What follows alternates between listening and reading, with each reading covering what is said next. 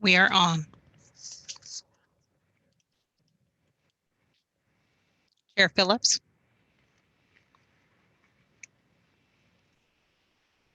Your mic is muted. Thank you. The meeting of the Committee on Accountability, Finance, and Personnel of the Board of School Directors will please come to order. Madam Secretary, will you please call the roll? Director Herndon. Present. Director Miller.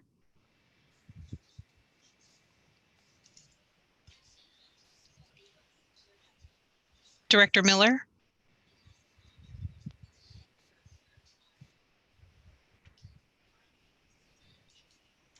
Present. Director Taylor. Present. Director Woodward. Director Woodward. Yeah.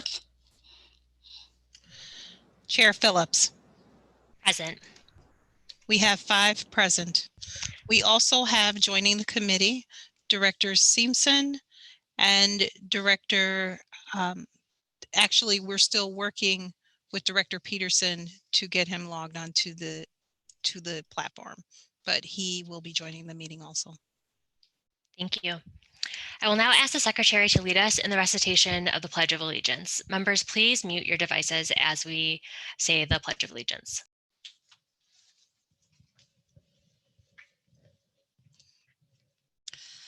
I pledge allegiance to the flag of the United States of America and to the republic for which it stands, one nation, under God, indivisible, with liberty and justice for all.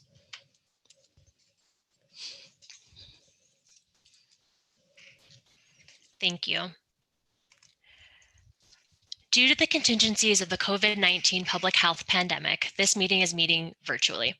Board members are participating remotely and the Central Services building is closed to the public. However, in order to allow as much public participation as possible, in addition to our normal practice of broadcasting our meeting on radio station WYSM 88.9 FM and live streaming them on the MPS website, we are broadcasting this meeting on MPS's YouTube stream, the link to which you may find on the MPS website on the broadcast page. I want to thank the public for its continued understanding and its continued participation in the governance of its schools during these trying times. For those individuals who registered to speak and are in the virtual waiting room, I ask that you please stay connected until you are called upon to speak. Board members, I ask that you mute your devices unless you are speaking. With that, as stated in the public notice of this meeting, I move that we waive paragraphs 3A, 5D, and any other portions of Board Rule 1.06, which may restrict or prevent the board or its committees from convening a remote or virtual meeting in order to allow members of the board to participate remotely without a quorum of the board being physically present at the Central Services building. Do I have a second on that motion? Madam Chair, Yes. as this is a committee, your motion would stand. Thank you. Any other discussion? Seeing none, will the Secretary please call the roll? On Director Phillips' motion to waive all applicable portions of Board Rule 1.06 in order to conduct the meeting virtually and without a quorum of the board being physically present here in Central Services. Director Herndon. Aye. Director Miller. Aye. Director Taylor. Aye. Director Woodward. Your mic is muted.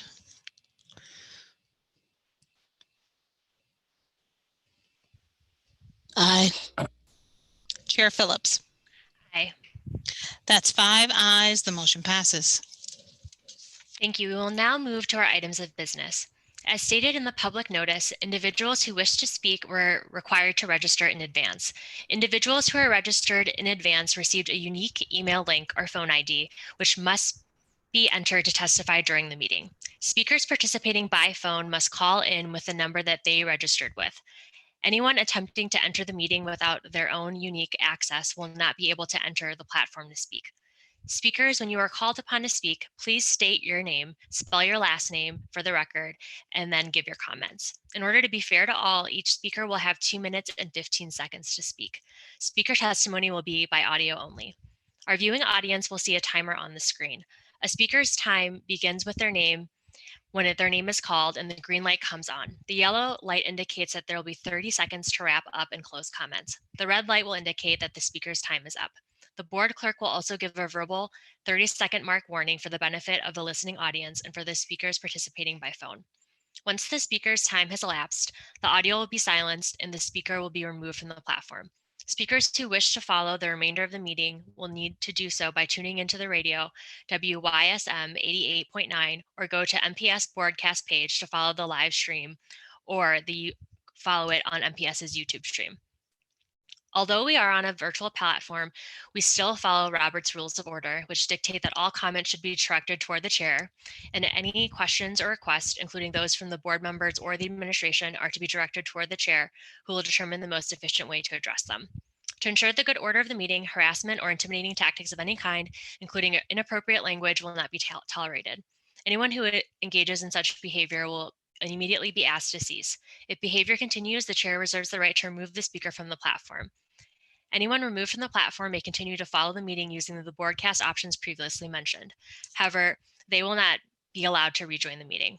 As always, written testimony will be accepted for transmittal to the board. Written comments may be submitted to the board via the Office of Board Governance, P.O. Box 2181, Milwaukee, Wisconsin 53201, or fax it to 414-475-8071, or email it to governance@milwaukee.k12.wi.us. Finally, for our listening audience, if you wish to access this evening's agenda items or attachments online, you may do so by visiting esbmilwaukee.k12.wi.us. And I believe that we do have an announcement for the Spanish-speaking members of our audience as well. Buenas tardes. Para las personas que desean ingresar a la Junta Escolar y escucharla en español, por favor de llamar al teléfono 312-626-6799 y marcar 943-7448-3032, signo de número. Una vez más, ese teléfono es 312-626-6799 y marcar 943-7448-3032, signo de número. Buenas tardes. Gracias. Gracias. Now let's begin, Madam Secretary, item 1. Item 1 is action on recommended administrative appointments, promotions, reassignments, and reclassifications, along with salary increases and decreases. The administration recommends that the board authorize the individuals to be promoted, reassigned, or reclassified, to receive the salary increases or decreases, and to be appointed to the classifications as outlined in the attachments to this item upon board approval. Thank you. Does the administration wish to make comment? Yes. Good evening, Chair Phillips and members of the committee. Keith Posley, Superintendent of Schools. Chair Phillips and members of the committee, we are asking for your approval for the appointments that are before you. We are prepared to answer any questions that you may have in regards to this item. Thank you. And typically we do go to committee members, but I do know that we do have members of the public registered to speak. Is it all right with the committee that we move forward with the members of the public? Seeing shaking of heads, thank you, Director Taylor. Madam Secretary, do we have members of the public that wish to speak to this item? Yes, Madam Chair, we have 2 members of the public, and I will call the names so that they can be added to the platform to speak. The first person speaking is Alma de la Cruz.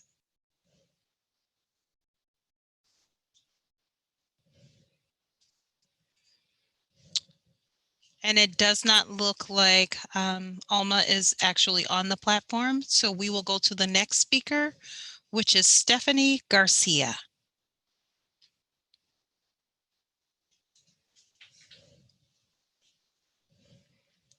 One moment as Stephanie is being added to the platform.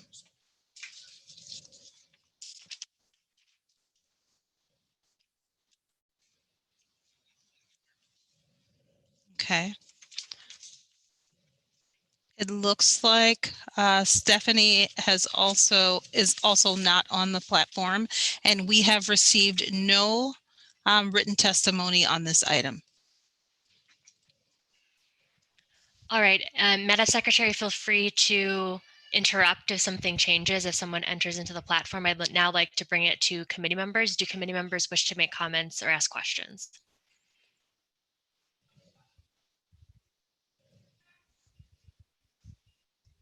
Seeing none. Do we have any other comments? All right, what is the pleasure of the committee in respect to this item? I move adoption of the administration's recommendation. All right, so we have adoption from President Miller. Any further discussion? And Madam Secretary, any chance that we were able to get the speakers in the platform? There is no one in the platform to speak on this item at this time. Okay. Dr. Taylor. Thank you, Chair Phillips. If it just so happens, if we're on to the next item and the speakers do come on, are we allowing or allocating that time for them to speak, or how does that work? Director Taylor, I think if we move forward with this item and vote on it as a committee, it would be no longer be open to speak, but I'll allow the secretary to provide more context if we could go back. Madam Chair, members of the committee, it is the purview of the chair to allow the individual to speak as long as as long as the board has already addressed the item. But the platform actually calls for individuals to speak on the item that is before the body. And so that is the customary practice. I sit at the floor. Thank you, Chair Phillips, and thank you, Dr. Mann. In understanding that, I don't foresee what any individual will stay. I just know, given we are in this challenging time and it's new to all of us, I just want to make sure that we are giving the opportunity for someone to speak. We definitely know the challenges of technology. I know them firsthand myself, and I just felt like if they went through the process to speak, obviously they did want to speak. I know if we've moved on, we've addressed it. I just wanted to know if we can allot them that time to have their say. And Director Taylor, I would be happy if someone's able to come back into the platform that they would be allowed to speak, and they would have to figure out how to speak to whatever the item is at hand. So as long as people understand that as the chair, I would direct them toward the item at hand. I allow creative ways to do that, understanding that some folks might be registered for something different. So, right, all right. Thank you, Chair Phillips.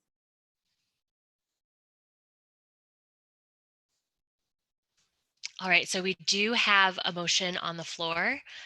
Any further discussion? Seeing none, Madam Secretary, will you please call the roll? And Madam Chair, for members of the committee, I did just check with technology and we have no speakers on this item. On President Miller's motion to approve the administration's recommendation on recommended administrative appointments, promotions, reassignments, and reclassifications, and salary increases and decreases. Director Herndon. Aye. Director Miller. Aye. Director Taylor. Aye. Director Woodward.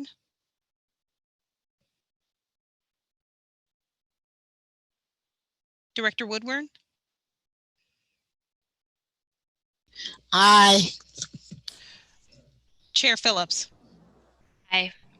That's 5 ayes. The motion passes. Thank you, Madam Secretary. Next item, please. Item 2 is action on monthly personnel matters, actions on classified personnel transactions, action on certificated appointments, and the report on certificated resignations and classified retirements, and the affirmative action report. The administration recommends that the board approve the promotions and appointments as listed in the attachments to this item and to be effective upon board approval. Thank you. Does the administration wish to make comment? Yes, Chair Phillips and members of the committee, we're asking for your approval on monthly personnel items as well as reporting items before you. Leah Sculpture is here with me, and between the two of us, we can answer any questions that you may have in regards to this item. Thank you. Do committee members wish to make comment or ask questions? Do other board members present wish to make comment or ask questions? Madam Secretary, do we have any members of the public registered to speak on this item? Madam Chair, members of the committee, we have no one registered to speak on the platform, and we have no written comment on this item. Thank you. Any further comments or questions by committee members? Seeing none, what is the pleasure of the committee in respect to this item? I will move to advance the administration's recommendation. All right, we have a motion from President Miller. Any further discussion? Seeing none, Madam Secretary, will you please call the roll? On President Miller's motion to approve the administration's recommendation on the monthly personnel matters, Director Herndon. Aye. Director Miller.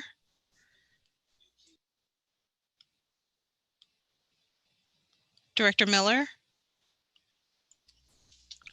Aye. Director Aye. Taylor. Yes. Aye. Director Woodward. Aye. Aye. Chair Phillips.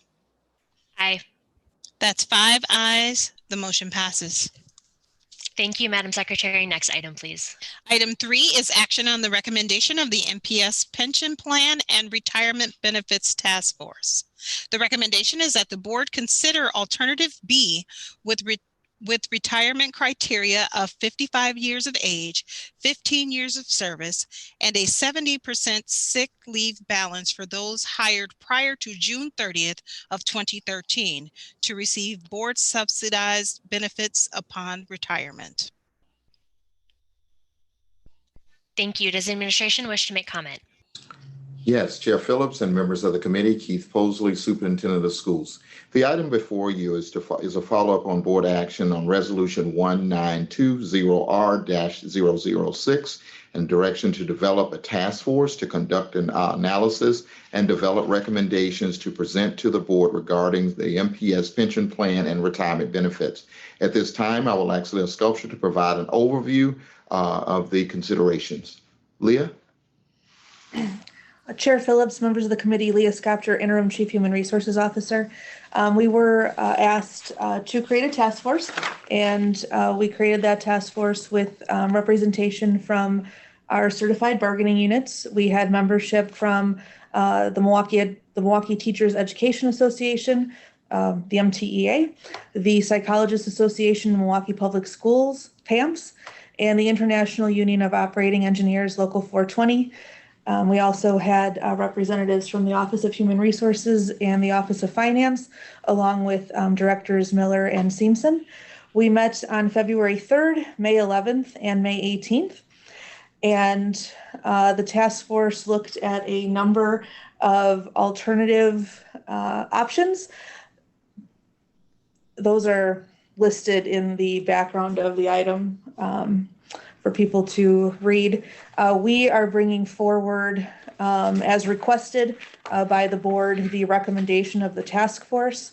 The task force at its May 18th meeting recommended bringing forward for the board's consideration alternative B, which has a retirement criteria of 55 years of age, 15 years of service, and a 70% sick leave balance in place at the time of retirement for those who were hired prior to June 30th, 2013 to receive these board subsidized benefits upon their retirement.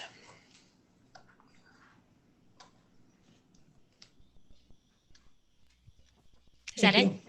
Yes, thank you. I'm sorry. That's all right. We do have members of the public that are registered to speak on this item. Is it all right that we, okay, and I am looking at, I know Director Simpson, this is in response to your resolution. So is that all right with you, or would you like to speak prior to? No, I would be very happy to have speaker slips go first. Thank you. Thank you. So Madam Secretary, Do we have members of the public registered to speak on this item? Yes, Madam Chair, members of the committee, we do have 10 individuals on the platform prepared to speak on this item. And we also have 63 pieces of communication that were sent to the Office of Board Governance relative to this item. And so I will, if it's okay, I will call the speakers in the order that they were registered to the platform.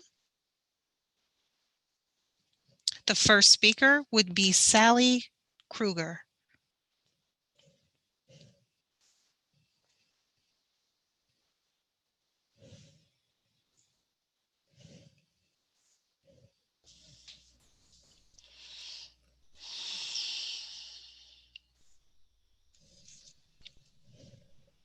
Hello, Hello, can you hear me? we can hear you, yes.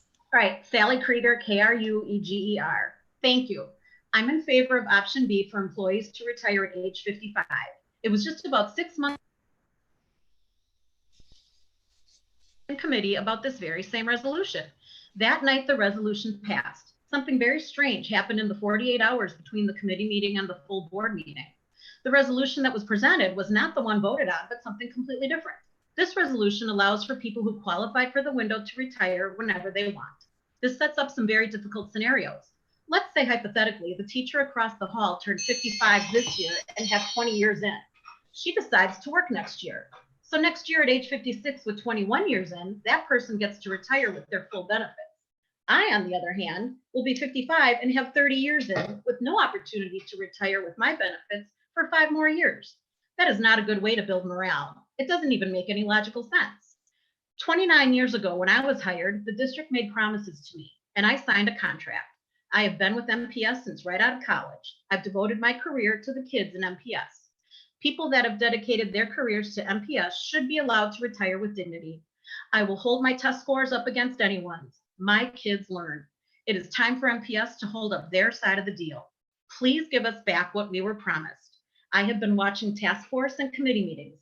I'm always hearing board members talk about wanting to treat employees with respect, respect for a decent wage, respect for granting outside years. Please make sure to extend that respect to those of us at the opposite end of our career. And always the talk of attracting and retaining new teachers.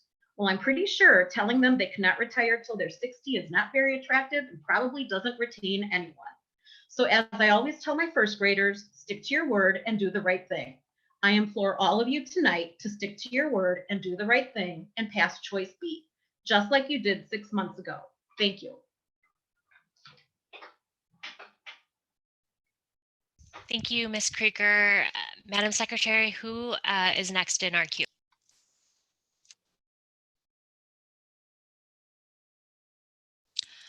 The next speaker is Jennifer Glukek.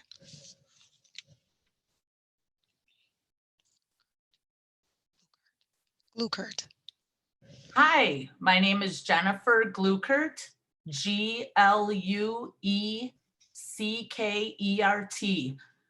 Good evening, Chair Phillips and Superintendent Posley. I started teaching in the fall of 1990. I began my elementary teaching career at 31st Street School, and 30 years later, I am still teaching, currently at Milwaukee Parkside School of the Arts. In 2 years, I will turn 55 years old with 32 years in teaching, 29 of those in MPS. To think that I have dedicated the majority of my adult life to the field of education in MPS and will receive no board subsidized benefits makes me feel so many strong emotions. First, I feel betrayed because I started this job with the false hopes of having a choice about whether or not I would be retiring with benefits at 55. I no longer have this choice with administration's push for teachers to work until age 60 to earn benefits. I feel sad because I have poured my heart and soul into this profession, but literally have reached the point of being emotionally and physically drained from today's educational demands. I feel confused because I thought you were advocates of fairness and saw the negative after effects of Act 10. I feel angry because in order to avoid a major financial strain, I feel forced to continue my career an additional 5 years in order to have 30 benefits. seconds. In order to have benefits, which would put me at 37 years of total service. Thousands of us were made a promise 30 years ago, and I am asking AFP committee members to vote yes to the task force recommendation. Show faithful employees that you keep promises and that you value the faithful service of thousands of teachers like me. Thank you. Thank you. Madam Secretary, who do we have next in our queue? Next, we have Lisa Lindstrom-Bitto.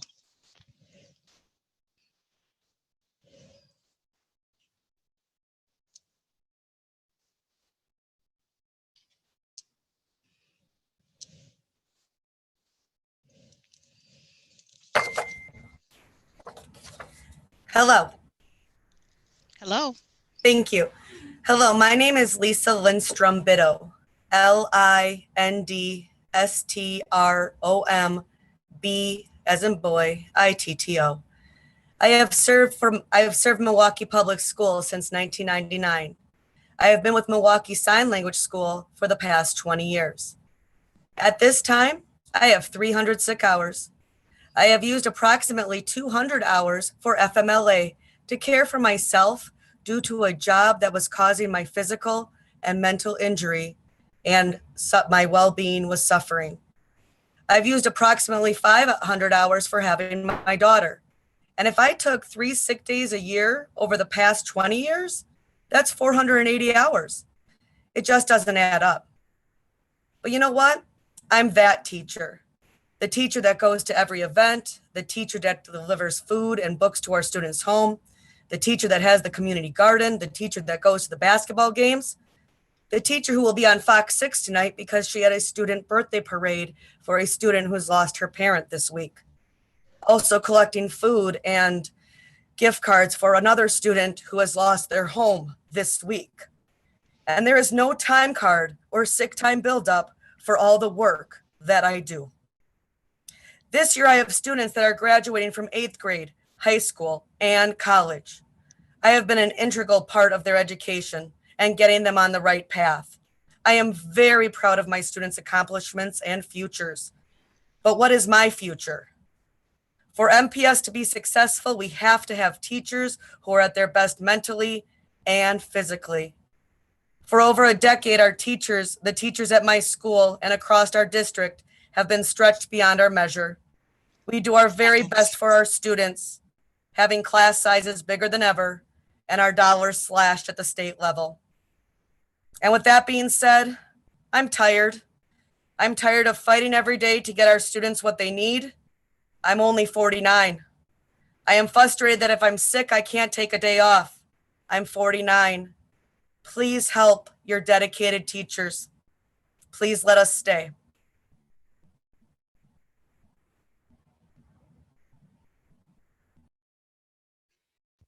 Thank you. Madam Secretary, who do we have next in our queue? Next, we have Calvary Gordon McDowell.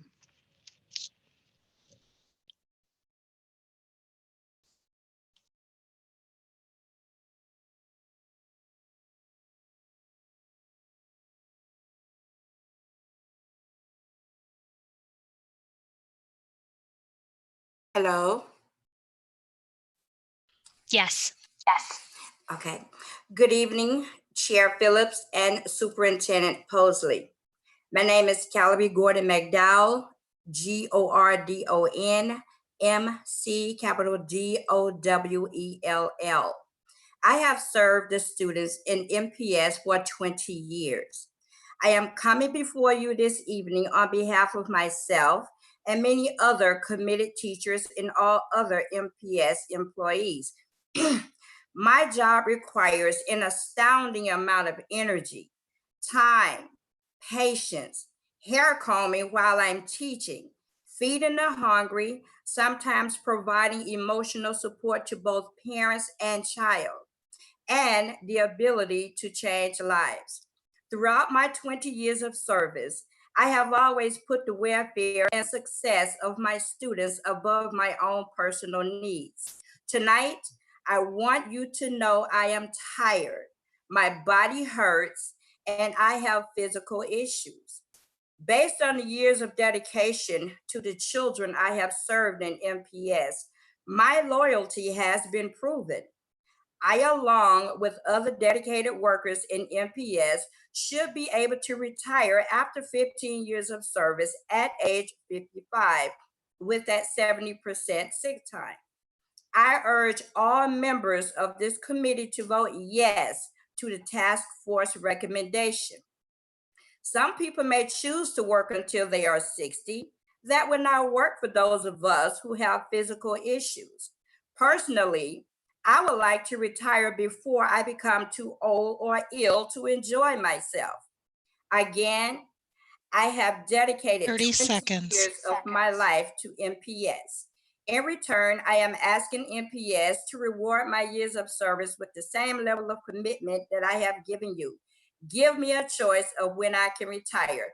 Do not tell me to wait until I'm 60. Tomorrow is not promised. Thank you for your time.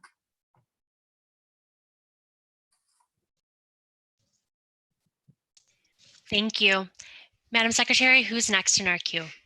The next person is Alora Cook.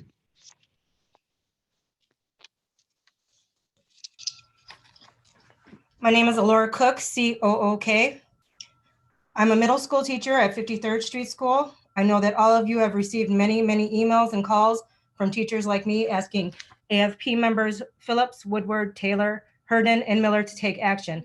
I'm here tonight speaking in favor of returning the MPS retirement formula permanently to which that was in effect when I started teaching 21 years ago.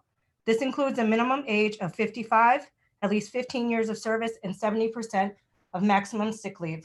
When I started MPS, I was 26 and fully expected to retire when I turned 55 after 29 years of dedicated service to MPS students. Many teachers started their careers in their early 20s and by age 55 have already put in over 30 years. We deserve the right to retire at 55 rather than 60. Reducing the sick leave percentage from 90% to 70% will better accommodate teachers who have to use sick leave for maternity or paternity leaves, sick children, surgeries, and illness. Given the current pandemic, what teacher would even consider going to school feeling even a little sick? Please keep the promises that were made to us many years ago. Please support the return to the original contracted retirement formula of age 55, 15 years of service, and 70% of sick time.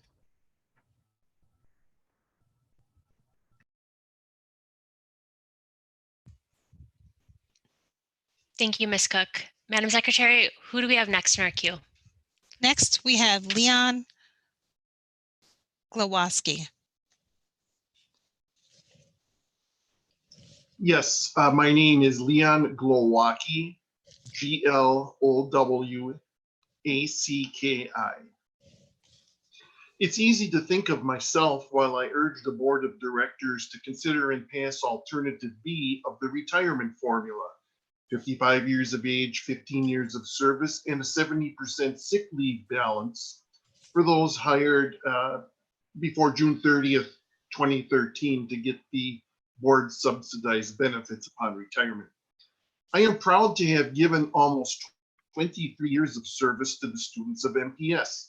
I have reached the age of 60 with over 70% of my sick leave balance. I've had to use sick leave not only for illness, but to help care for a child with special needs when situations arise. The current formula of 90% sick leave balance causes me to fall short in this category, despite the perseverance and loyalty I've displayed during these 23 years. But I cannot make this statement without recognizing the struggle and perseverance of my colleagues who have endured struggles and hardships. This could include a single mother taking maternity leave, a parent unable to take their child to daycare and or a doctor's appointment because of illness, Maybe a colleague had to endure a medical procedure like chemotherapy, radiation, major surgery, or a myriad of other medical situations. I am making this statement in honor of those of us who have persevered despite these extreme challenges with years of dedicated service to our honorable profession. We have served the students in our district with dignity and pride.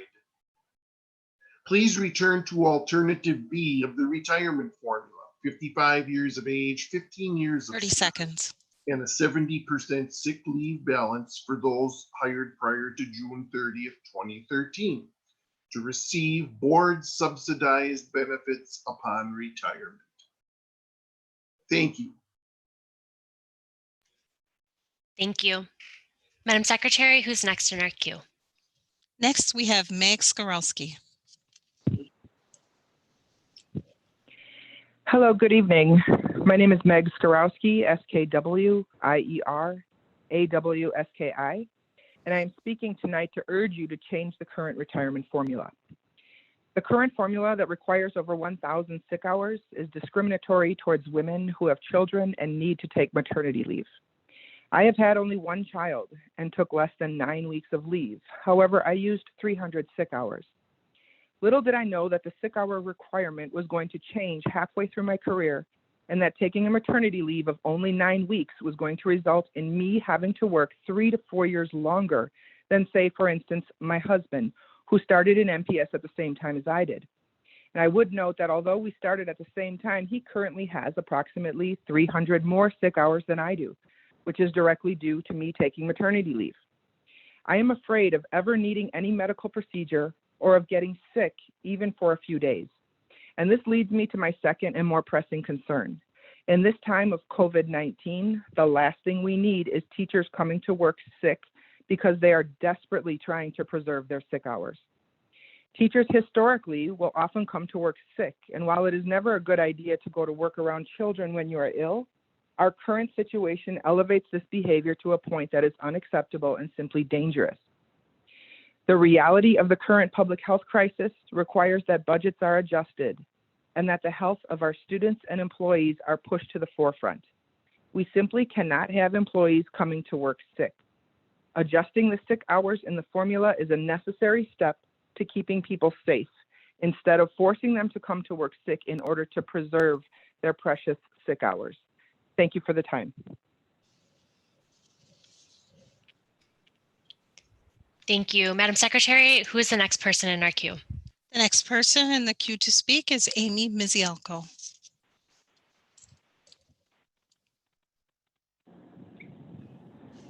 Hello, Amy Mizialko, Mizialko. Good evening, Chair Phillips and Superintendent Posley and AFP school board members. I am the president of the Milwaukee Teachers Education Association, and I'm proud to stand with all of my fellow union sisters and brothers who have spoken before me tonight: Alora Cook, Jennifer Gluckert, Callery Gordon, Lisa Lindstrom-Bitto, Leon Glowacki, Sally Krieger, and Meg Skorowski, all of us speaking in support of the Retirement Task Force recommendation to restore the pre-Act 10 retirement formula of 55 years of age, 15 years of service, and 70% banked sick time. Tonight, all AFP committee members and Superintendent Posley have the power and the responsibility to correct harm that was done to MPS workers by a different board of directors and a different superintendent who kicked public workers while we were down in the wake of Act 10. Thousands of us started with Milwaukee Public Schools and have stayed with Milwaukee Public Schools despite the most challenging years of our careers post-Act 10. Every single member of this committee and this superintendent should be proud to right the wrong that was done by restoring what was promised, a dignified, achievable retirement formula. So I'm asking AFP committee members tonight, Chair Phillips, Director Taylor, Director Woodward, Director Herndon, and President Miller, on behalf of 5,200 MTA members, I'm asking each of you to vote yes on the task force retirement recommendation of 15 years, age 55, and 70% sick time. Thank you very much. Thank you. Madam Secretary, Who's next in our queue? Next, we have Cherie Griffin.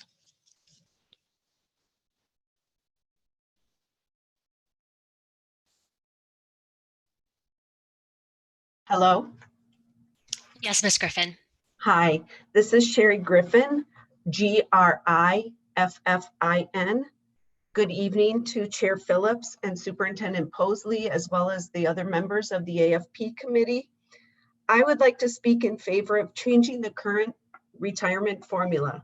I am asking you to vote yes on the task force recommendation of 15 years of service, age 55, and 70% sick time. As an employee who missed the opportunity to retire this year by only 5 months, I would like to personalize this issue a little bit.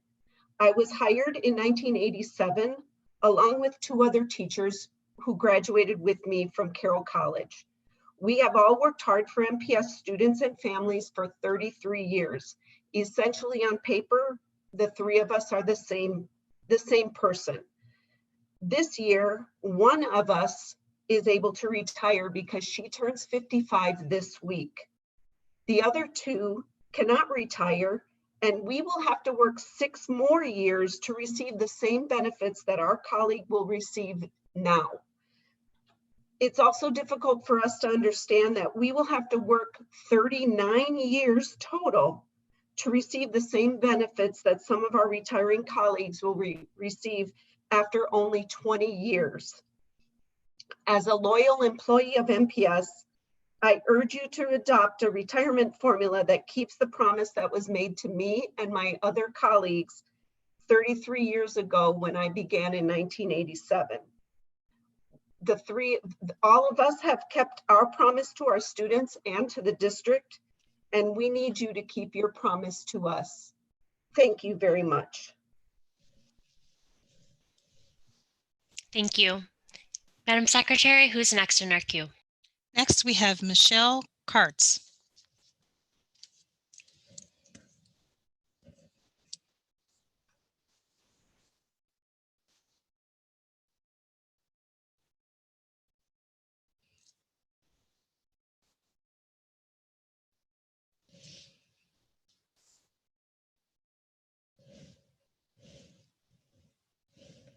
Hello.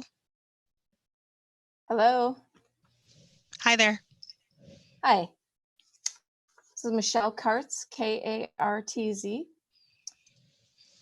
I've been successfully teaching in Milwaukee Public Schools for over 30 years. I am currently assigned to Bayview High School. I am addressing the committee because I am concerned about the impact the current retirement formula has had on the teachers in our district. I strongly urge you to return to the original retirement formula that was promised, which was age 55, 15 years of service, and 70% of accumulated sick time. Throughout my career with MPS, I have noticed the difficulty the district has with attracting and retaining highly qualified teachers. One of the big draws has historically been the benefits offered through employment with the Milwaukee Public Schools. Teachers and other school personnel saw a dramatic change in these benefits due to the legislation of Act 10 beginning in July of 2011. For me personally, that caused a reduction in take-home pay of approximately $10,000 annually. Following that, the district changed the retirement formula that was in place when I signed my contract in the 1989-90 school year.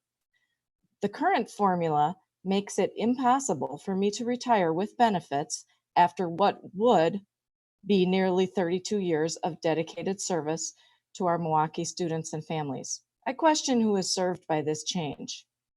Teachers must have the choice of working until 60. They should not be forced to work until 60. Despite having other employment offers, I am a teacher who chose to stay with MPS. This decision was made for 2 main reasons. The first being my strong belief that our students deserve effective teachers just as much as students in other districts. Second, it was in the best interest of my personal financial stability at the time due to the benefits package. As a dedicated educator that has been stripped of many promised benefits, such as board-paid healthcare, board-paid pension, and the previous retirement formula, I've become frustrated and resentful towards these losses. This frustration is amplified when a select group can still retire early with a 3-year window. Some educators that have worked for fewer years are able to retire with full benefits. Again, I urge you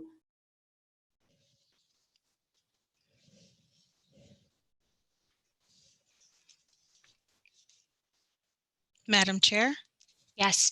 Do we have any other speakers in our queue? That was the last speaker on the platform for this item.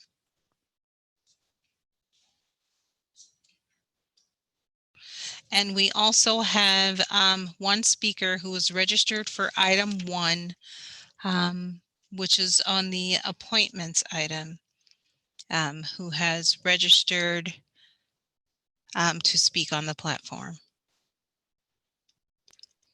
I'd be happy to have the speaker speak if they can make sure that they're speaking to the current item. And the current item, for the record, is a recommendation on the MPS pension plan and retirement benefits task force recommendation. We will add the speaker to the platform. Thank you. And that would be Alma de la Cruz.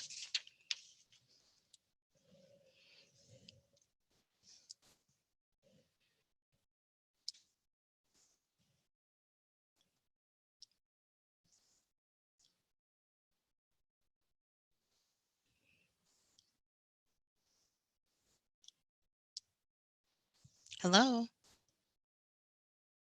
Hello, this is Alma de la Cruz, Delacruz. I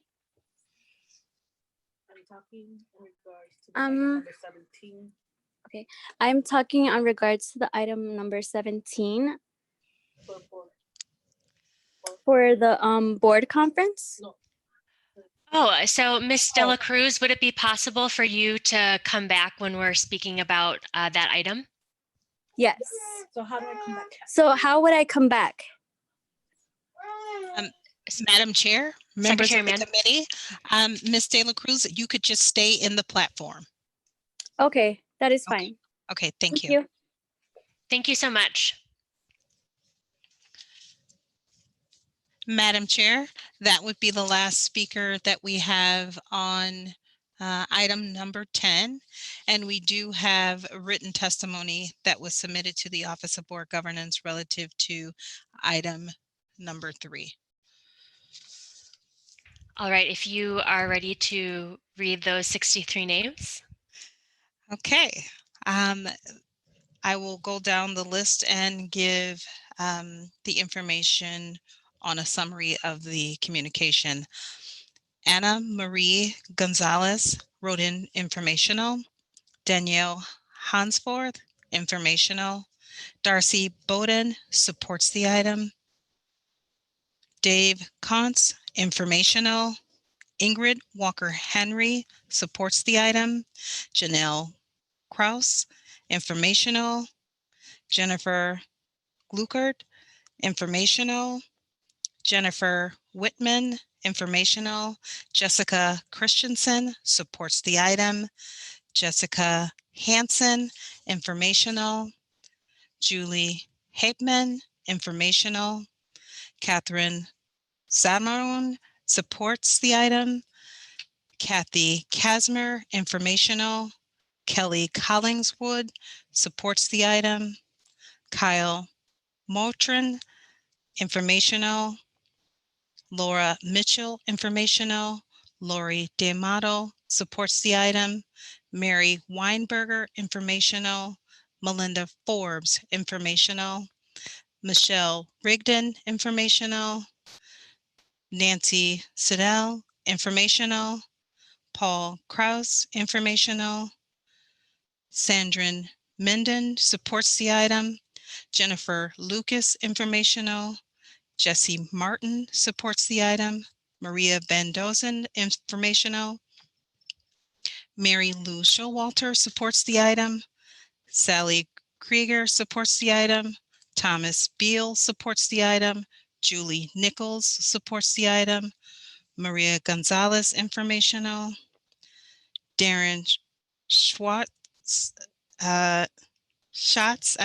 informational. Ronald Starr does not support the item. Lori Plasek, informational. Kiana Words, informational. Thomas Balistreri supports the item. Peggy McCullochek, informational. Jamie Schroeder supports the item. Cecilia Jordan supports the item. Lisa Lane supports the item. Connie Caltras, informational. Latricia Green supports the item. Jennifer Kolaski supports the item. Glenn Glowacki supports the item. Rick Zahn, informational. Jessica Hand supports the item. Jennifer Setner supports the item. Lorinda Flores supports the item. Melinda Zerhide supports the item. Josh Anderson supports the item. Dan Kartz supports the item. Michelle Reinke supports the item. Terry Grachowski supports the item. Roxanne Tiati supports the item. Sally Krieger supports the item. Gary Kaus supports the item. Jill Schmeling supports the item. Shannon Dahl supports the item. I'm sorry, Shannon Dahl wrote in informational. And Koberstein supports the item. Tiller Martin supports the item. Jennifer Lucas supports the item. Claudia Markins supports the item. Cara Jensen supports the item. And Deborah Baccarelia is informational on the item. And those are all of the names on the list. And please forgive me for any names that I mispronounced. Thank you, Madam Secretary. All right, we're taking it back to committee members. Seeing that this was Director Simpson's resolution, I would, if it's all right with the committee, would like for her to have the opportunity to speak to the item. Thank you, Chair Phillips, and members of the committee for letting me sit in tonight. I'd also like to thank members of the task force for their time and careful consideration and the work they did to look at various alternatives. I do support the recommendation of the task force, and I think that we all want and have that desire to be a district that educators want to come to and stay with for their careers. Part of that is the kind of reputation we have as an employer. It's unfortunate that over time, trust and promises have been broken. Someone starting in their 20s and staying with our district should have the option to retire if needed, but also if they want to stay, be able to do that. Having a stable and restructured retirement formula will give the confidence to our employees to do just that. So that was the desire behind the original resolution and the work that we continue to do to make this happen. Thank you. Thank you. Do other committee members wish to make comment or ask questions? President Miller.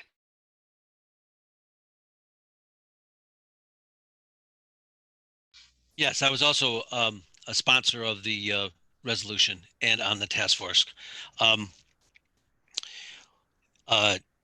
Having a 3-year window served a limited number of employees, but my intention in being part of this effort is to serve all employees. And so it was very important that this task force came together and did the work that it did.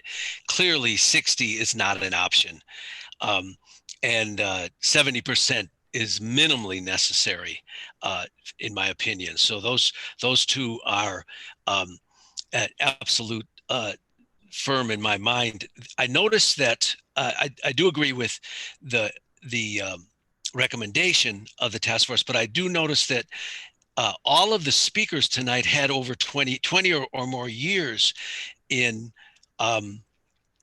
in service. And so I'm wondering if that's an area of flexibility that could be considered. But at the same time, the most important thing that we do here is right a wrong. This is an injustice that was done by Act 10, and then the votes of the board, of the school board in 2013, that took this right away and this promise away from employees. And I think it's something that we need to correct. Now, I do know that I've been looking at numbers for days now, and that Office of Efficiency does have some new numbers other than what is on the in the item. So I would hope that Mr. Chasen could address some of that in the course of Director Phillips in the course of this discussion. And does that conclude your remarks, President Miller? Yes. Then I would like to ask Matt Chasen from the Office of Accountability and Efficiency to share if he has anything to share. Thank you, Chair Phillips. Matt Chasen, Office of Accountability and Efficiency. To Director Miller's point, we had been working with our actuary over this timeline, and he has produced some numbers for us that basically tell us what the level dollar funding amount for each of the scenarios is. Before I get into that, I just want to do some quick housekeeping. First is we have the actuary on the meeting with us. That is Alex Rivera from GRS. He is available and participating this evening and can answer questions. And what you're about to hear is the same thing I say every time a request is made to analyze the impact of changing benefit formulas. And is that each of the scenarios in front of you is one that I would potentially stand to benefit from, subject to board action. While I have not biased or influenced any analysis, it's important that I disclose that interest. And secondly, while the numbers and the costs here are complete from the perspective of the OPEB liability, any change to a retirement benefit formula has the potential to influence the behavior and the participation in what are the two districts' closed supplemental pension plans. We are estimating, subject to final review with the actuary, that if the board were to take action on any of the scenarios in front of it tonight, that this additional cost we're projecting in the supplementals would be between 0.3 and 0.4 million. And I mention that because while the numbers you see tonight are complete, there is this ancillary and cascading cost that would appear in the supplemental pension plans. And it's important that the board be fully aware of what that might look like. To what Director Miller had said, when we look at what the level dollar amount is, I'm going to explain a little bit more of that in a second. For alternative A, just starting right from the top, we see that we will be looking at an increased additional annual cost of 5.6 million. And that's an estimate right now. For alternative B, we have a fully cooked actuarial evaluation that says the increased annual cost under level dollar would be $7.9 million. And when we look at alternative C, this is also an estimate. That amount at a level dollar amount per annual is 7.4 million. Now the level dollar conversation, that's new to the district as it relates to our OPEB. And I just want to walk through that real briefly because our participation in the task force brought two requirements for any solutions that were presented by in the recommendation. And that is one, that the funding does not move what is our presently projected fully fund date, which is 2037, 2038. And secondly, that there be a level dollar funding. Our OPEB obligation is a lot like a credit card balance. The true total cost over time is a function of how and when we decide to pay for it. If we pay the minimum now, that's the least expensive in the moment. It's the most expensive in the long term. If I pay the whole balance now, that is the most expensive in the moment. It is the least expensive over the long term. Or we could do something in between. Our present funding formula pays the actual costs as they come in, and then it adds 5%. And you could see that using the credit card analogy again, that makes sure that balance never gets bigger and it gets smaller over time. The only downside to this approach is that it disproportionately impacts future boards and future students by having that increasing cost be paid in future years. The level dollar approach that you're seeing on each of these scenarios tonight makes sure that there is no disproportionate impact on future students' standard of care, and it reduces the total overall cost when compared to our current pay-go formula plus 5%. And those were the updated numbers and all the other particulars that I think Director Miller was referencing, and I'm happy to answer any questions you might have. Thank you, Mr. Chason. I see Director Taylor in the queue. Do we have other board members that wish to get in the queue? Director Woodward, and then Director Hearn. Director Taylor, go ahead. Thank you, Chair Phillips. Thank you, Ms. Chason, for that. Got a couple of questions or more like a comment.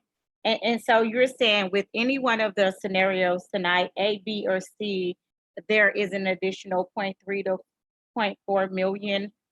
Is that something that you were referencing that has to be paid now, or does that speak to the pay now or pay later in reference to the interest rate?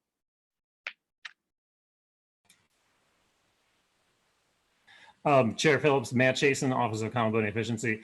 Yes, Director Taylor, what that ends up being is an additional annual cost that appears in addition to this. The reason it's not included here is because it is not technically an OPEB under the retiree health benefit portion of this, but it's important that you understand that that ancillary cost exists, and it would be between 0.3 and 0.4 million annually. Follow up? Thank you. I'll try to really quick. So this isn't a one-time fee. That will be the 0.3 and 0.4 million annually added to any scenario that we have. And I guess the follow-up question is, when the numbers were being met or calculated, was there a reason why this number wasn't already either estimated in or somebody figured this out like before today, that there would be an additional cost? And I just want to thank the committee or the task force too, but I just feel like they put a lot of work in, and now we're kind of getting hit with an extra 0.3, 0.4 million annually, regardless of what you pick. It's kind of like, whoa, it would have been nice if someone could have had that information prior to tonight or prior to the task force meeting as well too. Mr. Chason, do you have a response?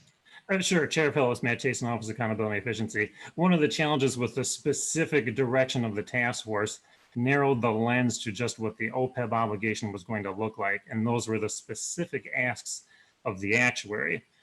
Sort of as we landed on a final recommendation, the participation from this office recognized that there would be the potential for additional ancillary costs. And unfortunately, given the timing of the publishing and the late work of the actuary, this was as early as we could get it. And I do apologize for that, because we want to make sure we're transparent to committee members and public. Thank you, Mr. Chason. Thank you, Chair Phillips. I'll let someone else go and if the next go around. Thank you for that. Madam Chair. Yes, Secretary Mann. You have Director Woodward, Director Herndon, and then Director Miller in the queue. Thank you, Director Woodward. Okay, I have a question. Was there any consideration given to grandfathering to people that started at a certain wage, and then when the change comes, that those be left where they were and then move forward in later years with the others? I just want to know, was there any consideration in grandfathering people who started years ago and was under the impression that they would get certain benefits? I'm aware that things changes over the year, and it has occurred to me, but we were grandfathered in with what we started, and the people moving farther came on it. So I just wonder, was there any consideration given to that? Administration. Chair Phillips, members of the committee, Leah Scapter, Interim Chief Human Resources Officer. This recommendation I would consider to be that grandfathering. This applies to people who were hired prior to June 30th of 2013, and people hired prior to that date. the age of 55 with 15 years of service and 70% sick leave is what was applicable at that time. For people starting after June 30th of 2013, they were hired knowing that the new retirement formula was the 60 years of age, 20 years of service, and 90% sick leave. So I would consider this to be the recommendation that goes back to the original hiring promises that were made at the time. Okay, thank you very much. Thank you. And next we have Director Herndon, followed by President Miller. Yes, I want a clarification on the balancing out over the years. In other words, Mr. Chasen mentioned there's a couple of plans where you either pay out more in the beginning and it reduces in time. How would we get at that where it stayed equal throughout? What would we need to do? So either Mr. Chasen or perhaps Mr. Rivera or administration. I see Mr. Chasen waving his hand, so I'll kick it to you. Okay. Thank you, Chair Phillips. And I'll let Mr. Rivera follow this as well. What we have already cooked into all the scenarios is exactly what you just described, Director Herndon, and that is the level dollar funding approach, which says, rather than, to use the expression, kick the can on this expense into a future board or to disproportionately impact a future student standard of care, we have leveled that out with the actuary so that it is the same dollar amount every year, which to your point means that we reduce the total cost over time by, as you mentioned, paying a little bit more earlier up front than paying more at the back end. And hopefully that answers your question. And I would invite Mr. Rivera to respond as well. Director Herndon, did that answer your question? I'd like a little more explanation, so I'd like to hear Mr. Rivera. Thank you, Mr. Rivera. Okay, thank you, Chair Phillips. And just really in a nutshell, you could think of the pre-funding. The real key of pre-funding is the investment income that is earned by depositing more into a trust that earns in the neighborhood of, let's say, 6.75% per year. So the additional investment income is used to pay benefits in the future. That's what really causes the level type funding. It's the value of the additional interest income. Now, without those additional pre-funding amounts, the plan operates more like a pay-go. So it takes quite a while before the funded ratio increases and the benefit of investment income actually becomes part of the financing equation. So by paying more, there's investment income that's available to pay benefits. The one thing that I want to point out too is that the 7.9, although it's level today, it's really floating. So to the extent that investment income or actuarial experience or underwriting gains, in other words, the cost of healthcare benefits, to the extent that there are gains and losses, the 7.9 would float in the future.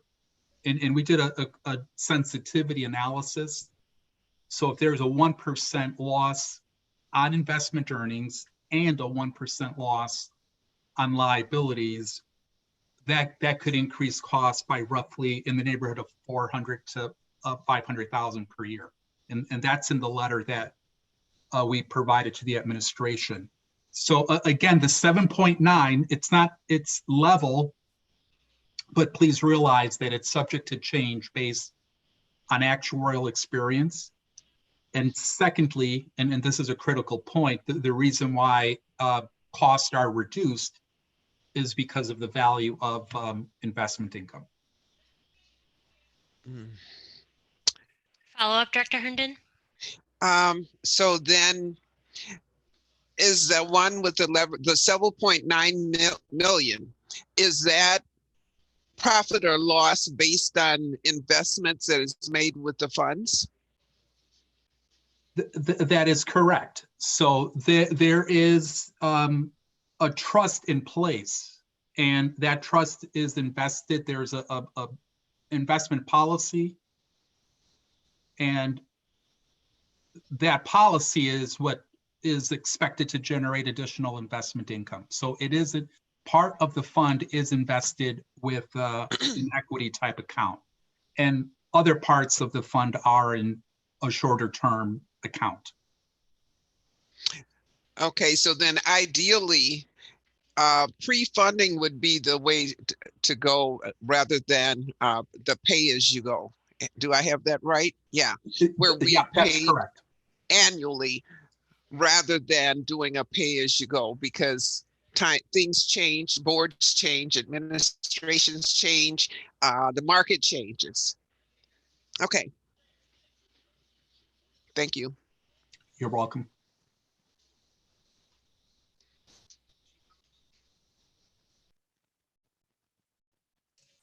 Chair Phillips. Sorry, I realized by seeing no other follow-up, we've got Director Miller in the queue. Thank you. Yes, I just wanted to ask Mr. Chasen a quick question. If I understood you right, for Plan A and Plan C, you said that the annual cost over baseline was estimated. Is there going to be a final number at the full board meeting for those? Mr. Chasen. Sure. So Chair Phillips, Matt Chasen, OIE. One of the more time-consuming and costly asks of the actuary is to run that final fully cooked level dollar funding on any of the scenarios. I don't want to put him on the spot because he has an actuarial license that he has to maintain. I would suggest that the numbers you see there probably wouldn't move much. And certainly if the board said, hey, I think we're definitely interested in A, B, C, that's the one we're interested in, we could work with the actuary to try to produce those numbers as quickly as we can. But Mr. Rivera could speak to what that might look like and the feasibility of any return time on getting those numbers to us. And to be very sure, the 7.9 is definite. That has been run through all of the modeling, and Mr. Rivera is comfortable with putting his name to that number now. Chair Phillips, if I could ask, President Miller, follow up. If we could ask Mr. Rivera to speak to that about alternative A and alternative C. I want as much information available to the board as possible. And that's why I'm asking that question of Mr. Rivera. Mr. Rivera, would you like to respond? So you'll say, Chair Phillips, members of the committee, my name is. Okay, Chair Phillips, my name is Alex Rivera with Gabriel Roeder Smith, and to address that question, the sensitivity as far as these are estimates, but we're talking about a very small increment. So the difference in the level dollar contribution, it could be instead of, for example, 5.6 million, it could be 5.7, it could be 5.5. So we're talking a relatively small amount. And granted, even though it's an estimate based on today's information, if we were to perform the same valuation a year later, the 5.6 million could easily be 5.7 just based on experience alone. So in other words, the sensitivity or the change of refining the numbers, in our opinion, is not that significant. Thank you. That's all, Director Phillips. Thank you. Any further follow-up from committee members or board members on the call? Director Peterson. Director Peterson, go ahead. Yes, thank you very much. Can you hear me? Yes. Good. I was just curious, I'd like to ask the administration, their recommendation is thus we pay, is for B, correct? $7.9 million. Is that's the, can somebody just nod if that's the case, right? Administration. Chair Phillips, Members of the committee, Leah Scapter, Interim Chief Human Resources Officer. Tonight we were bringing forward the recommendation of the task force, which did go to vote on this issue. And the recommendation in the board item of the task force is the 55, 15, and 70, which is alternative B. Okay.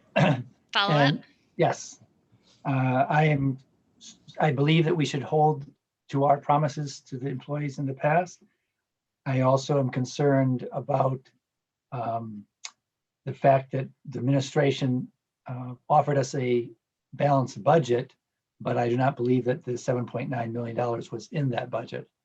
And so my question to the administration is, where do they think they will get that money? And I also just, obviously, I'm very aware that there's other amendments that are proposed in the budget that will, that could conceivably need more money. So I'd love to hear the administration speak to that. Administration. Chair Phillips, members of the committee, Keith Posley, Superintendent of Schools.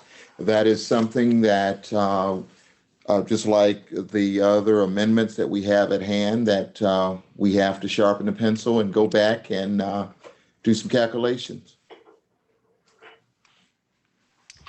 Follow up, Director Peterson. That's it. Thank you. And I am passing the gavel to Vice Chair Herndon. I have to step away for 2 minutes. And Vice Chair Herndon, we've got Director Miller in the queue. Okay, thank you very much. This is Director Herndon, Vice Chair. Director Miller, you have the floor. Oh, Director Phillips wasn't speaking? I'm sorry, I misunderstood. Okay. You're in the queue. Thank you. Thank you, Chair Herndon. So there's no question in my mind that once this gets to the board, and I'm going to recommend alternative B to be advanced to the board, the whole thing is going to come up for discussion again, because we're looking at this as part of this first payment, whatever the first payment. And I believe there will be a first payment out of one of the alternatives, not the base scenario as people have spoken against, will be made from this budget. I'm opposed to putting it off because this is the best time for us to set in place a retirement scenario that is fair for our employees.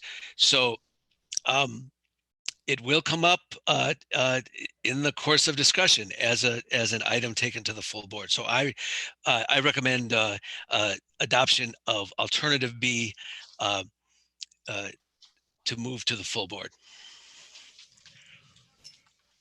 So noted. Thank you. Madam Chair, we don't need a second, so we can move forward with this, correct? That is correct. Okay, thank you. That being the case, we will move this to the full board, which is on Thursday night. And at this point, we'll go to the next item, please. Madam Chair, yes. Just for clarity, I'm asking President Miller, is that a motion that you are moving forward? In the motion, is that a motion, or are you moving this to the full board without recommendation? No, it is a motion.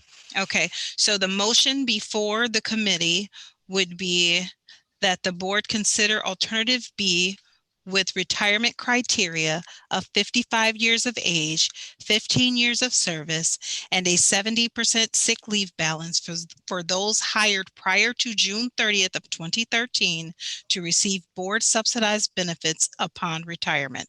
That is the motion that is before the committee. Thank you. On the motion I was just going to say, Madam Chair, please call the roll. Okay. Thank you. On the motion as read, Director Miller. Aye. Director Taylor. Aye. Director Woodward. Director Woodward, your mic is muted. She's gone. Nope, she's here. Yes, aye. And Chair Phillips is temporarily absent. Chair Herndon. Aye. That's 4 ayes, 1 temporarily absent. The motion passes. Thank you. Madam Chair, Secretary, next item, please. The next item before the committee is item 4, action on receipt of the fiscal year end 2019 audit reports.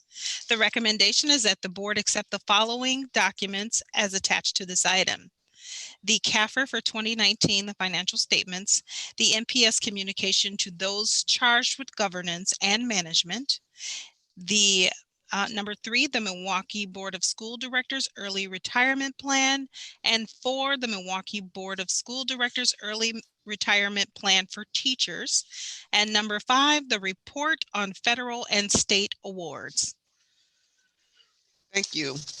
Madam Chair, I do Yes. see that Director Phillips is back. Will you be passing the gavel or? Yes. Okay. At this point, I'll pass the gavel back to Chair Phillips. Thank you. So noted. So who do we have left in the queue? Chair Phillips, we are done with that portion, and we've gone to the next item, and we're just getting started, so you can just pick it up. Thank you. So administration, would you like to wish to make comment on this item? Madam Chair? Yes, Madam Secretary.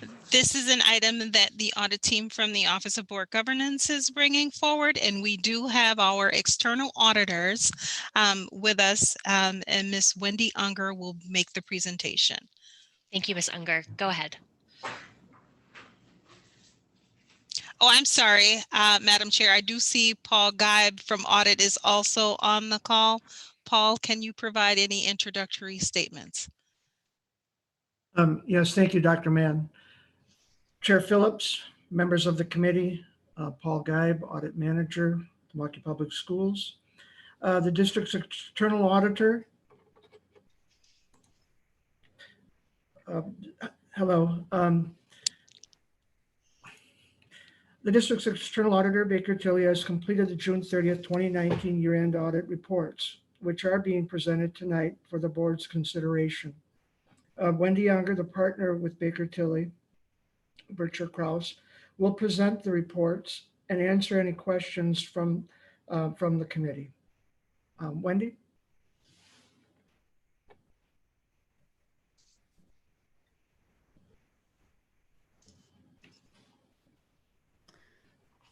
Good evening, Chair Phillips, members of the committee, Wendy Unger, partner at Baker Tilly Virchow Krause. What I have up on the screen is the presentation that has been provided to go through the various documents that you have received prior to this evening for your review. So I will utilize this document to go through the details. We will go through a very high level overview of the 2019 audits and the various documents that were issued as part of that. A portion of the presentation will go through the required communications that we need to have with you, those charged with governance. Then there is a section titled Communication to those charged with governance and management. And these are some of the comments and recommendations that are included within our reports.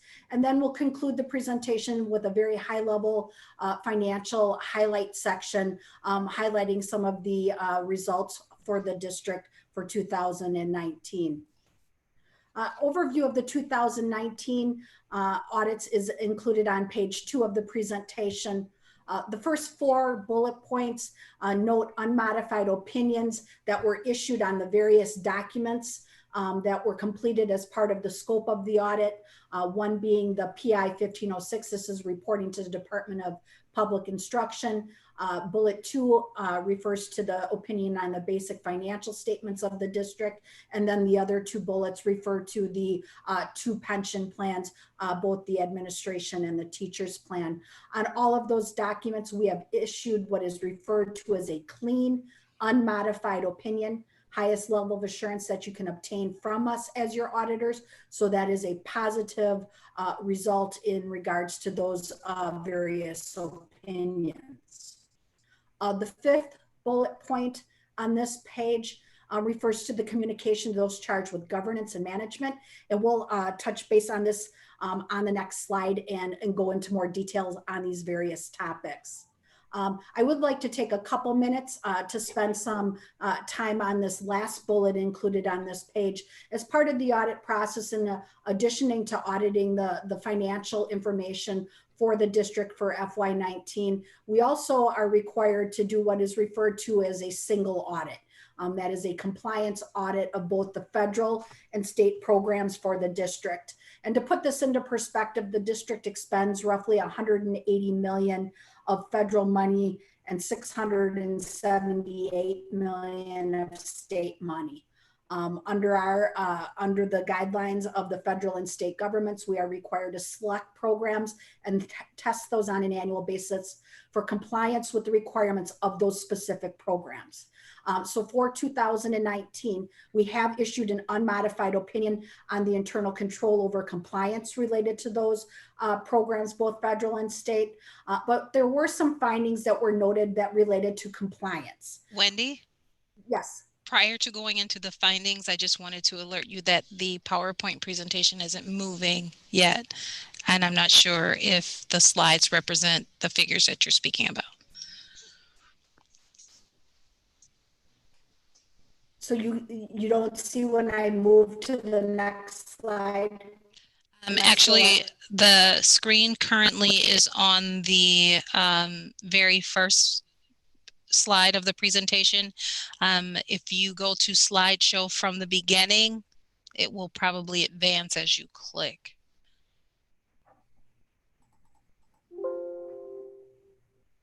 And that is what I did. And Ms. Unger, your audio has been a little spotty at times, so I'm not sure if it's a connection. And perhaps that, I'm wondering if the PowerPoint could be put up by IT. I believe are you able to see it now? We are able to see it. Which slide are you on? What number? On page 3, I believe it is. Okay, great. I apologize. Right there. No problem. There we go. Exactly. Thank you. Thank you. So I'm referring to the bottom bullet on this page, again, talking about the single audit. So for 2019, we reviewed compliance for 3 federal programs and 11 and 14 state programs. So overall, we looked at 17 programs between the federal and state areas within the district. On those federal programs, there were 3 compliance findings that related to federal programs, and I will quickly touch base on those. One is related to Medicaid and licensing, having appropriately licensed staff that was servicing the students. One was in reference to the special education cluster, that again, a licensing issue with an individual that was selected for testing.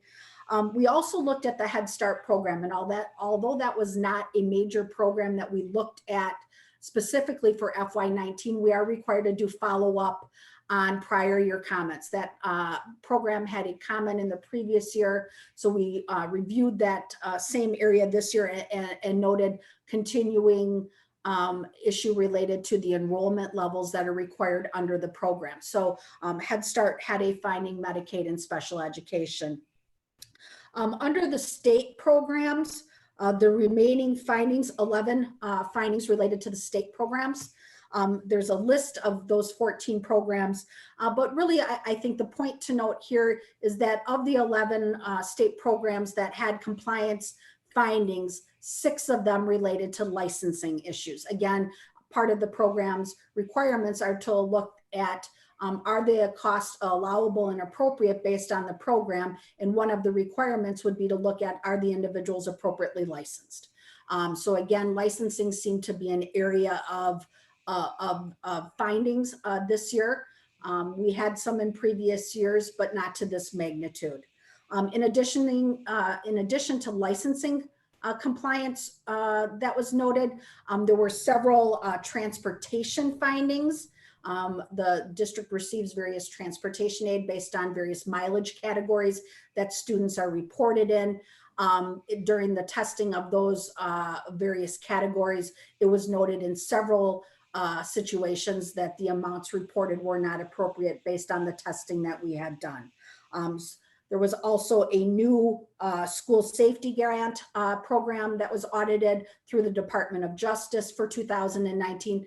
There were a couple of findings related to that program also, but really were related to training and some drills that needed to be done that ultimately an extension of time was granted by DOJ for those to be accomplished. So in summary, again, 14 findings, 3 related to federal and 11 related to state.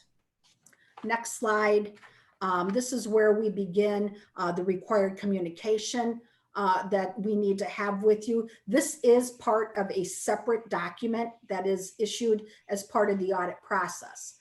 Included in this separately issued document are numerous sections. One is the required communication section. This is our portion as the auditors. This is the section where we communicate with you those things that we are required under our standards to communicate. So the items that are noted on the next slides, items 1 through 10, relate to that section and our standards. First item noted is our responsibility under generally accepted auditing standards. Our responsibility is to express an opinion on the financial statements. As noted previously, we've done that. We are required to conduct the audit in accordance with auditing standards. We've done that. We are required to plan and perform the audit to obtain reasonable assurance that the financial statements are free of material misstatement. And we express an opinion on compliance with regulations for the federal and state programs. And that's the portion I just mentioned previously related to the federal and state findings. Item 2, we are required to communicate any changes in accounting principles. There were none noted during the year. And just to put in perspective, auditing or accounting policies are any change in standards. So for example, governmental accounting standards or GASBs, those are standards that are applicable to the district. This year, there were none that were required to be implemented. Last year, there was a new one, GASB 75. So just to put that a bit in perspective. Next slide, items 3 and 4 are noted on this slide. Item 3 refers to accounting estimates. We are required to bring to your attention, the committee's and the board's attention, estimates that are included within the financial statements. As noted earlier in your conversations during the committee meeting, you talked about OPEB studies. Those are estimates. Those are based on actuarial data, based on specific assumptions. So your OPEB liabilities are estimates. You have accruals for self-insurance and compensated absences. You have your pension plans. All of that activity, again, is referred to as estimates and is included in your financial statements. I will note, as part of the audit process, we do look at these liabilities and the actuarial information provided and evaluate them for reasonableness. So they still fall under the audit process, although provided by a third party. Item 4 refers to a significant audit adjustments. We are required to bring to the board's and the committee's attention any significant audit adjustments. As part of the audit process, there was roughly $2.3 million of accounts payable. So money that was due as of the end of the year for services rendered that was not recorded in FY19 until the audit process was concluded. So we are again required to note that.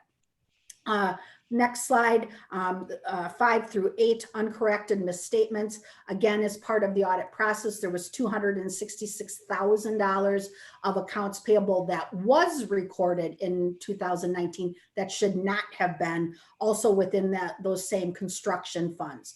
This is referred to as a past adjustment. Management decided not to make that correction. And ultimately, we evaluated it and deemed it immaterial, but we are required again to bring that to your attention. The next items, information and documents containing audited statements. We're not aware of any of those documents. Very happy to say there were no disagreements with management during the audit process. We're not aware of any consultations that the district had with other auditors. Next page, 9 and 10, the remaining items of required communication. If there's any issues that are discussed prior to our retention as your auditors, we are required to bring that to your attention. Again, all of that was normal and customary as part of the relationship that we have with the district, and those were not a condition of our selection. Difficulties encountered in performing the audit. Again, we received full and complete cooperation from all district staff. So there is nothing that we need to bring to your attention related to that.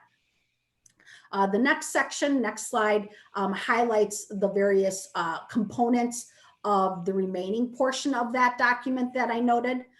Included in that document are what are referred to as material weaknesses and significant deficiencies.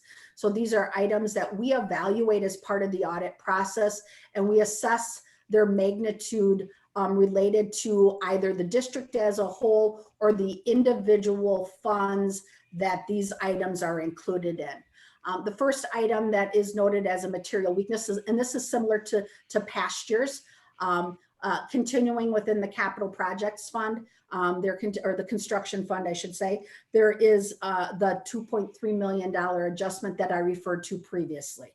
That, because it is of a material nature to the construction fund, that is referred to as a material weakness. That is an item that we again found as part of the audit process. Included in the communication is management's response to all of these items. And it is noted that the finance area has put additional processes and checks and balances in place. There were still some items that made it through without getting recorded. However, due to some change in personnel, they do believe that this will not continue to be an issue going into FY20. The second material weakness relates to the restatement of the prior year financial statements. As I noted previously, there was a new a governmental accounting standard that was effective for the district for 2018 that related to GASB 75 and the recording of the entire OPEB liability and trust within the district's footnotes and on the district's topside statements. So when we refer to this restatement, this did not change any of the funds that the district is used to hearing about. Did not change any of the day-to-day operating funds. These are those topside government-wide full accrual statements. In recording that governmental accounting standard 75, there were the deferred inflows and deferred outflows that were inadvertently excluded from the statements. For FY18, there is a footnote number 10 within the district's financial statements that further explain this. What that meant, what this restatement means, is net position was restated as of the beginning of the year. So the activity did not run through the current year financial statements, but ultimately the beginning balance was restated to properly reflect that. And again, the footnote details that out.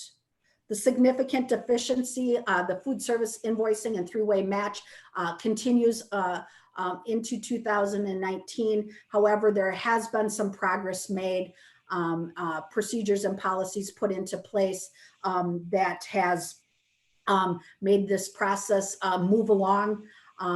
There's some remaining steps to put into place. And just a reminder, this is a matching of the invoice that the district receives for the food product that they receive for feeding the children compared to the actual items that you receive. So really that cross check between, are you paying for what you receive? And again, this is been a numerous year project, but continues into FY20 with some hope of this being also resolved. Continuing on, next item is payroll review. This is a new item this year as part of our review of internal audit reports and some of our payroll testing. There were some items noted where employees were getting paid for time not worked due to being improperly reported in a department or at a school site. The comment recommends that there be some review and approval that is done at the department level or the school level to ensure that the individuals that are going through into the payroll system are ultimately performing the services and the duties that they are being inputted into the payroll system. This is not what we would refer to as a material weakness or a significant deficiency. This wasn't necessarily something that was of a material nature or resulted in material items of misstatement. But again, it was a control issue that needs to be evaluated on a go-forward basis. Lastly, on slide 7 is the carry forward of prior year comments. There are a few remaining IT comments, best practice type items that need to be evaluated on a go forward basis, but those are recurring items and I will not touch base on those. Last, I'm on page 8 of the presentation. This is the financial highlights section. On this page, and perhaps I am controlling it.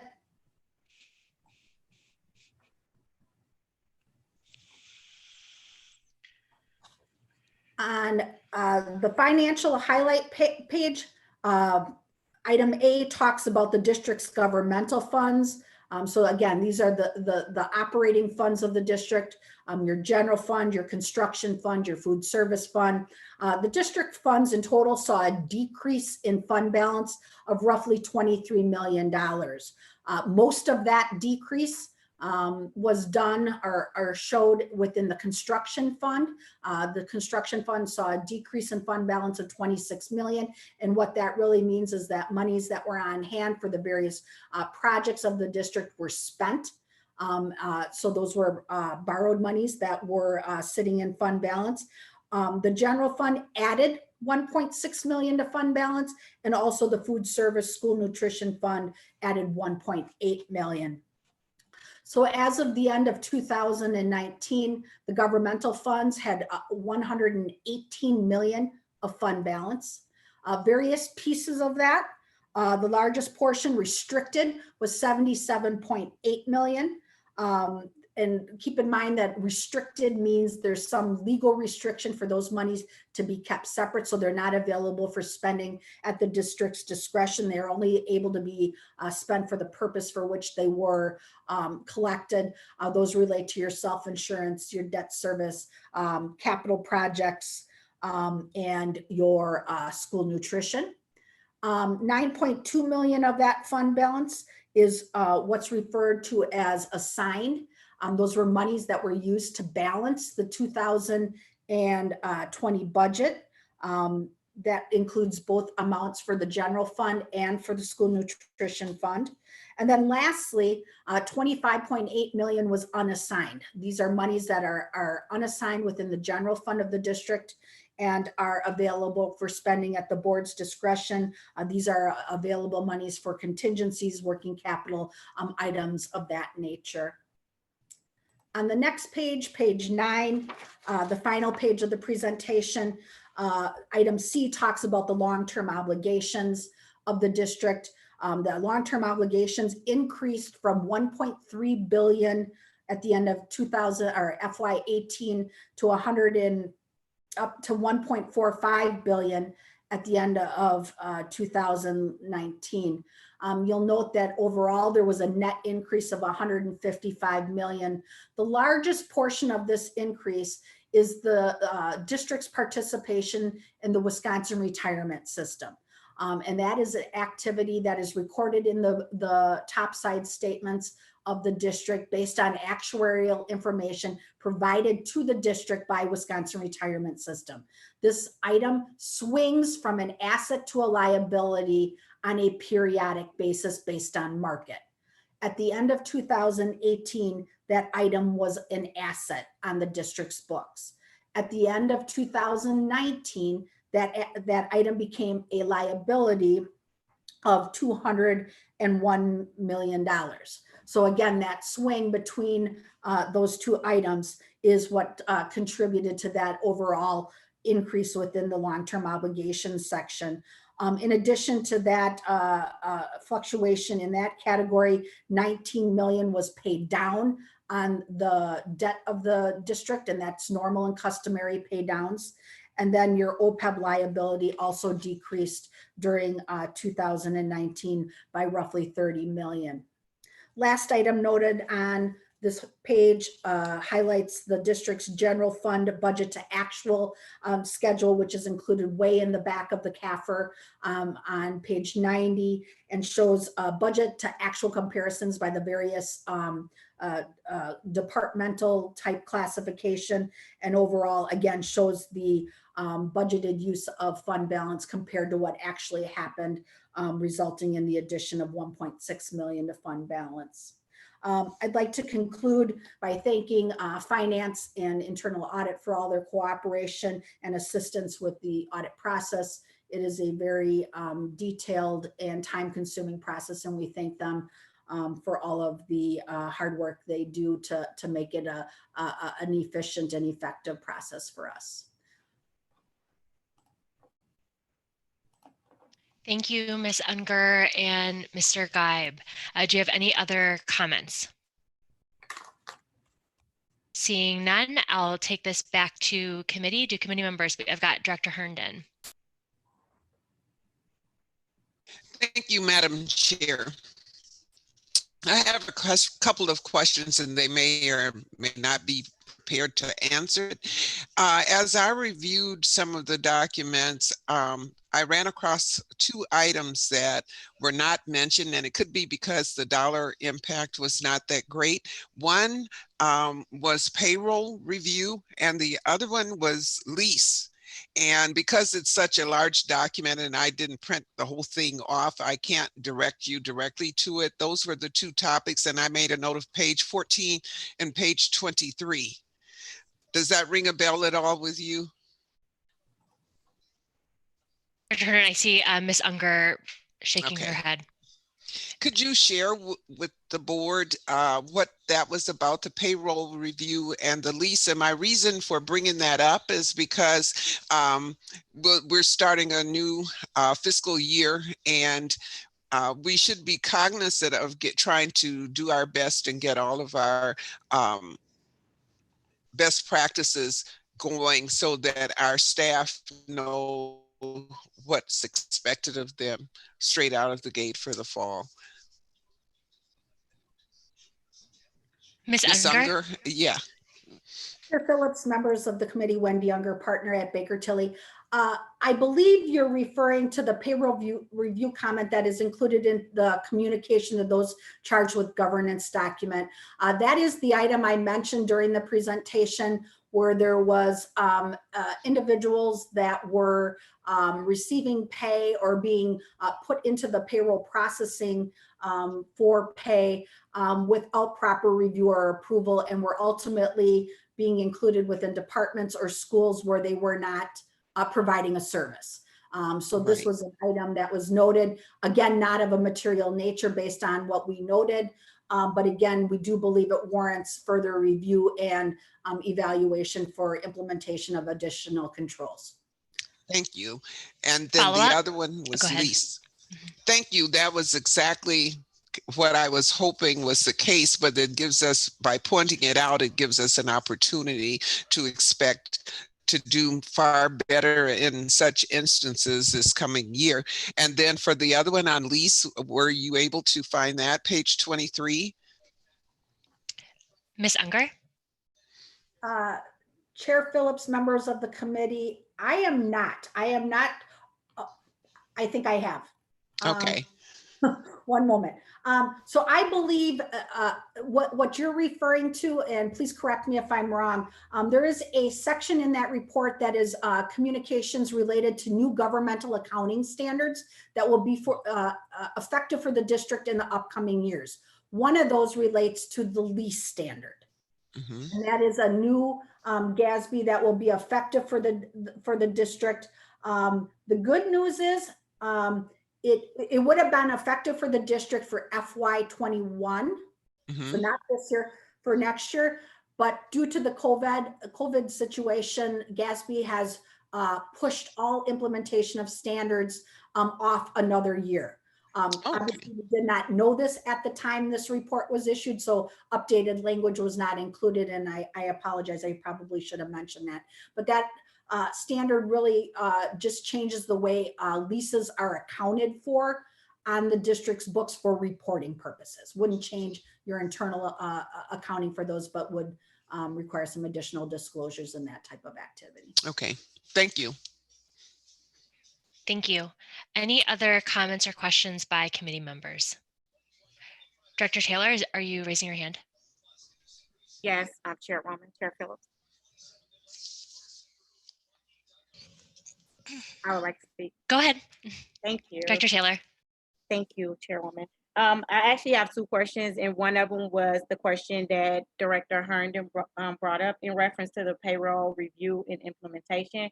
I understand you said it was something that you guys put into the report, but also I wanted to know, because it does seem like a not just a minor issue, but for something to either not be correctly noted or somebody paid in a different department, I think that does raise red flags. So I just wanted to know, and that's probably more on our part of admin of governance, what are we doing to ensure that this is corrected? I really don't look at it as a minor. I look at it more as a major thing when we're talking about payroll in different pots of units and someone either being paid incorrectly or the system not updated. So I don't know if that's something on our part, but I definitely believe that's something we need to address. So I don't know if it's admin or board governance, but I would like to know, what are we going to put in place to review this? Mr. Geib, can you respond to that? Thank you, Chair Phillips, Director Taylor, and members of the committee. What Wendy mentioned a little bit earlier was that internal audit, we also, during the course of the year, we're conducting investigations and audits, and we provide all of our audit reports and investigation results to Wendy. And they'll use that information too in terms of their planning and what they report out. The payroll matter that's referenced, that's an issue where we continue, when we issue our investigative reports, we ask the administration for their response to our corrective actions. We will go back then and we will review whether or not they've implemented the corrective actions. We have something that still remains open. We will continue to follow up on it to ensure that it is addressed. Madam Chair. Okay. I'm sorry. Thank you, Madam Chair. And understanding that, do we have an estimated date or time that there would then be an answer or a correction on something of this capacity? Mr. Geib. Chair Phillips, Director Taylor, members of the committee. For Baker Tilly's purposes, they will leave the item as unaddressed, and they will be reviewing it as they go into their next fiscal year review. And in addition to what their review includes, we also will be following up as well during this next fiscal year. Because at the end of the day, when we find a high risk area, we're trying to work with the administration to address it immediately. Right. If it's something that is not addressed immediately, then we get a timeline from the administration in which to follow up. And sometimes we will assist them in terms of understanding what the control issues are that they need to address. Thank you. I do think this is something that probably should be looked into further. Maybe we'll talk about it more later. Thank you, Madam Chair, for that. The second question was for the number of the 2.3 million and I believe the 266,000, those was also some things that was either adjustable or some corrections that have to be made. Would that be more on the policy side? And the question again is, if so, what are we doing it from admin or governance standpoint to either correct or review this item or concern as well? Mr. Geib, would you like to respond? I see Dr. Posley would like to respond. I'm going to say on both of them. Chair Phillips, Director Taylor, LaWanda Baldwin, Comptroller in the Office of Finance. As it relates to the items that were referenced as a material weakness, those are items, it's nothing that the district everything that the district paid for was accurate. It's a matter of recording it in which fiscal year. So these are invoices that come in at the end of the year that that were attributable to FY19 that really should have been 20 or vice versa. And so again, I want to make sure to reiterate that it's everything that was paid, what's supposed to be paid, are accurate expenses of the district. One of the things that we've done, because this has been a challenge for us over the last couple of years, we've reached out to vendors, sending them letters, asking them to split their invoices so that it's clearly identifiable between what fiscal year the invoices are attributable to. Unfortunately, we've had some staffing turnover the last 3 years in our FMS area. So we've done additional training. We think we have a person that will help us to alleviate this going forward on that item.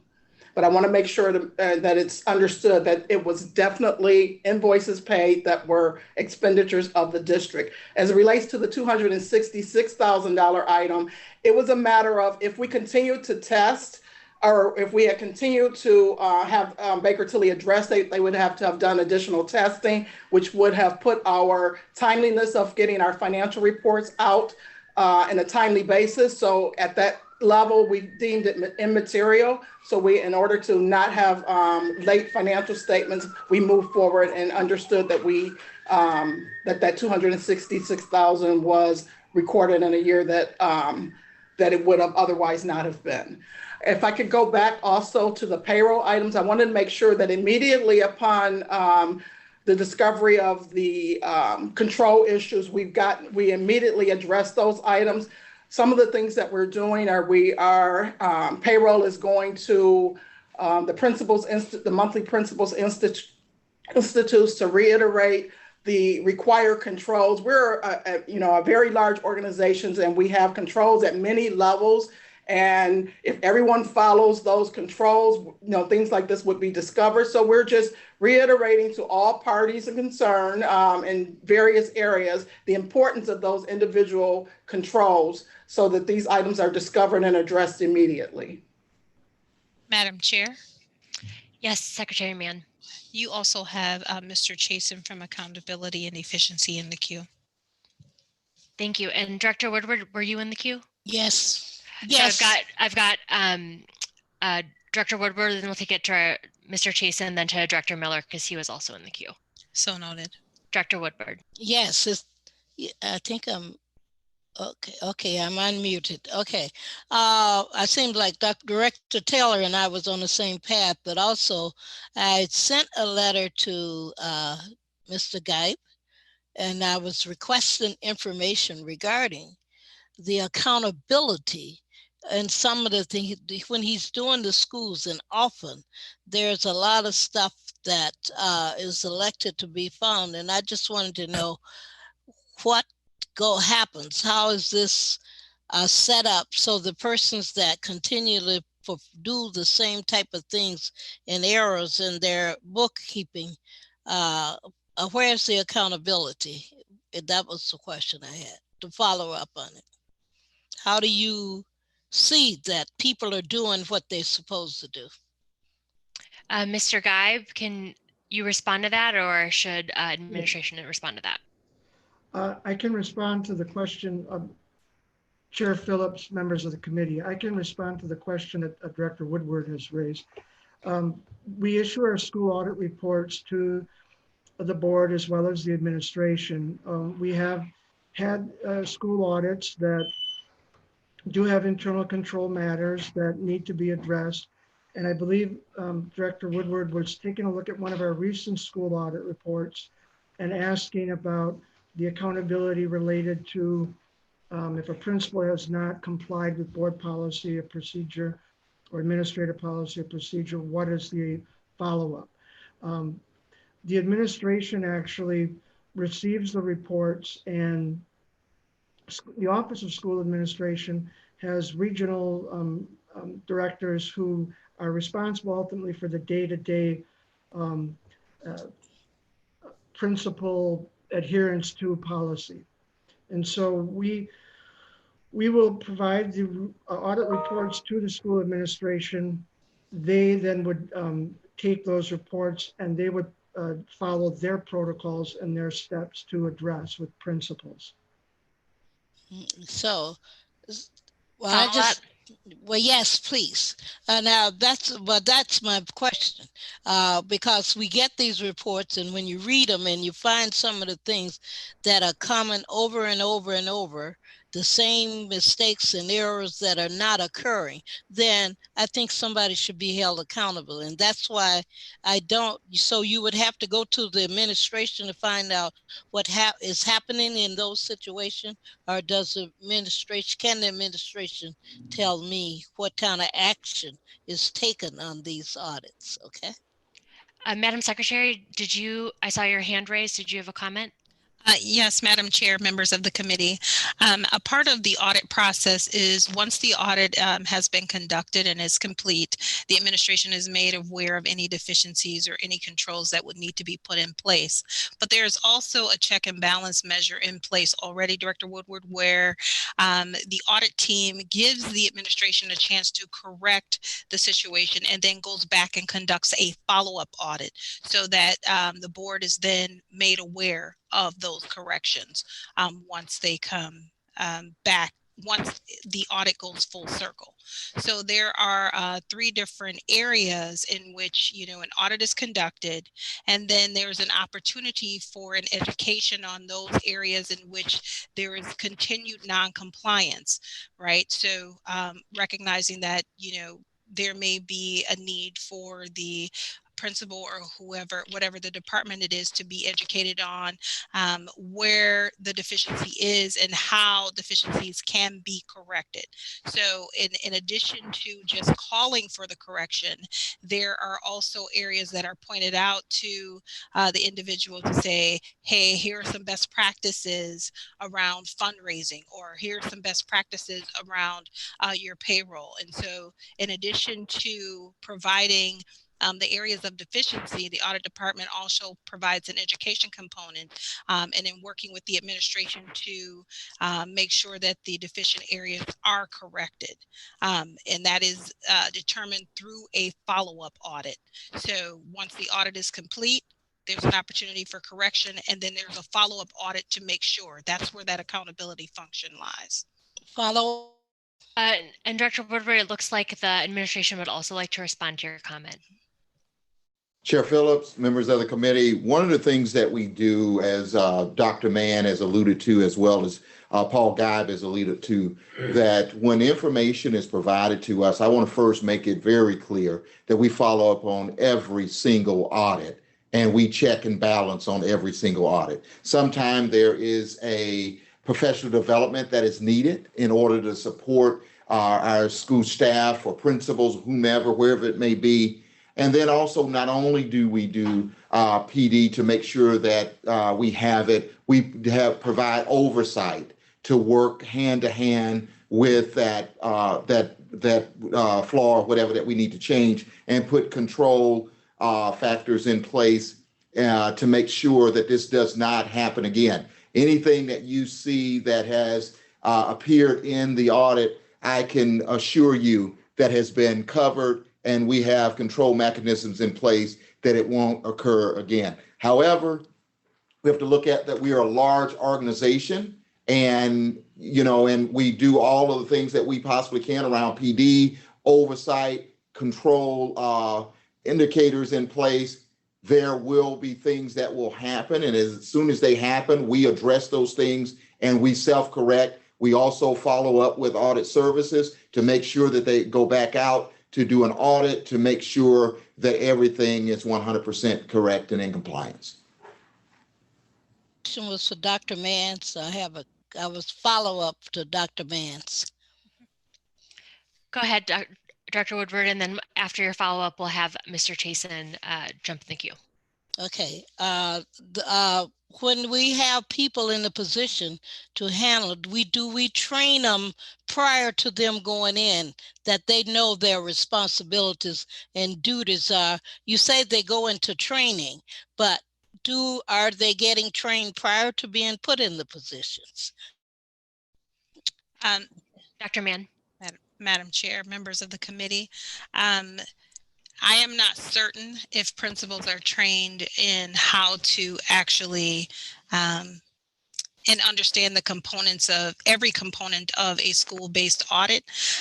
What usually happens is once a new principal takes the helm of the school, our audit team goes out and then works with that principal to understand the platform in which they are walking into. So they walk in with a clean slate and understanding what had happened at the school, what kinds of things have shown up on the audit report, and how to basically avoid those types of issues that may come up in an audit. So there are about 5 different areas in which audits, in which we see deficiencies in audits on a basic school audit. And Mr. Geib can walk you through those. But in some of the trainings, what I've seen is the area of fundraising, the area of payroll, and certain things in which there are continued areas that schools are reminded of relative to paying attention and putting mechanisms in place to make sure that that doesn't become a issue as a new principal is taking the helm. So relative to principal training, I am not certain, and maybe the administration can answer this, on if the principals are trained in the fiscal management of a school, but relative to an audit, I do know that our audit team does go out and give information to the new principals as they come on board. Yes. Any more of your time, maybe we can talk about it later. Certainly. So I've got Mr. Chasen, followed by Director Miller, followed by Director Herndon. Thank you, Chair Phillips. Matt Chasen, OAE. I always like to take these opportunities to thank our comptroller, Ms. Baldwin, who is charged with the burden of tracking literally $1 billion worth of activity, both into the district in revenue and then out of the district in expenditures, and does so under the highest scrutiny from both internal and external auditors.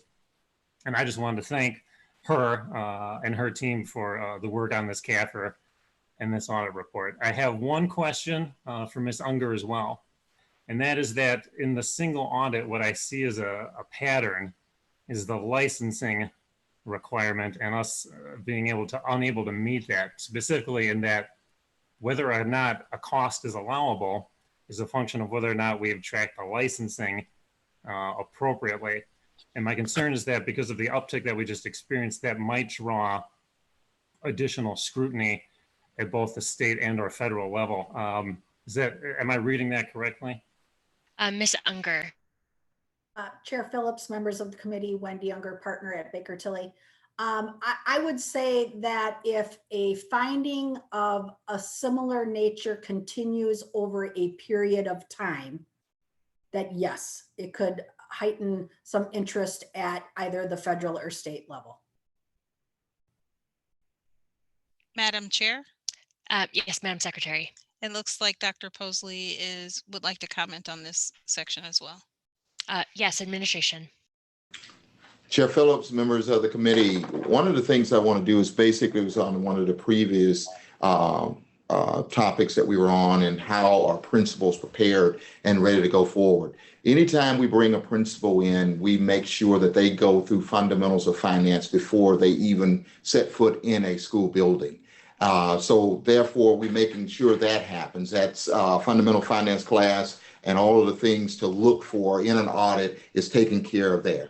The other thing that we do, we contact audit services to provide and ask for an audit of that particular building. That audit is conducted, that audit review is discussed with the building principal, as well as someone from audit services, along with their regional superintendent, and we work through that as well. We also work with audit services to go through and do anything that we can around basically what I call it is audit 101 and things of that nature, of things to look for, all the things that can get you in trouble. So therefore, we make sure that Paul's team work with us to work with our leaders on that. After which, we are assigned those new individuals with a mentor that is going to work with them, as well as working with the regional superintendent. And they are placed in a new principals academy that they go to monthly through the new Principals Academy. And we drill down on things of this magnitude, how to conduct a fundraiser, what the paperwork that's needed with the fundraiser, if you predict some fraud, what you need to do, fixed assets report, because that's one of the areas that we often find that is not recorded. How do you go about doing that? What calls to make when something is out of place? We drill and practice and go through with them. Also on the first Wednesday of the month, we have a principals meeting where the principals are working with their regional superintendent on various issues just like this. Each one of those individuals have a system of support around them with the Department of Finance, where we're looking at their budget, forecasting what's going on, drilling down on some lines, looking at all of those kinds of things. All of these things are put together to make sure that mistakes are not made and that fraud does not occur. So those things are constantly that we're constantly doing. And then we have a checklist that we look at and we work along with them. One of the things we do when you talk about the payroll, ready to authorize and authorized by report. So therefore, who you have on your payroll pool, look at what you need to do through the payroll pool after the secretary is complete, and then there's an authorized by report. So they keeping copies of both the ready to be authorized, the authorized by report. So if there's any infraction, they can go in and find out exactly what happened. And so therefore talking about how much time you need to put for his attention on to detail when it comes to payroll and those kinds of things. So I am very comfortable with all of the indicators that we put into place.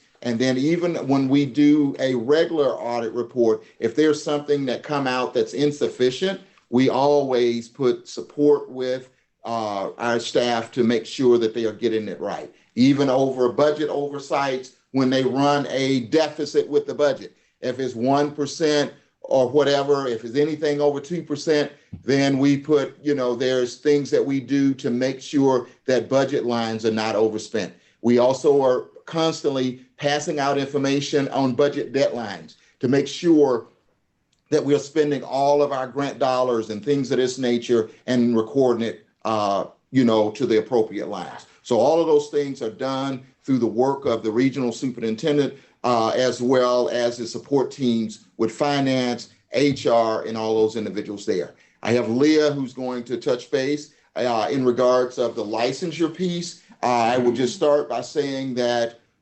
we do have an issue in this district with getting certified staff, certified teachers. We are working, that's the reason we have MPSU, a number of the permit programs that we have, and we are doing everything in our power to make sure that we are able to self-correct those areas when it comes to teacher licensure. Leah? Chair Phillips, members of the committee, Leah Scotcher, Interim Chief Human Resources Officer.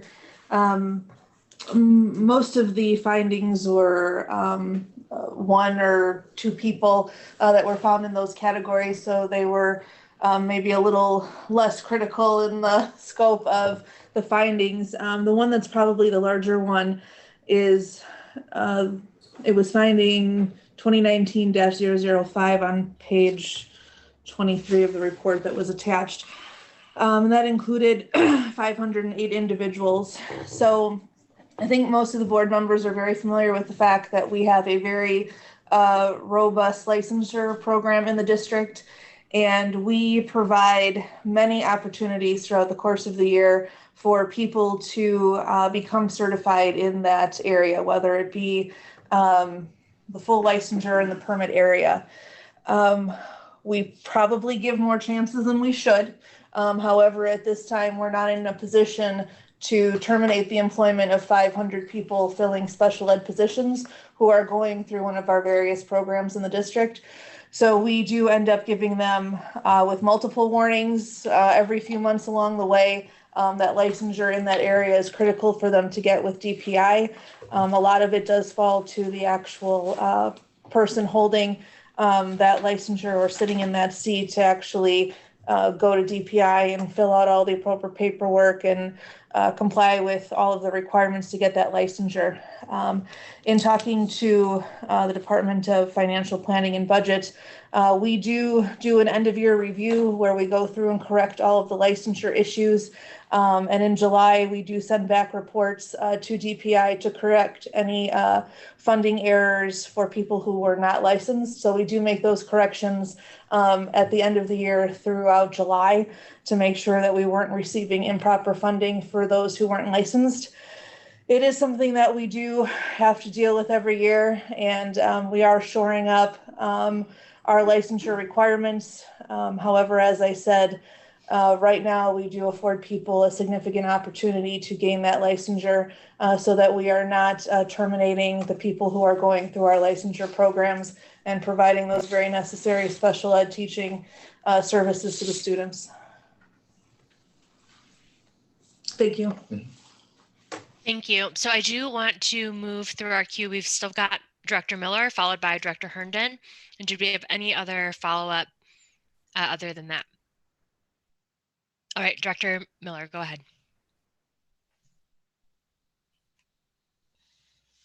I just wanted to ask one question of Ms. Unger.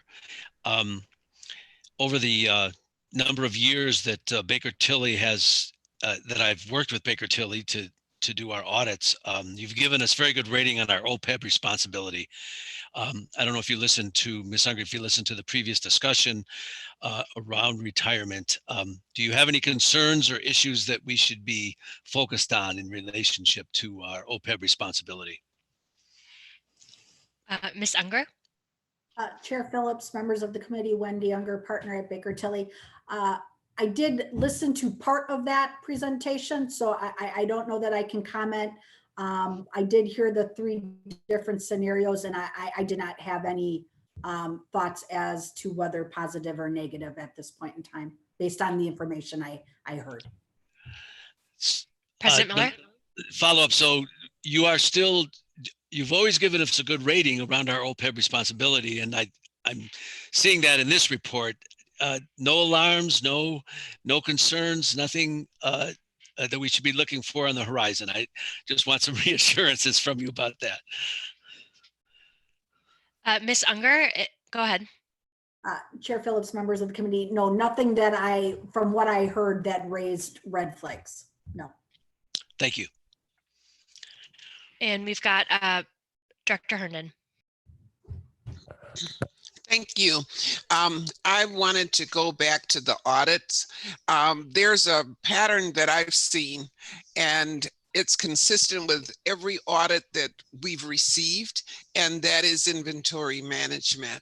And I think that in line of the issues we have with budgeting and all of that, we certainly need to take that seriously, that consistently with every school, there are processes and procedures that would appear that are not followed, and such as getting equipment and not tagging it, not signing it out to the appropriate individual.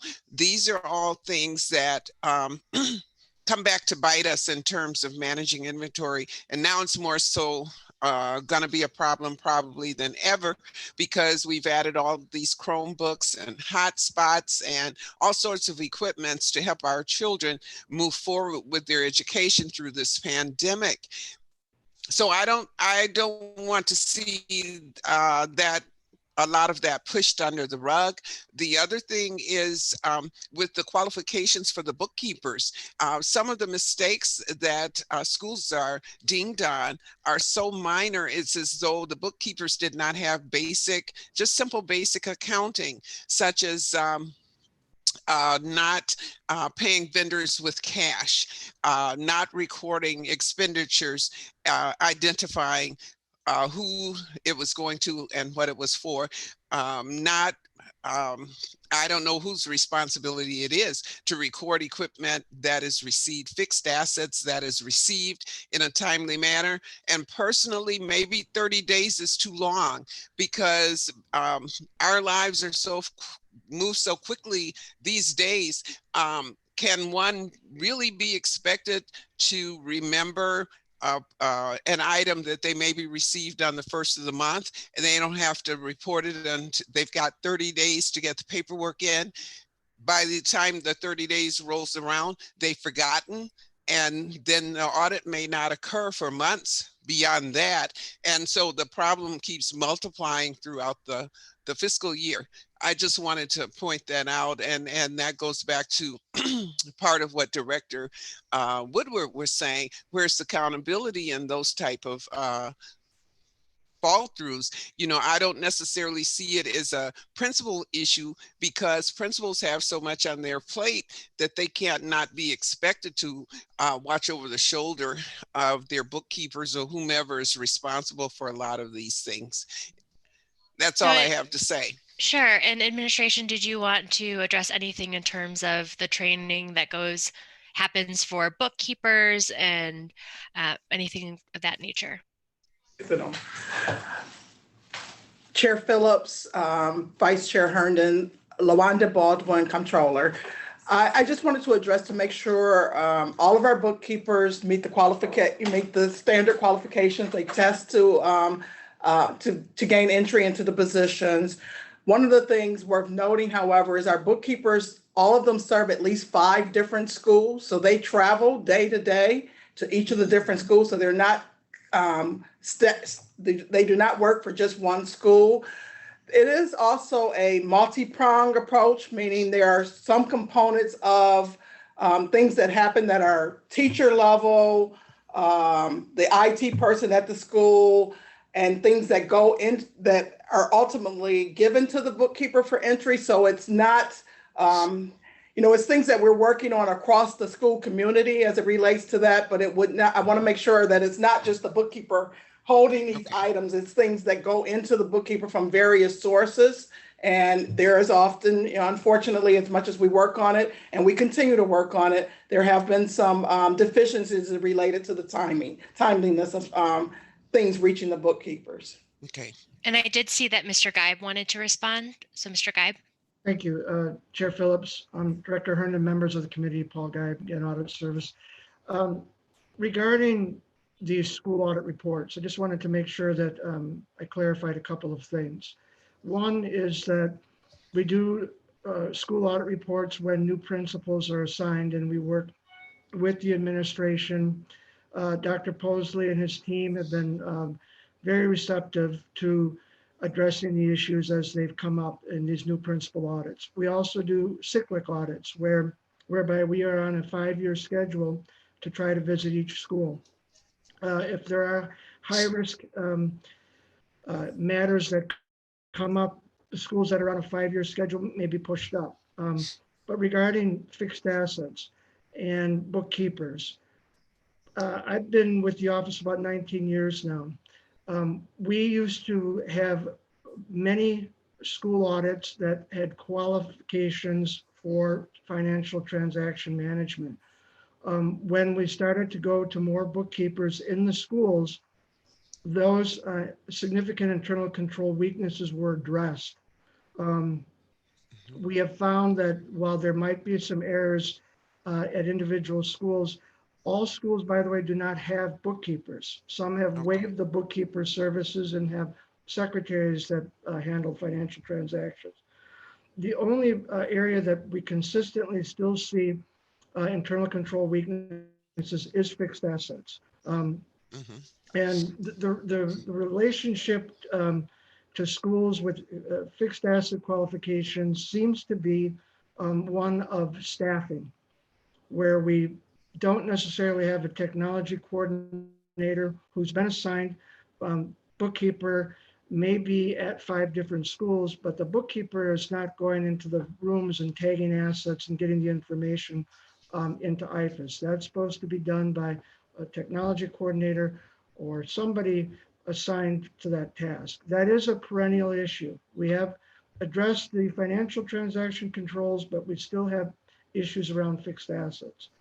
I do want to make mention too of the fact that Dr. Posley and his team have also been very receptive to me coming in and briefing them on hot topics and issues of concern.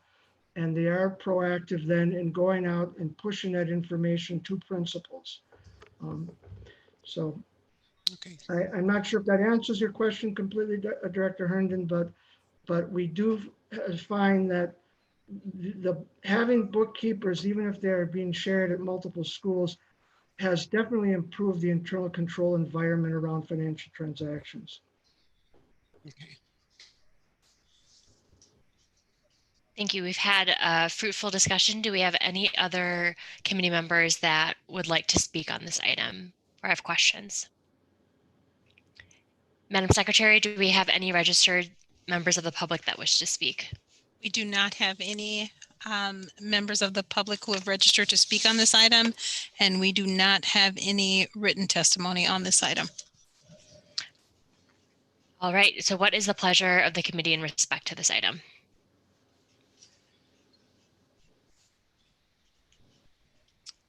I move adoption of accepting the report, Chair Phillips. All right, so we have President Miller accepting the recommendation of board governance to accept the report. Any further discussion? Seeing none, Madam Secretary, will you please call the roll? On President Miller's motion to accept the fiscal year end 2019 audit reports. Director Herndon. Aye. Director Miller. Aye. Director Taylor. Aye. Director Woodward. Aye. Chair Phillips. Aye. That's 5 ayes. The motion passes. Thank you, Madam Secretary. Next item, please. Item 5 is action on the Milwaukee Board of School Directors Executive 403B Plan Document Restatement. The recommendation is that the board approve the pre-approved plan document adoption agreement prepared by TCG and approve the plan document amendment related to the hardship withdrawals. Thank you. Does the administration wish to make comment? Yes, Chair Phillips and members of the board, Keith Posley, Superintendent of Schools. In alignment with the IRS model language and the IRS deadlines, we're asking for your approval of the Milwaukee Board of School Directors Executive 403B Plan Document Restatement. Carol Eady from the Office of Human Resources is here with me, along with Jim Carroll from the City Attorney's Office. And then we can respond to any questions you may have. Thank you. Do committee members wish to make comment or ask questions? Madam Secretary, do we have any members of the public that are registered to speak or have provided written testimony? We have no members of the public who have registered to speak, and we have no written testimony on this item. Any further comments or questions by committee members? Seeing none, what is the pleasure of the committee in respect to this item?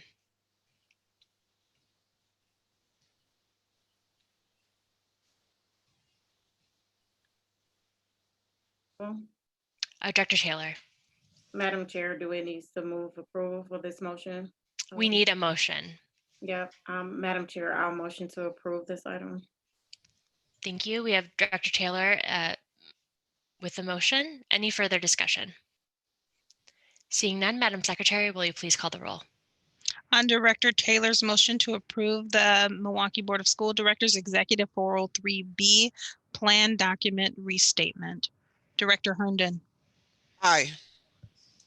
Director Miller. Aye. Director Taylor.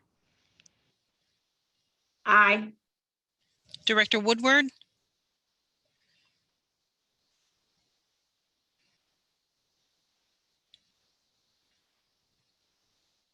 Director Woodward.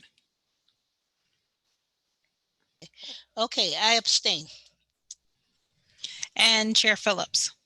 Aye. That's 4 ayes, 1 abstention. The motion passes. Thank you. Madam Secretary, next item, please.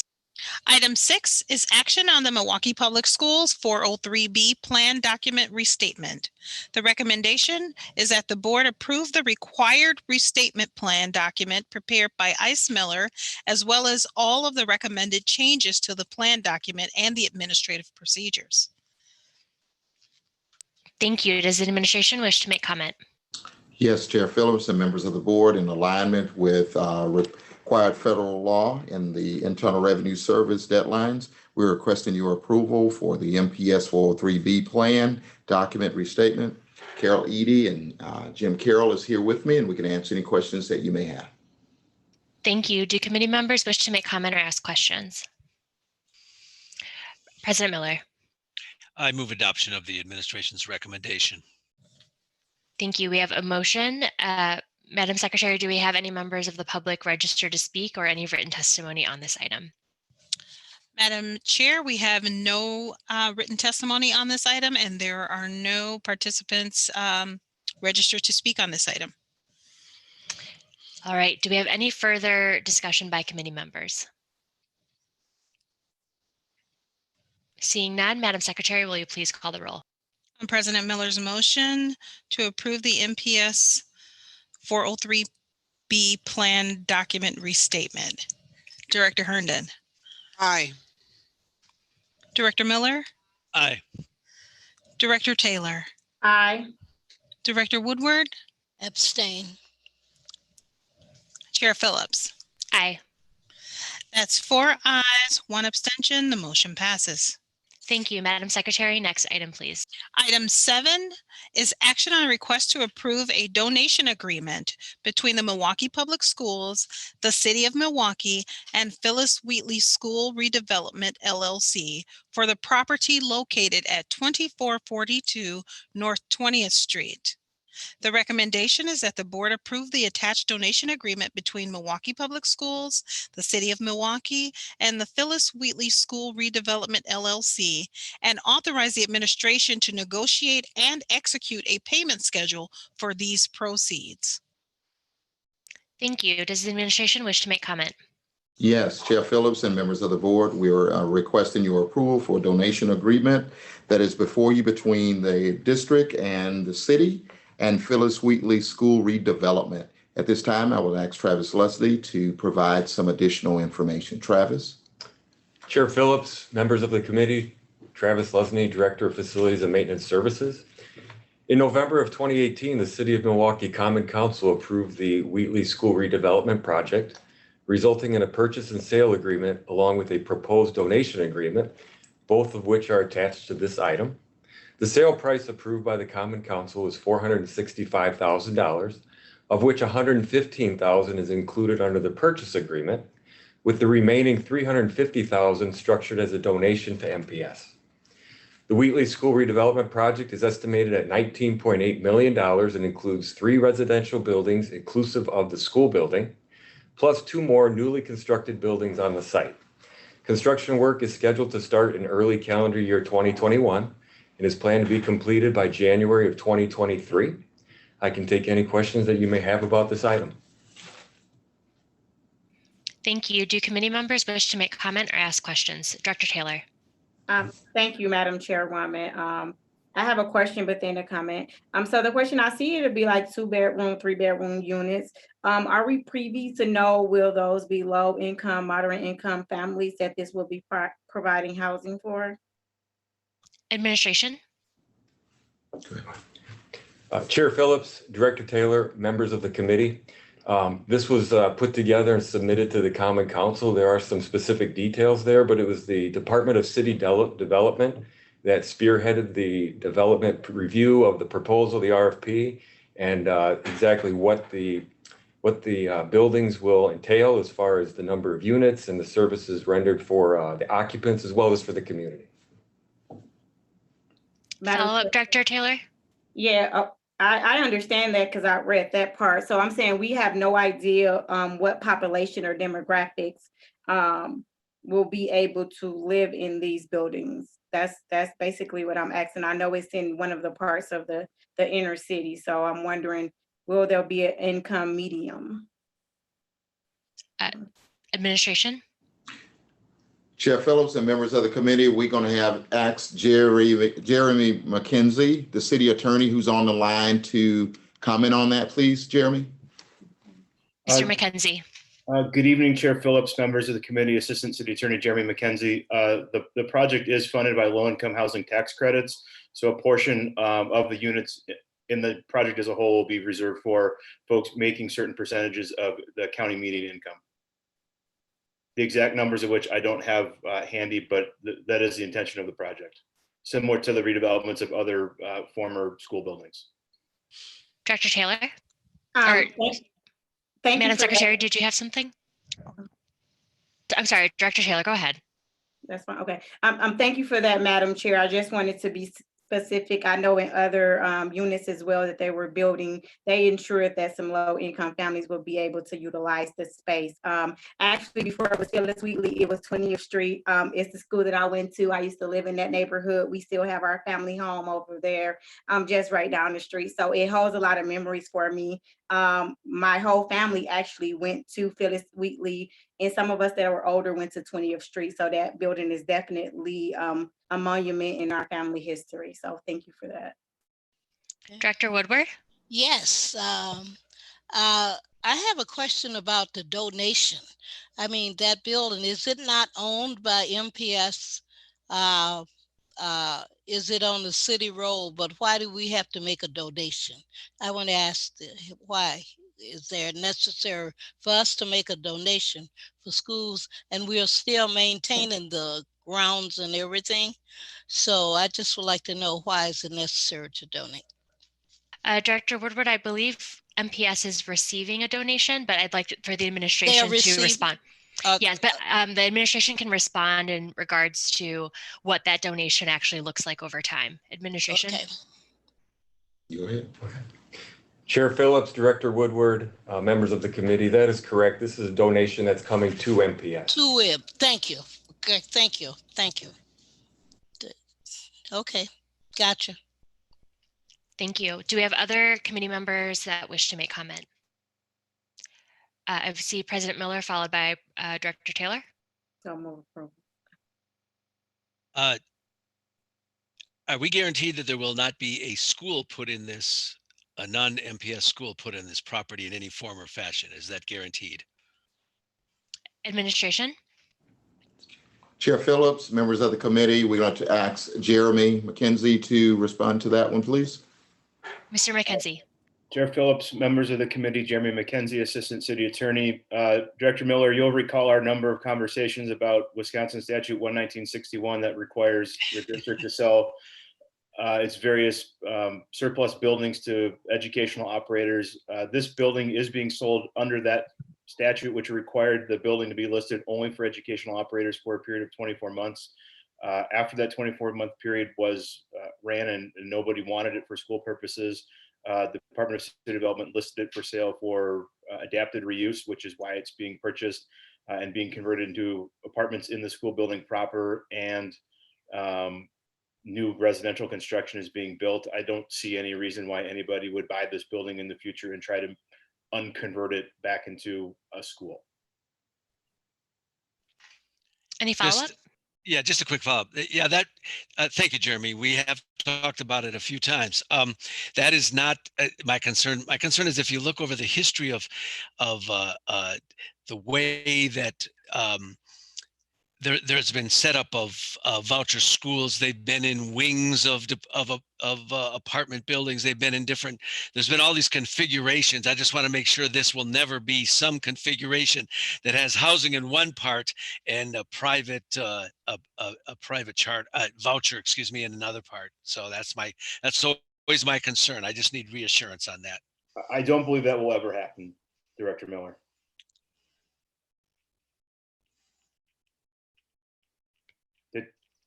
Can you hear me? Yes, now we can. Oh, I said I don't believe that will ever happen, Director Miller. Any follow-up? Okay. And Director Taylor, I believe that you wanted to make a motion. Thank you, Chair Phillips. That was a great question, Director Miller. Given that it will definitely be apartments and no usage for school, I would like to move approval of this motion, this item. Thank you. And Madam Secretary, do we have any members of the public registered to speak to this item or any written comments? Madam Chair, we do not have anyone submitting written testimony or anyone registered to speak in the platform on this item. All right, so seeing that we have a motion, do we have any further discussion by committee members? Director Herndon? No. Okay. All right, Madam Secretary, will you please call the roll? On Director Taylor's motion to approve the administration's recommendation for a donation agreement between MPS, the City of Milwaukee, and Phyllis Wheatley School Redevelopment LLC for the property located at 2442 North 20th Street. Director Herndon. Aye. Director Miller. Aye. Director Taylor. Aye. Director Woodward. Aye. Chair Phillips. Aye. That's 5 ayes. The motion passes. Thank you, Madam Secretary. Next item, please. Item 8 is action on a request to approve changes to the MPS 2020 summer school plan. The recommendation is that the board approve the changes to the summer 2020 academy plan and the attendance procedures for the June and July sessions of 2020 as attached and outlined in the item. Thank you. Does the administration wish to make comment? Yes, Chair Phillips and members of the board. In December of 2020, the administration presented the 2020 Summer Academy Plan with the board's approval. Due to COVID-19 pandemic, changes are necessary to this plan. With me this evening to provide an overview of the changes is Dr. John Hill. Dr. Hill. Good evening, Chair Phillips and members of the committee. I'm John Hill, Director of College and Career Readiness. We come before you tonight with 2 specific changes to the Summer Academy plans because of the COVID-19 pandemic. The first significant change is both June and July sessions will move from a face-to-face format where students physically are attending school sites throughout the city to a virtual format. All the instruction will be online. All of the high school credit acceleration and credit recovery courses and middle school and elementary programming that were to be offered in the traditional format will be offered virtually. Students identified for the extended school year, ESY, and school to work will also take classes virtually. Our second change is with attendance.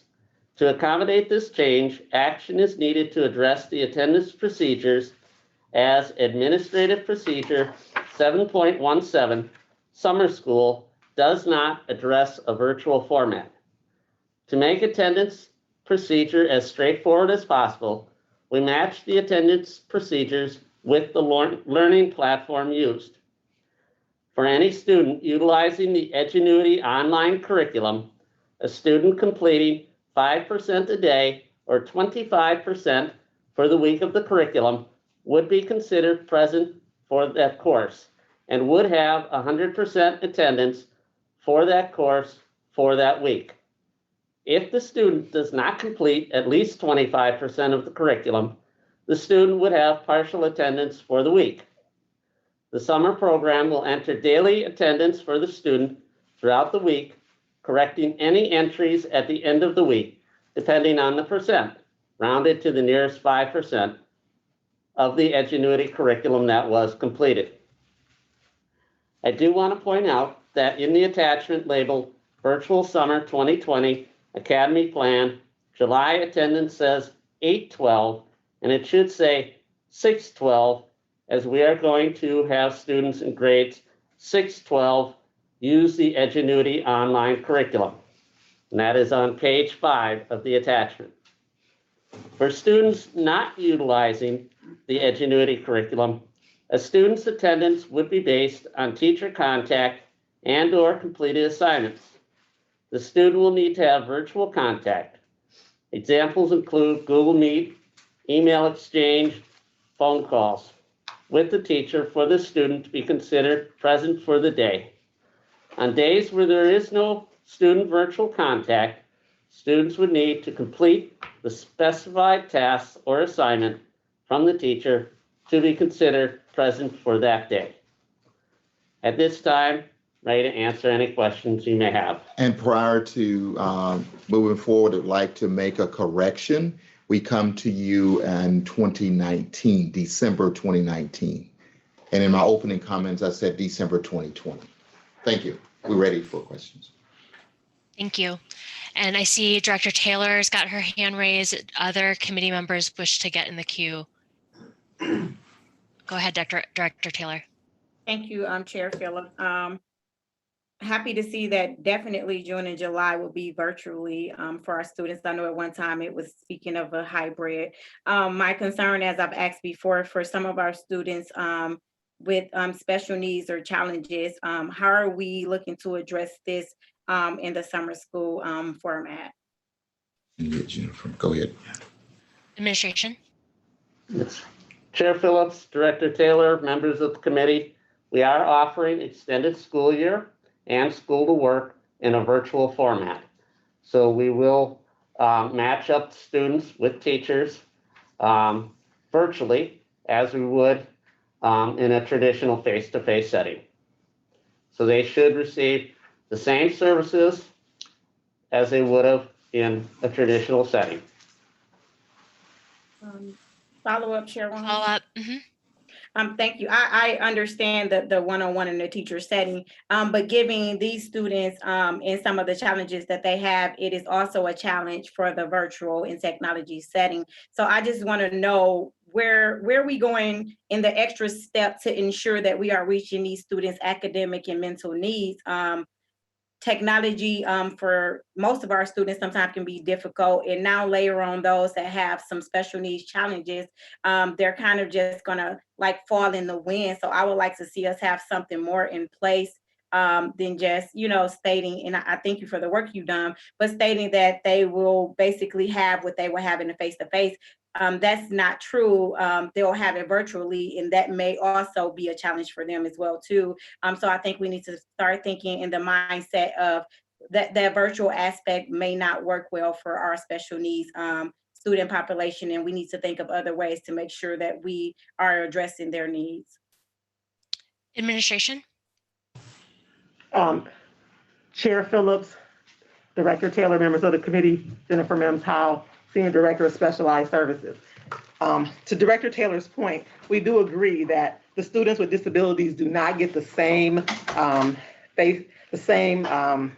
effect that they would get in a face-to-face class. So during the time that they're going to have with their teachers in the virtual setting, there also are other activities. So the therapists are involved. So in some cases, there may be a YouTube video that a student will do. We also are sending home packets so that parents are aware of the activities for each week. Parents have the option to participate with their student, and they also can do the extra activities and the extensions. Parents have the connection to talk with the teachers daily about things they can do at home, because we know that just because the student has the activities at home and we're doing it virtually, they may or may not receive the type of instruction that they choose to. And a parent also has the option to tell the teacher or ask the teacher if there's other opportunities they can participate in the community that would get the child more active for those who need different types of therapies. Follow up. Yeah, and then I'll let someone else go. Thank you for that. I just still think we need to make sure we're having something in place. An example is during the COVID-19, I had a parent, well, a relative of a parent of a student of ours reach out to me. The student is in special needs and the mother is in a wheelchair and has some other issues going on. They did receive a packet and some other things because I took them to them, but they both were having difficulties navigating through that. So, you know, I understand when we say the parents can also ask for assistance, but some of our parents may not absolutely know how to achieve and get them resources that we're offering. So I don't know if we can do an extra touch to those parents, but just to ensure that we're doing some form of communication that they may have their needs addressed would be great as well too. But thank you. Thank you, Chairwoman. Thank you. And do we have any other committee members that wish to make comment or ask questions? Madam Secretary, do we have any members of the public that wrote in or are registered to speak on this item? Madam Chair, we do not have any members of the public who wish to speak on this item. All right, what is the pleasure of the committee in respect to this item?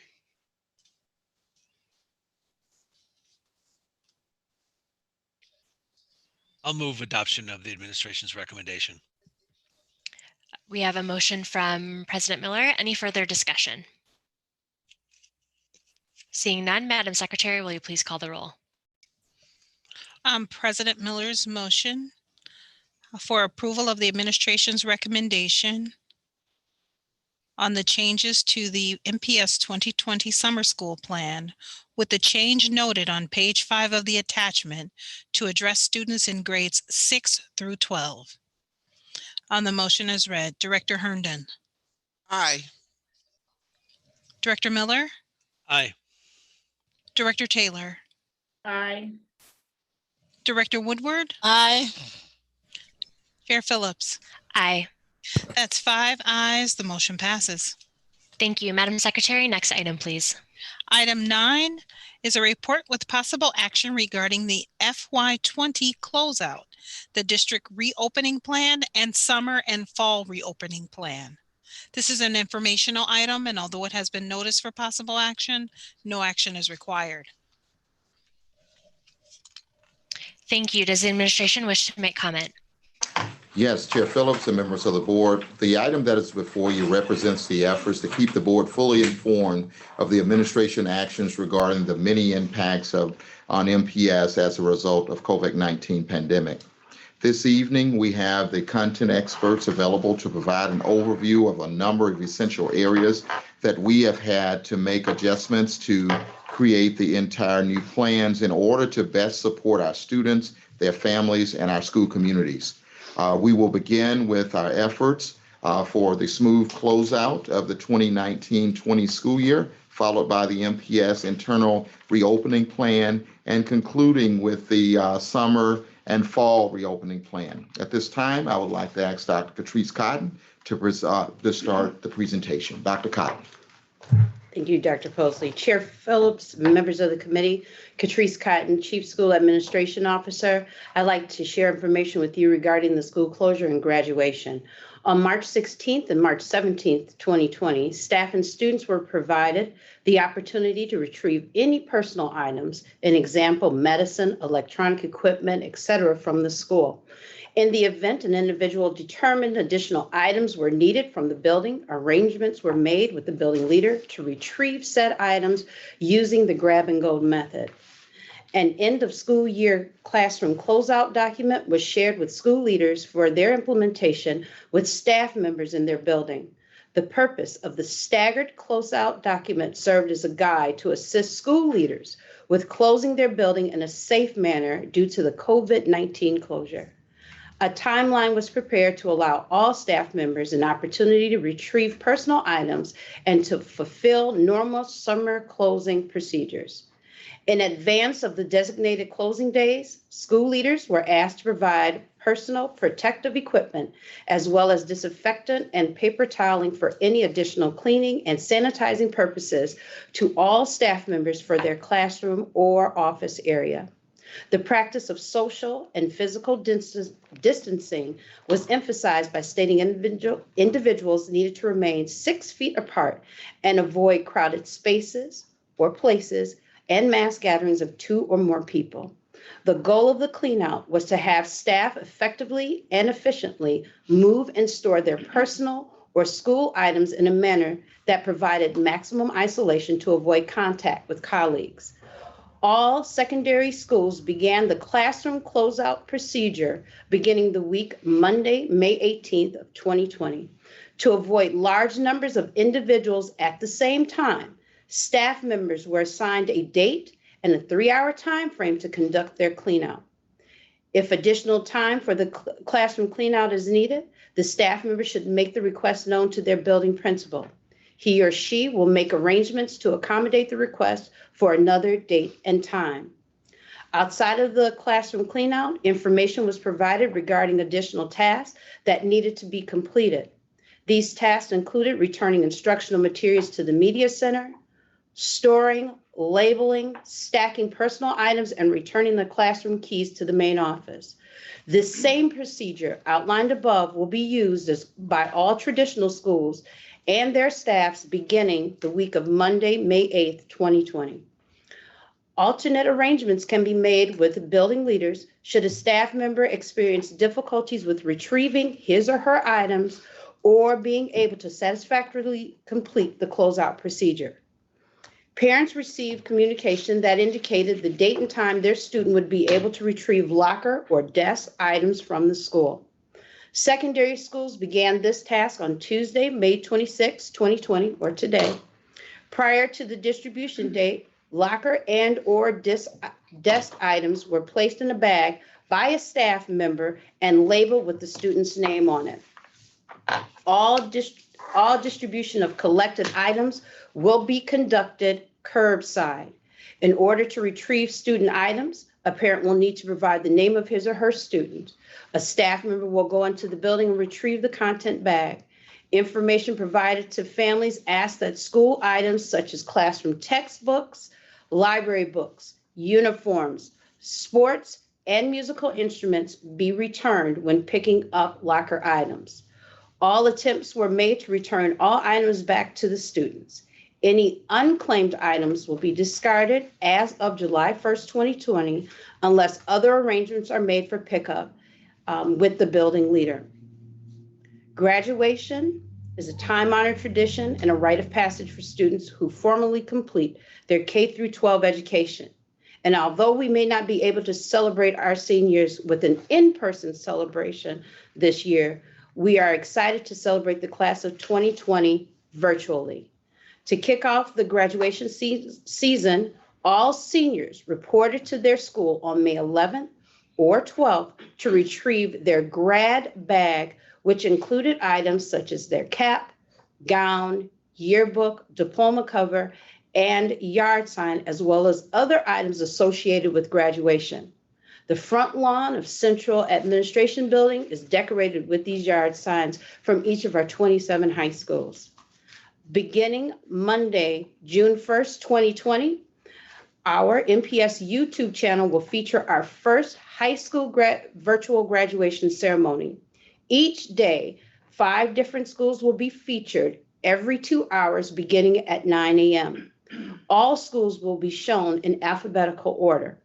Information regarding the broadcast of the graduation ceremonies has been shared with parents via different formats, including letters mailed home, email communications from the building leaders, the auto dialer, as well as various social media outlets that will feature advertisements for the graduation ceremonies as well. Each ceremony will have the same run of show with some pre-recorded segments. Each individual school has the ability to share their own personal school touch and celebrate their students through the welcome slide at the top of the graduation, through student speakers, and closing credits. The same process will be used for our students that are completing their 5th and 8th grade education and taking the next step toward either middle or high school. I would like to thank members of my team from the Office of School Administration, in addition to the 27 high school principals, the Office of Communication, and the Department of Technology for coming together to ensure the class of 2020 have a celebration worth remembering. Next, I would like to introduce Dr. Carletta Nolan, who will provide you with information regarding the continuity of education plan. Dr. Nolan.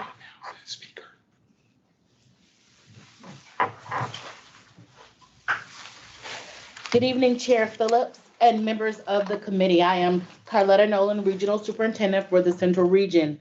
This evening, I would like to share with you the continuity of education, remote learning, and teaching plan. While ensuring that students are away from the traditional face-to-face environment, we will continue to provide planned instruction and enrichment and review.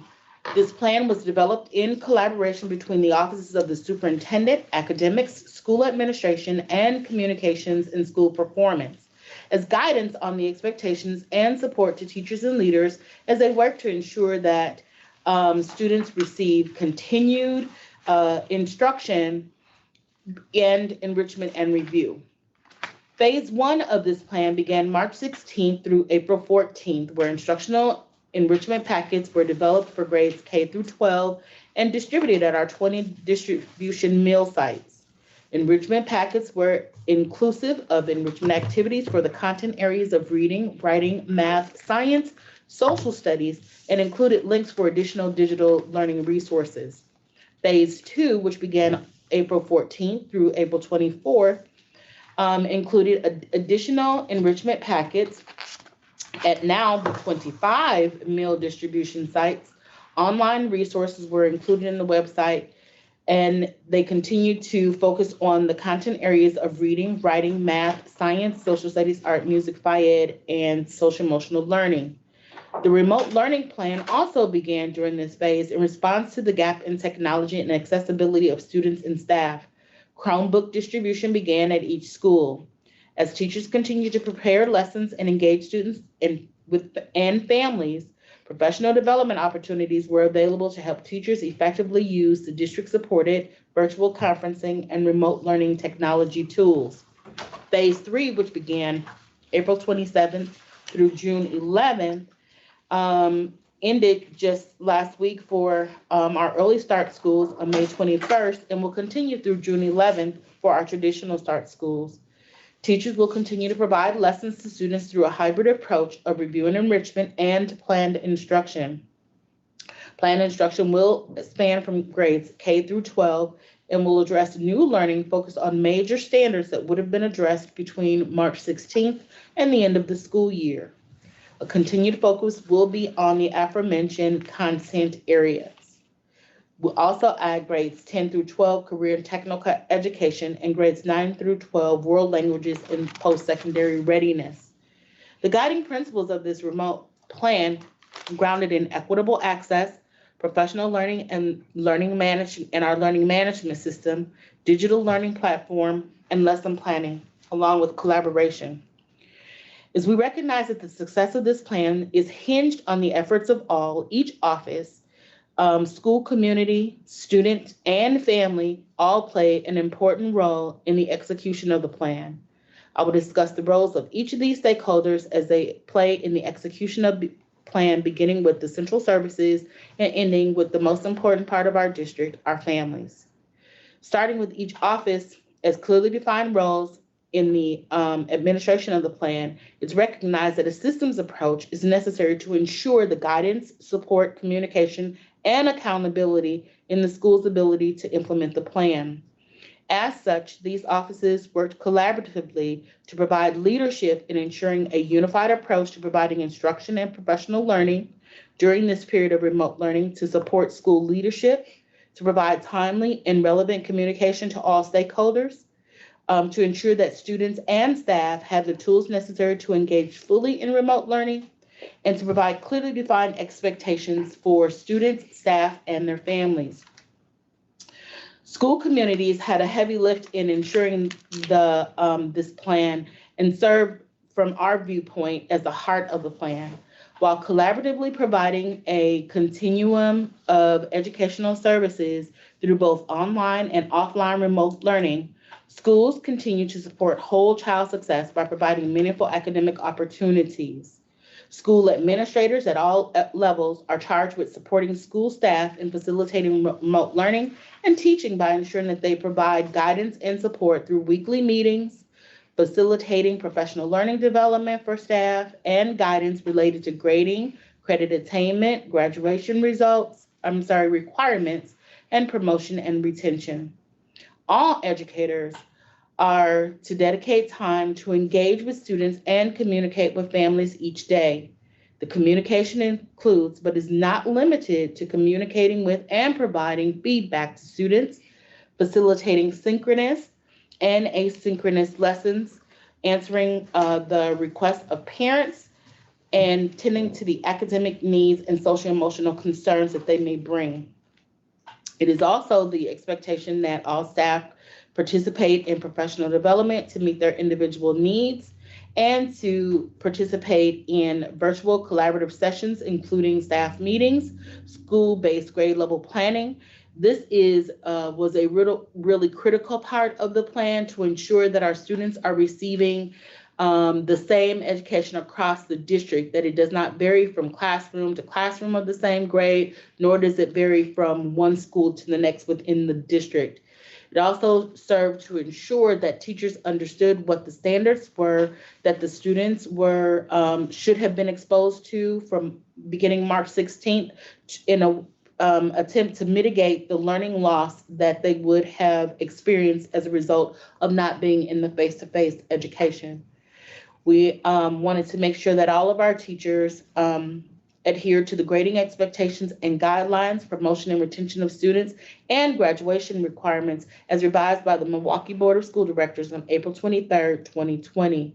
It's also important that our special ed and ESL teachers played a role in this plan as well, creating and assigning mini lessons to students per week, communicating with families, ensuring that the IEPs were met, and that any additional ESL lessons were provided to students, and that they also reached out to parents during this time through email, phone, Google Apps, and other platforms on a weekly basis. In our elementary schools, this plan was developed with thinking about schools at 3 different levels. Elementary would serve our K-5 to K-8, our middle schools, and then our high schools.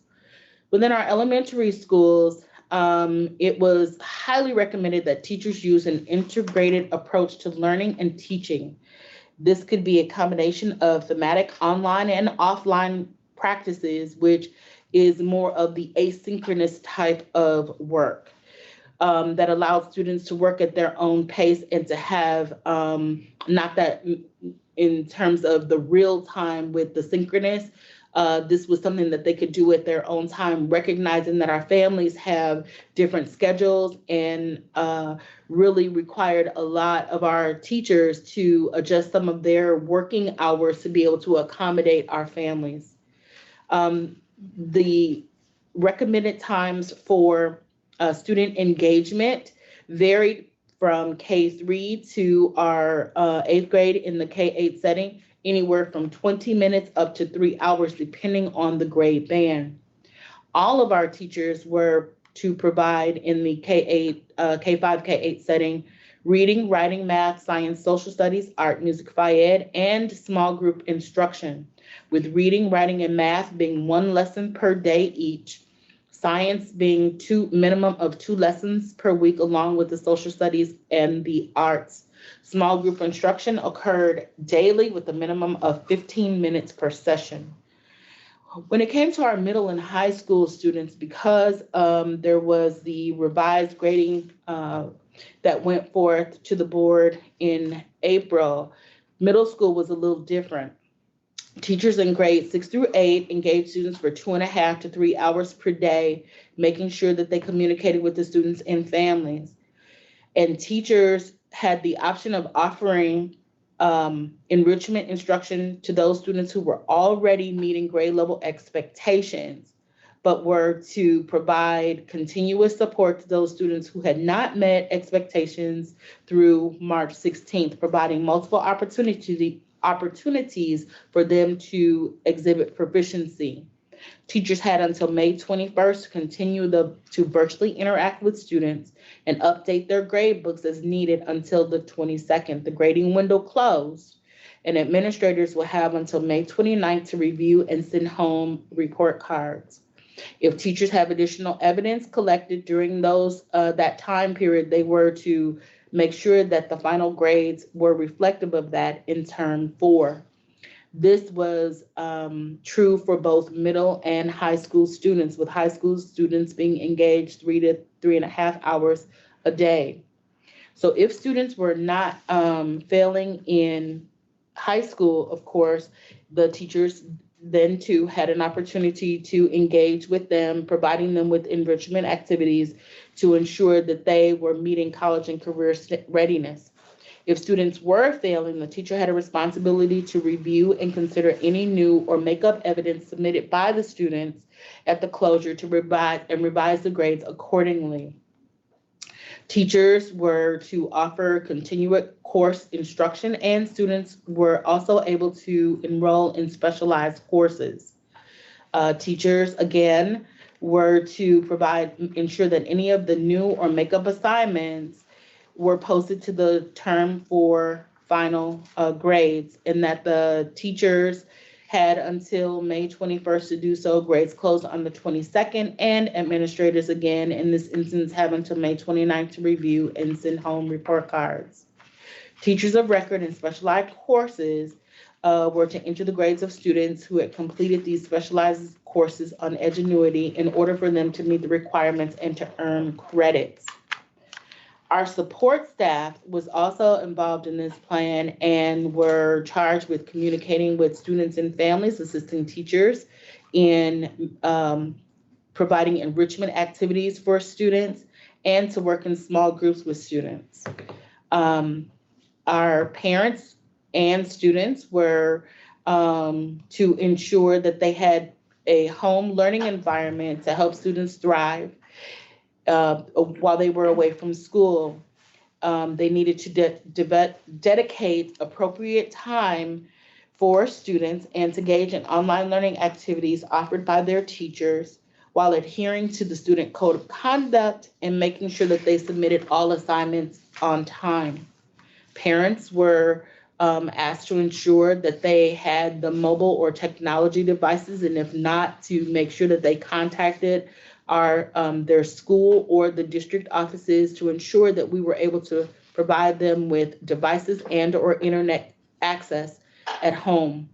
We asked that they would monitor communications from the school district to ensure that they had up-to-date real-time information about our continued efforts to engage students in learning and our school closure, to maintain communications with their child's teacher and or counselors, and to become familiar with the grading expectations and guidelines, promotion of retention, and graduation requirements.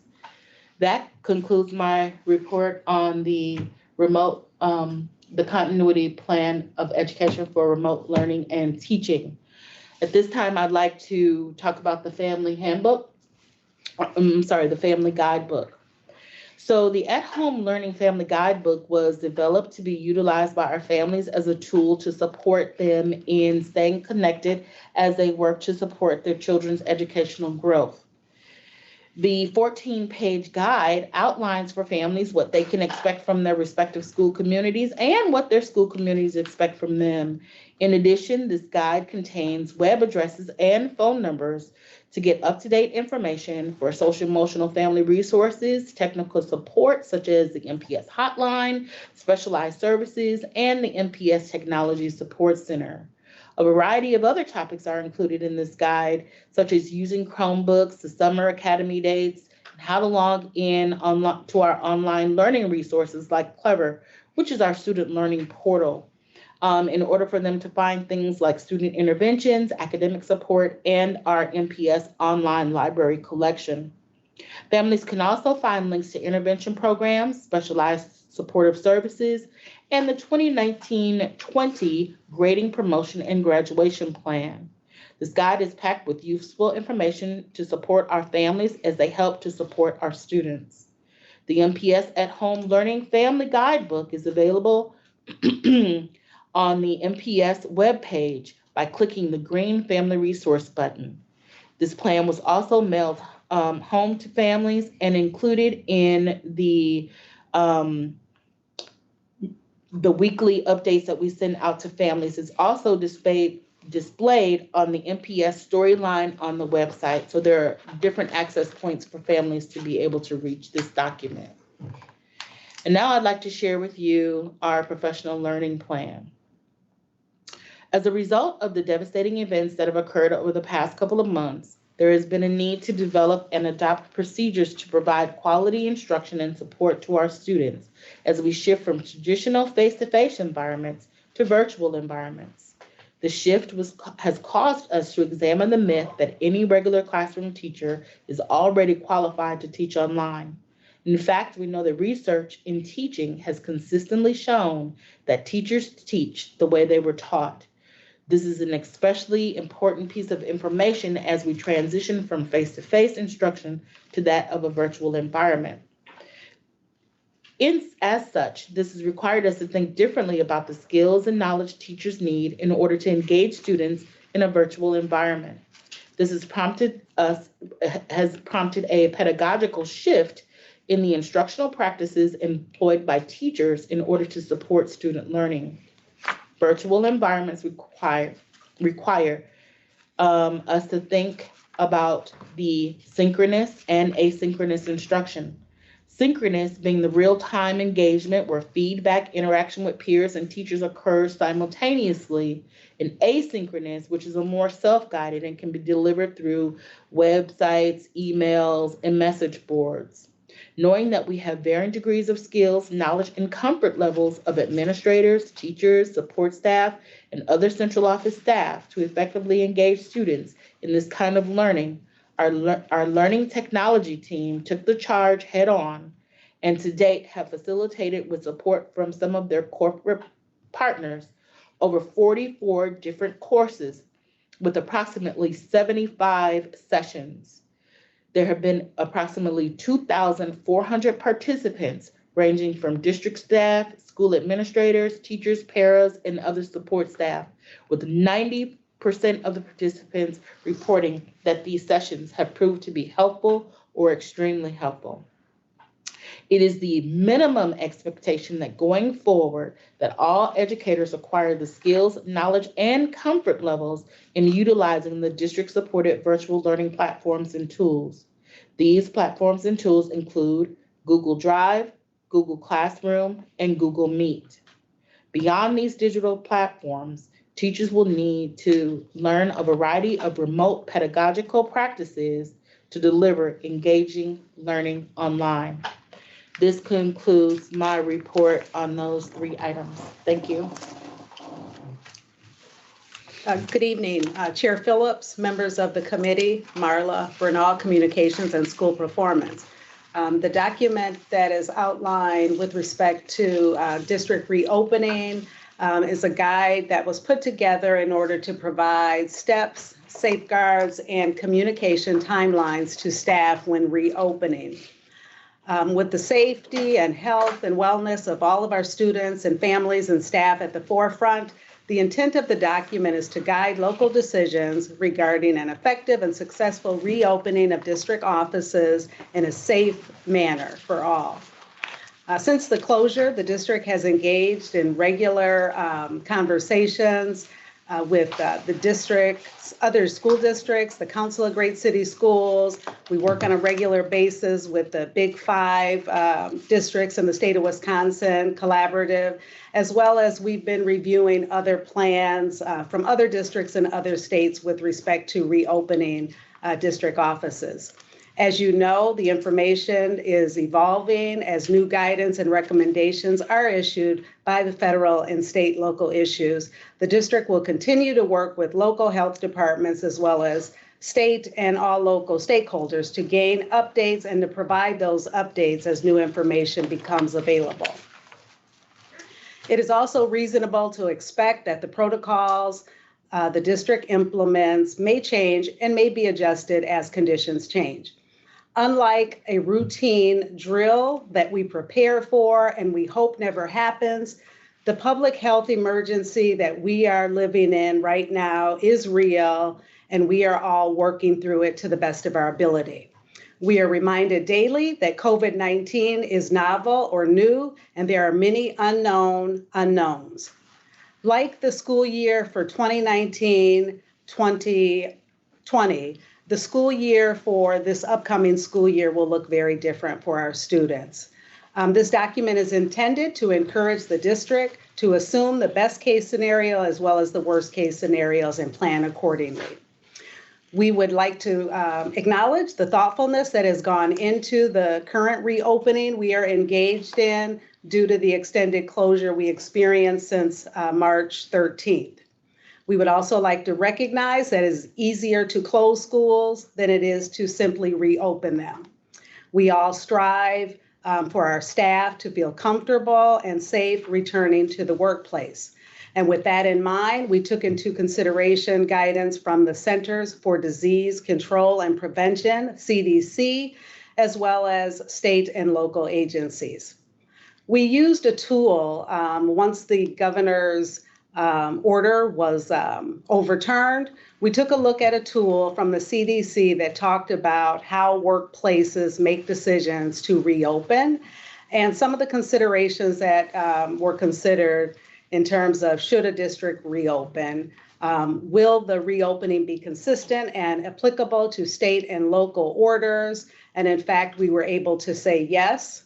Are recommended health and safety actions in place in terms of promoting healthy hygiene practices such as hand washing, employees wearing face coverings when feasible, intensifying cleaning and disinfection and ventilation, encouraging social distancing and enhancing spacing for workplace for employees, as well as possibly establishing physical barriers when needed, as well as considering modifying any work accommodations for staff where physical distancing was not possible. And of course, training staff with any new health and safety protocols. And then the third item that it asked us to take into consideration was ongoing monitoring. So developing and implementing procedures to check for signs and symptoms of employees on a regular basis and informing employees about the signs and symptoms of the COVID-19, as well as planning for if employees are sick, and then how we communicate those items to local authorities as well as other employees that may in fact be impacted. Based on the guidance, we feel like the district started opening district offices as of today with the safeguards that we've put in place, including we've closed district buildings to the public and not allowed visitors to access the building, as well as limited some of the space in the building that's utilized for staff. There was also a deep cleaning conducted of the facilities with products that are effective against COVID-19. We've also increased the frequency of cleaning in high-touch areas as recommended with products that are effective against COVID-19. We've provided staff with PPE or personal protective equipment such as soap, gloves, masks, paper towels, tissue, toilet paper, hand sanitizer, and antibacterial wipes. We will continue to promote good hygiene behaviors. We are utilizing office monitors throughout central services to promote this messaging as well. We are limiting gatherings in the workplace. We are promoting the awareness and signs and symptoms of COVID-19 by increasing our signage within offices and departments, as well as elevators and other areas in the office. We've evaluated the capabilities to allow for physical distancing in work areas. We've allowed for accommodations for any individuals that did not have appropriate physical distancing. And we've also developed alternative movement patterns throughout the building with respect to utilizing certain doorways for entering only and exiting only, as well as the stairways. Limiting the number of individuals that ride on the elevators, for example, is another pattern that we've adjusted. Limiting the number of individuals in the restrooms. There's signage posted to identify how many individuals should be in a restroom at one time. And we are also continuing to promote and communicate the importance of physical distancing to stay at least 6 feet away from individuals. We are encouraging staff, and we've posted for them to wipe down common areas before and after use, such as a copy machine, door handles, and things of that nature. With respect, we've also communicated to staff the resources available to them with respect to medical, mental health, and physical assistance, family assistance, and possible leaves. And so we are really asking all of our staff to practice reasonable, responsible behaviors and to stay at home when they are sick. Those are some of the items that we've increased in our communication to staff and posted in the building as well. We feel that if we do all of these things, we can help protect ourselves and protect others. And part of the item in the attachment, it talks about how we're communicating this to staff. We started sending communications out when everything closed back in March, and we've sent probably at least 15 individual emails to staff since that time, as well as communicating in Thursday updates, posting on social media. The principal's listserv sends items to staff, and we also have created a repository for all of the communications to go onto the district and school websites. With respect to the current reopening we are engaged in, this information was communicated to staff on May 17th, May 22nd, as well as a welcome back, kind of checking in with staff towards the end of the day today. We know that effective and ongoing communication is critical during a crisis like this, on, after as well. And so we are doing our best to keep staff informed as new information comes out and updates are available. The guidebook outlines implementing specific communication tactics that will provide staff as we safely re-engage. The procedures take into consideration who the staff are. We're taking into consideration the audience that the communications are going to, what the message is that is being sent to the staff, when that information is being disseminated, and how we will determine if we have the most effective tools in place in order to reach our audience. As I said, those ongoing communications have gone out. I failed to mention the auto dials that go out with the emails as well as text messages. And we have been monitoring the open rate of the district emails, and those numbers have increased greatly. So we believe that staff are in fact receiving those emails and reading through the information and the attachments that are included. The communication tactics include how we can increase that communication, as well as how we can convey the message of trust and confidence that employees will have while returning to work. In closing, we believe that if we all do our part and practice safe and responsible behaviors, we can and we have started a safe and healthy reopening as of today. We remain fully dedicated to the safe and well-being of all of the staff, and we are determined to operate with empathy, flexibility, and creativity to ensure that all remain healthy during this evolving and challenging situation. Good evening. I'm John Hill, Director of College Career Readiness. I've come before you tonight with a brief summary of the Summer Academy plans. As mentioned before, Summer Academy for 2020 will be virtual and will include the same credit recovery and credit acceleration course opportunities for high school students as before. ESY, Extended School Year, and School to Work will also be virtual. This year, we added career technical education courses and credit acceleration to help our high school students meet the college and career readiness graduation requirement. For our students in grades K-5 through 8, we are focusing on new learning to prepare students for fall. Like the high school students, students in grades 6-8 will get to utilize the Edgenuity online curriculum, focusing on new learning specifically in the core content areas of English and math. For our students in grades K-5 to 5, we are very excited that we will offer specific camps which will have unique themes to pique student interest. We are currently building out the curriculum around the camps and themes. Students and families will be able to select the camps that most interest them. Some of the camps include Math Rockstar Camp, Storytime Superhero Camp, Super STEM Camp, My Place in the World, Language of the World Camp, Get Arts Wild, Art, Music, and Dance Camp. And some of the themes that, weekly themes that correspond, for example, with the Storytime Superheroes Camp, week 1 would be Heroes and Helpers. Week 2, What is your superpower? Week 3, A Call to Action. And week 4, Making a Difference in Your Community. So we believe that that will really generate a lot of excitement and create some great opportunities for integrated learning. This time, I'd like to turn it over to Mr. Leighton Cooper, Community Recreation Manager, to discuss the food and recreation sites.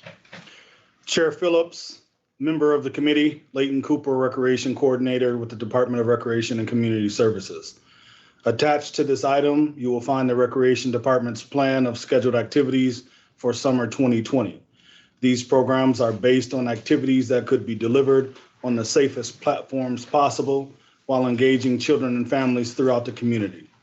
Programming will consist of enrichment activities, CLCs, safe places, childcare camps, driver's education, and the opening of twilight centers that will provide evening activities for teens. Safety is of our highest priority. We have worked with our counterparts, both locally and nationally, to develop plans to keep our children and staff safe. We have reached out to the City Health Commissioner to ensure our plan is in alignment with the city's recommendations and best practices. We do understand that this is an ever-changing climate, and we are poised to modify our plan accordingly. We're working with the nutrition department and community partners to ensure youth are fed throughout the summer. Meals will be provided at 23 grab-and-go locations, over 55 summer after-school programs, and 16 long-standing community playgrounds.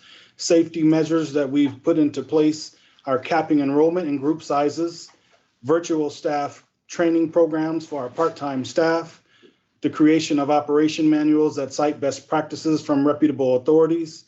We've worked with our facilities department to ensure facilities are clean and appropriate for young people. We are designing staff health assessments to ensure that part-time staff are safe when approaching our young people in our facilities. We've canceled field trips for this year. And lastly, when appropriate, we're providing PPE for our part-time staff. At this time, I'd like to introduce Mr. Calvin Furman. Good evening, Chair Phillips, members of the committee, Calvin Furman, Deputy Superintendent. I'm going to go through the school reopening plan for the upcoming school year. And this is really a working document as a district plans for the upcoming school year. Part of the concern is we don't really know what to expect, right, with this pandemic. Will schools remain closed? Will we have to implement some version of social distancing? Will we be able to return to normal? So this plan sort of outlines some of the options that we're reviewing based on discussions with member districts of the Council of the Great City Schools, reviews of other plans from other states, such as the Maryland Department of Education and the Kentucky Department of Education. And it really falls on that spectrum of anywhere from schools have to be closed all the way to we can go back to normal operations. And obviously, if the schools remain closed to in-person instruction, we would have to continue the full remote learning options that have been discussed briefly. So I won't harp on that one too much. I'll move on to the scenario number 2 that's in the booklet there. And that's if schools have to reopen with some form of social distancing in place. And you'll see a number of different options that really partially depend on what level of social distancing needs to be implemented in the schools and the buses. So the first one would be a one-day rotation, where approximately 25% of the population would come for 1 day a week. The population would rotate over 4 days, Monday through Thursday. The Friday would be left open for virtual instruction for all students. That leaves room for professional development, planned days off, records days, things of that nature. Another option is a 2-day rotation. The 2-day rotation and the AB week are very similar, except that the 2-day rotation is that there's 2 groups of students. One would come Monday and Wednesday, the other would come Tuesday and Thursday. Again, we would leave Friday for virtual instruction for all students for the same reason as noted before. The AB week is the 2 groups alternate weeks. So one group comes for a full week, then the other group comes to a full week. In both scenarios, when the student is not in session, they would receive virtual instruction. And obviously, we would try to keep an eye towards maximizing the synchronous virtual distance learning that has been discussed, but also implementing the online platforms that we have available. Some of the ones further into that scenario, the elementary face-to-face and secondary distance learning. This is just a way to allow elementary students to return to face-to-face sooner. Research suggests that they struggle the most with the distance learning, whereas the secondary students can adapt a little more easily. So under the option 4, elementary face-to-face, elementary students will be returned to the classrooms spaced out among the schools to allow social distancing, and then the secondary students will remain full-time virtual instruction. Under the programming option 5, a grade band phase in. This is more when you feel like you can return to normal operations right away or fairly quickly. You would start with a phase in, and with our 2 calendar system, we almost have a natural phase in built in. Ideally, you would start with the elementary grades as the phase in, again, to get the elementary grades back to face-to-face instruction sooner. But I think we would utilize our 2 calendar system, start with the high schools, and maybe even do a grade band within the high schools while working up to full instruction. The expectation is that would be within a matter of weeks. And again, those options kind of depend on what level of social distancing would be required within the schools, and then how the school buses play in. Under the third scenario you see there, that's just schools may reopen in normal conditions. We would return to our 2 calendar system. However, we are reviewing options for if we need a delayed start, maybe that we can return to full instruction, but that has to happen in September. So we are working on a potential 1 calendar system for the upcoming school year, if that's an option. In addition to that, there are operational considerations that have to come into play here. One is the technology considerations. For most of the first options, obviously full remote learning, the 1-day rotation, the 2-day rotation, and the AB week, all students would need access to technology. So you would have to accommodate or plan for the technology for all students under those scenarios. Under the elementary face-to-face and secondary distance learning, it would just be the high school grades you would have to consider. The grade band phase-in depends on how you implement that. It may be that you need to consider technology for all grades if they're receiving virtual instruction early on, or you can delay the start of those later grades and then they would not need that technology. And then obviously if we return to normal operations, then it's just a normal technology considerations, except that we obviously need to plan as a contingency for what happens if, the virus spreads more quickly and schools close. As we saw this year, it can happen quickly. We have to close right away. So the district really needs to consider the technology for all students, even as a contingency, even if we can't return to full in-person instruction. A major component is the transportation considerations. I know Mr. Solik-Viferic discussed this at SPB on Thursday. If we need to implement social distancing in the schools, we most likely will have to implement social distancing on the buses, and that can reduce our operational capacity down to a quarter. So that presents challenges for having students arrive to the school with our current capacity of buses.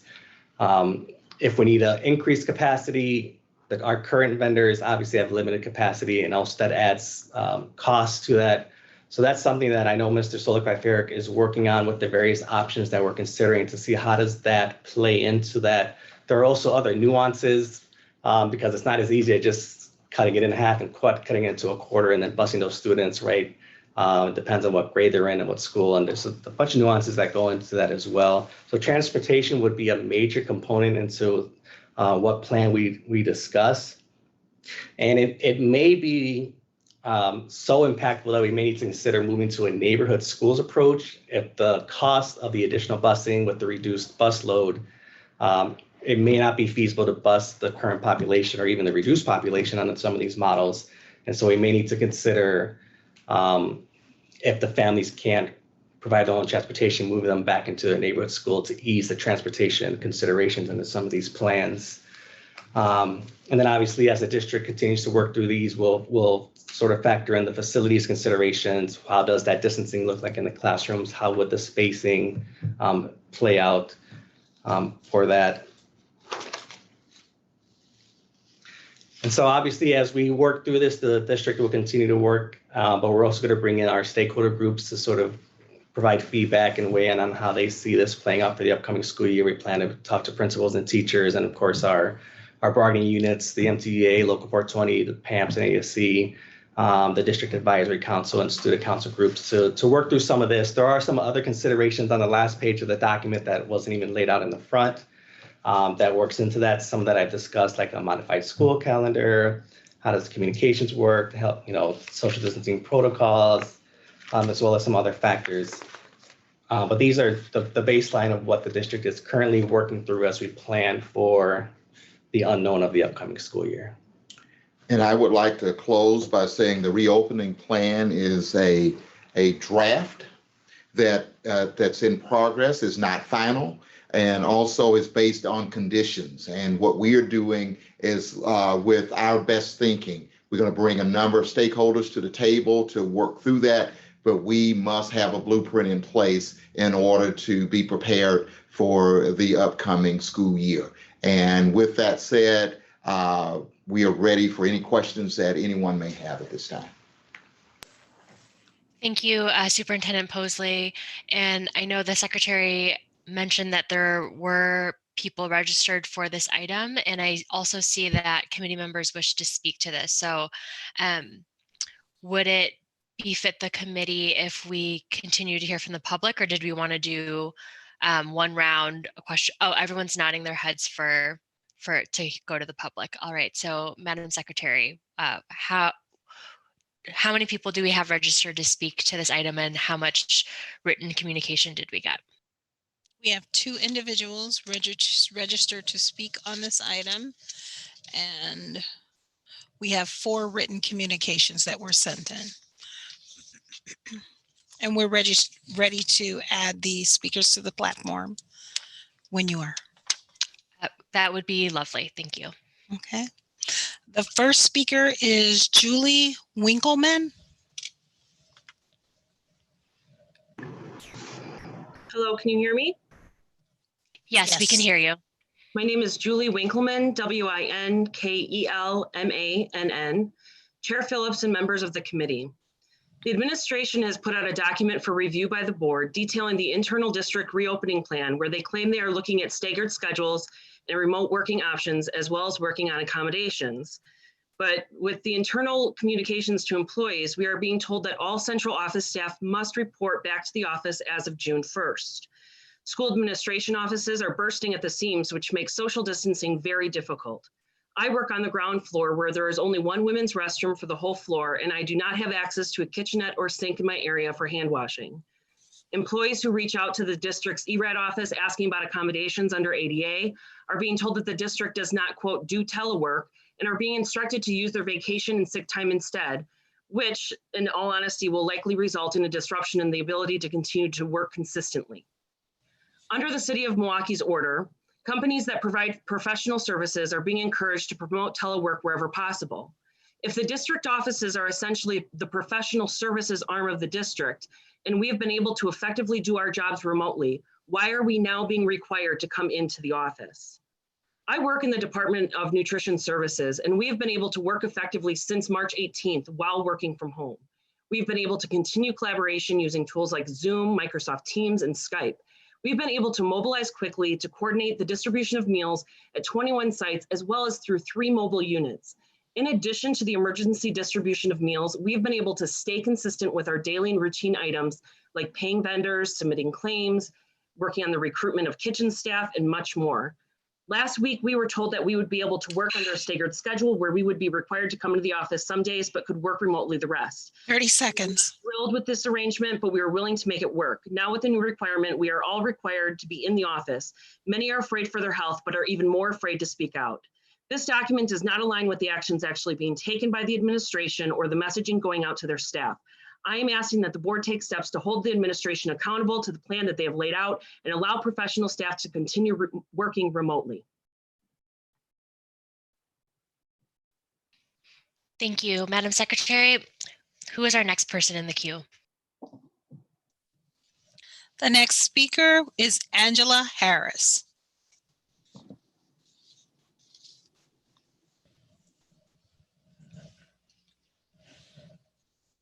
Ms. Harris? Okay, so it looks like Ms. Harris is no longer on the platform. And so that would be the other speaker that was registered to speak on this item. And the individuals who have sent in written testimony are Amanda Frazier Collins, informational. We received an anonymous submission, informational. We received a written communication from Julie Winkleman, who just spoke on the platform, and also a written communication from Catherine Gaber.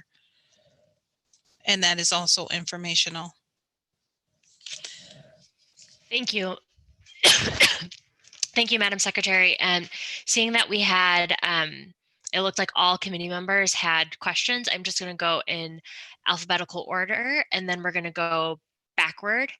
So we've got Director Herndon. Okay, thanks so much. I'm more interested in the start back to school. I pretty much understood everything else that was presented, but in terms of getting back to school and the transportation problems that would be faced under certain conditions, how would you handle the neighborhood school portion of it? I heard that mentioned, and that's something I certainly had thought about, and I wondered if you were considering instituting that if need be. This would strictly be if we had the opportunity to do that or were forced to do it. Would it be like K3 through K5, or would it encompass K3 through 12th grade? How would that be? What are you thinking about that? Chair Phillips and members of the committee, we're looking at it from a number of perspectives. And one of the things that we have considered was the idea of looking at if it's an elementary school, let it continue to be an elementary school, but an elementary school in that community. But also some of our counterparts around the country has been able to take all of their schools. We have 159 buildings, 159 schools. They've taken all of the schools and said, hey, anyone in high school will stay on remote learning, and we will spread out all of the students in their neighborhood schools around the other schools in the area. So some of the high schools could be retrofitted for an elementary setting. So we're looking at those kinds of things, but our goal is to stay with the cohort and cluster of schools that we have, kindergarten through fifth grade, K-8 type of buildings, and get as many young people in as possible before we can get to social distancing. And so we would have looked at that. The other thing we looked at is the idea of any building that we have that could accommodate students that we are not possibly using right now and we can look at it for swing space in order to have students to go into those locations as well. So we are looking at a number of iterations around that particular piece. Is it anything else, Calvin, that I missed that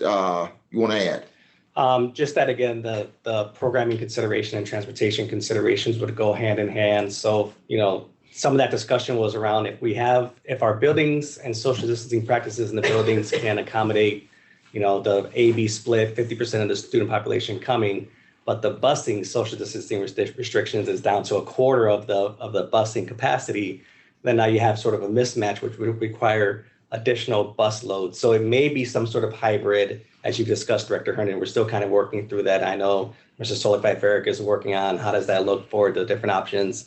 But it may be that sort of drives at least a partial, neighborhood schools approach, just based on the fact that we won't have busing to meet what we can do in person. And obviously our goal is to return as much to in-person instruction as possible, because that's when students really learn. So that's going to be part of the sort of dynamic that goes at play there. Thank you. If I can have a follow-up. Thanks for that, because I noticed that some of the larger districts throughout the country have that same dilemma, in that if you're doing social distancing on a bus, that's where you run into a problem, and there was this one example, I think the bus held like 45 to 60 students, and they were down to like 12 students that they could socially distance on the bus. So I commend you on already looking at those pieces and bringing that up. That really piqued my interest, and it's certainly one that has a huge financial impact and not necessarily workable when it comes to the busing. So, I said, wow, I hadn't thought of that prior to seeing that in the media. And I says, that's a major dilemma that we certainly don't necessarily want to slip up on us, as a last minute thing. So thanks. Madam Chair. Madam Secretary. We do have Ms. Harris back on the platform. If you want to complete a round of board members speaking and then go to Ms. Harris. We can have Ms. Harris speak, and then it'll be Director Miller, followed by Director Taylor, followed by Director Woodward, and Director Woodward gets 2 questions. So during her round. Okay, thank you. We will add Ms. Harris to the platform.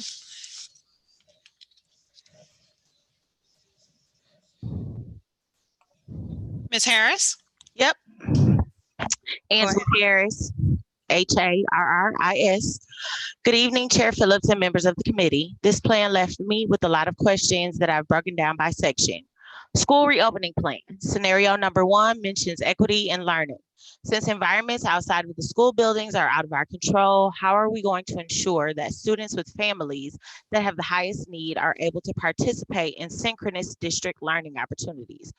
What professional developments will be provided to teachers to ensure they are facilitating virtual learning in an equitable manner? Last week at the SPA meeting, Director Phillips asked a question about unifying the calendars. Under option 5, grade band phase-in, it states that it is not a viable option for our district under the present 2-calendar system. Any option other than a full return to school in fall will require childcare and potentially work schedule adjustments by families. How will these changes affect families that have students in both early start and traditional school calendar? What, if any, changes can be made to unify calendars? Technological considerations. Why are we still talking about only a portion of students having access to technology post-COVID-19 unless they are participating in programming options that include a virtual learning component? Why doesn't every student in MPS deserve access to technology? Where's the equity in some schools having Chromebook carts and other schools having one-to-one technology opportunities? Doesn't that thinking put us in the same place where we are now? And if another long-term closure happens, then what? Transportation consideration. If MPS does end up having to move to a neighborhood schools approach, what will happen to ensure that there's equity to ensure every school has the resources they need to be successful? How do we not perpetuate the systems or have and have not schools that presently exist? Facilities considerations. How many vacant building service helpers 30 seconds. positions do we have this school year? Are there any plans to hire more building service helpers to keep up with the ongoing cleaning and sanitizing that would be required? What organizational preparations are being made to address the different scenarios for returning to school? Where is the plan for families who may elect to continue to keep their students at home? Where in these return to school scenarios do we address mental health supports for both students?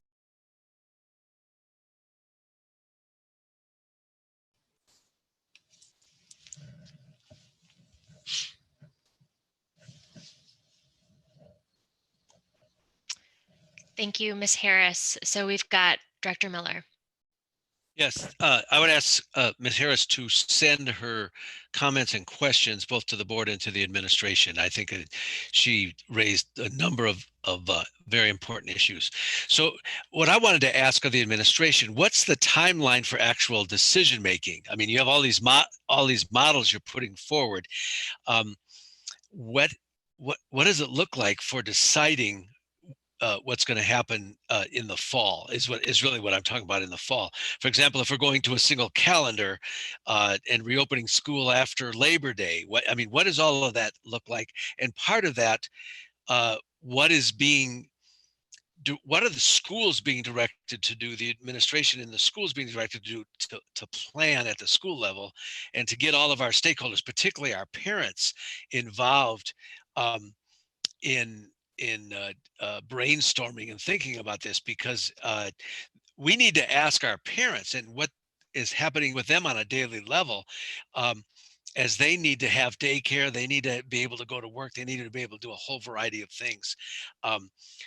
So that's actually more than one question, but it's kind of a bundle of things that I'd like to help. I'd like people to start to gain trust in how we're proceeding, not just that we are going to have a plan.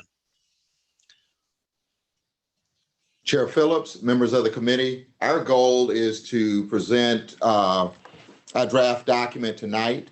Our goal is to hit the ground running to make sure that we have key stakeholders at the table and moving forward with that particular piece. Our goal is to come back at the end of the month, next month, with some actions that we're looking for actions to be taken on some steps that we need to do moving forward. So that's our goal. That's our timeline of where we need to be. There's some surveying, yes, that we need to reach out to families around. There is some studies that we need to do about density around the city, where our students are located within the city, looking at the sending and receiving type of reports to try to find out where we have large pockets of students, and also is to work with state and local officials around what needs to happen so that we have some type of blueprint and know what we need to do. The other side of it is to take a closer look at the 2 calendars that we have that's before us that has been approved already, to see, do we look at a one modified calendar with backing up the school time starting in September, around September 6th or something of that nature, because looking at the models that they have out there around the virus and how, tracking those models, and when there's peak season of looking at those kinds of things as well. So that is something that's our goal, to be able to come back. And just like I said earlier, these are preliminary. This is things that our best thinking of talking to people around the country, talking with the state superintendent, as well as the Big 5 school districts here in the state. And this is some of our best thinking around that. But once we get more individuals at the table, to engage with more individuals and working through with families is our goal. And we know that all type of families count on us on a daily basis, and we want to be able to meet those needs. Thank you, Director Phillips. I'm not going to follow up. I'll talk later if there's time. Thank you. Director Taylor.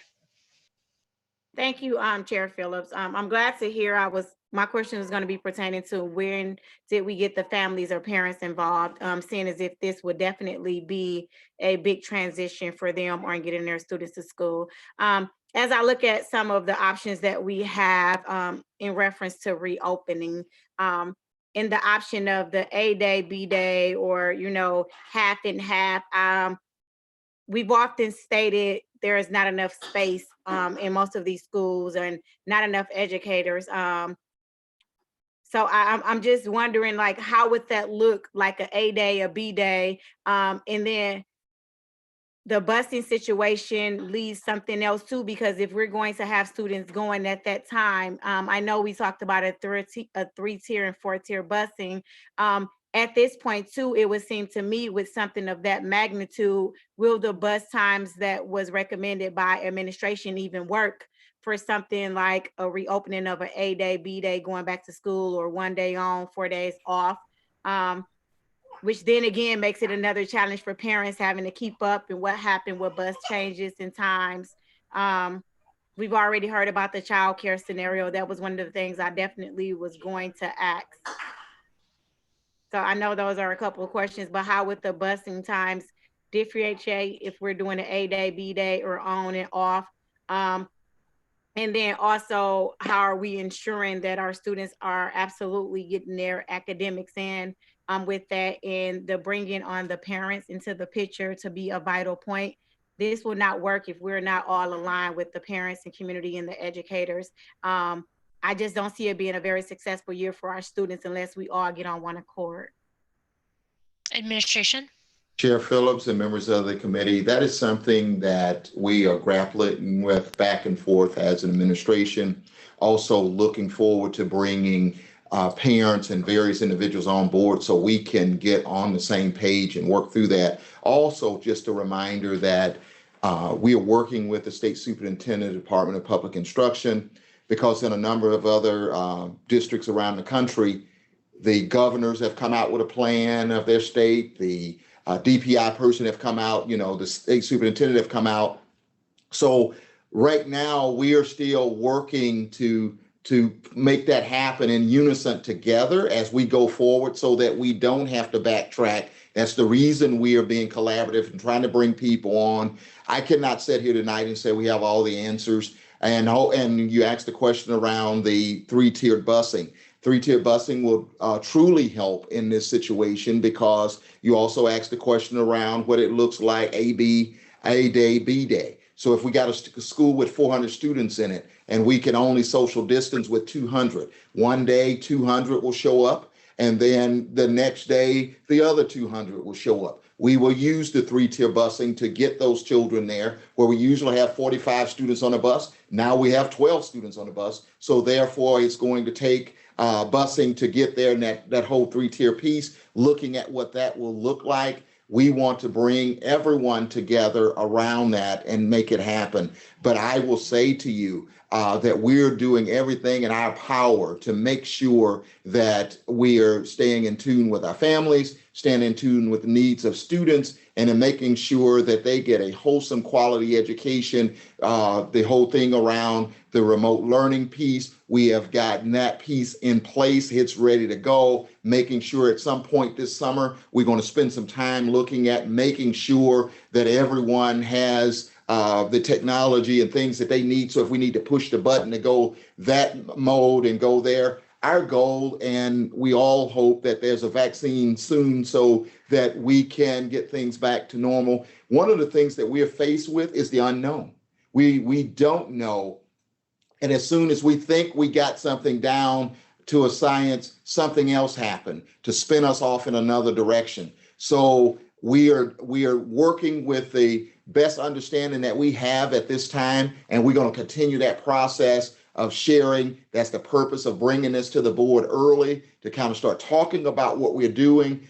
Absent right now, waiting on, not knowing what the state plan is going to look like for the state of Wisconsin, but meeting with the state superintendent every week to make sure that we are on the same page, not knowing if the governor will come in and say that I want to roll out this particular plan, looking at that, whether that might be a federal mandate that comes down that we have to deal with. So whatever we want to be nimble. So whatever we have to deal with, we can be able to plug and play is our goal with a lot of different scenarios. Just a quick follow-up, Chair, and then I'll wait for my It's quick. Yep.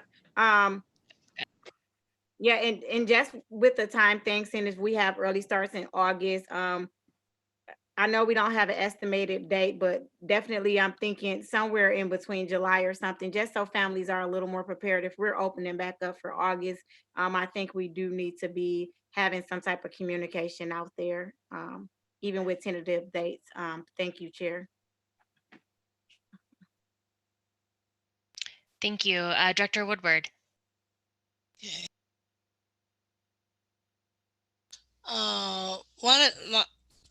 One of the questions I have is about I hear two terms: neighborhood schools you have, and sometimes you're talking community schools. What is the difference in those two? And second of all, have you looked at mandated busing in comparison to non-mandated? Where are we as far as there are certain mandates that we must bus, and then in comparison to not busing? Administration. Chair Phillips and members of the committee, when we look at this whole thing around mandated busing and non-mandated busing, we have had those conversations with the transportation department. There are some students that have busing that is mandated to travel from one location to the next. We looked at that and seeing what we can do. Also with the accommodations piece, we are also looking at how we can make those accommodations if needed. One of the things when you talk about this whole thing around neighborhood schools as well as community schools, community schools is a cluster of schools that we have within the district. It's a concept that we have operating. And then in years past, we had a concept called neighborhood schools. Just basically everybody in the neighborhood traveled to the local school that was near to them. And the community could be bigger than the neighborhood. So those two pieces kind of overlap in so many ways. And just the idea with the community schools, there is a community schools coordinator that facilitates that community school concept. When you talk about neighborhood schools, we don't have That's something that we have done in the past, which basically was a building process to bring more children into their neighborhood schools. So basically, when you look at that particular piece, it's more of a concept of the same because they are all within that community, within that neighborhood.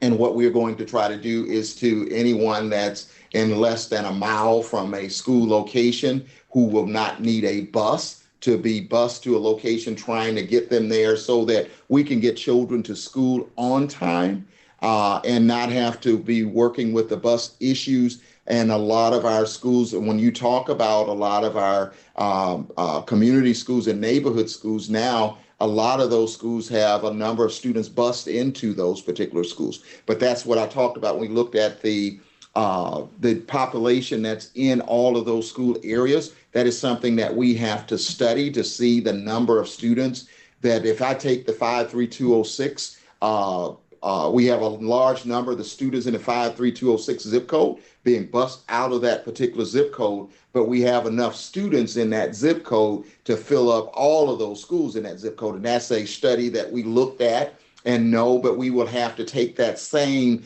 demographic study at all of our school locations and make sure. And then if you really look at it, there's some of our schools may not be to have the density around it to be able to have students in it, because there are some of our schools basically have almost an all bus population into that particular school. So we have a lot of dynamics that we have to look at, but making sure that we can average out numbers. We got to look at the number of elementary students that we have and that we are talking about versus the middle school students versus what we do with our high school students. And when we look at virtual or remote type of learning, and research shows that high school students are more equipped to be able to do that from a virtual standpoint than when you have a kindergartner that may not be ready. And just think about, we will be having new students that's age 3 and 4 or 5 coming to us for the first time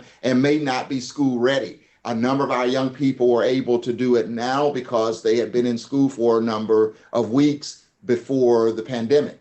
So, and then looking at that particular piece, and when we look at the modeling around the pandemic, you know, when we talk about the calendar, it's also talked about maybe that peak is going to be around November. And then there's some schools around the country that start talking about coming back early.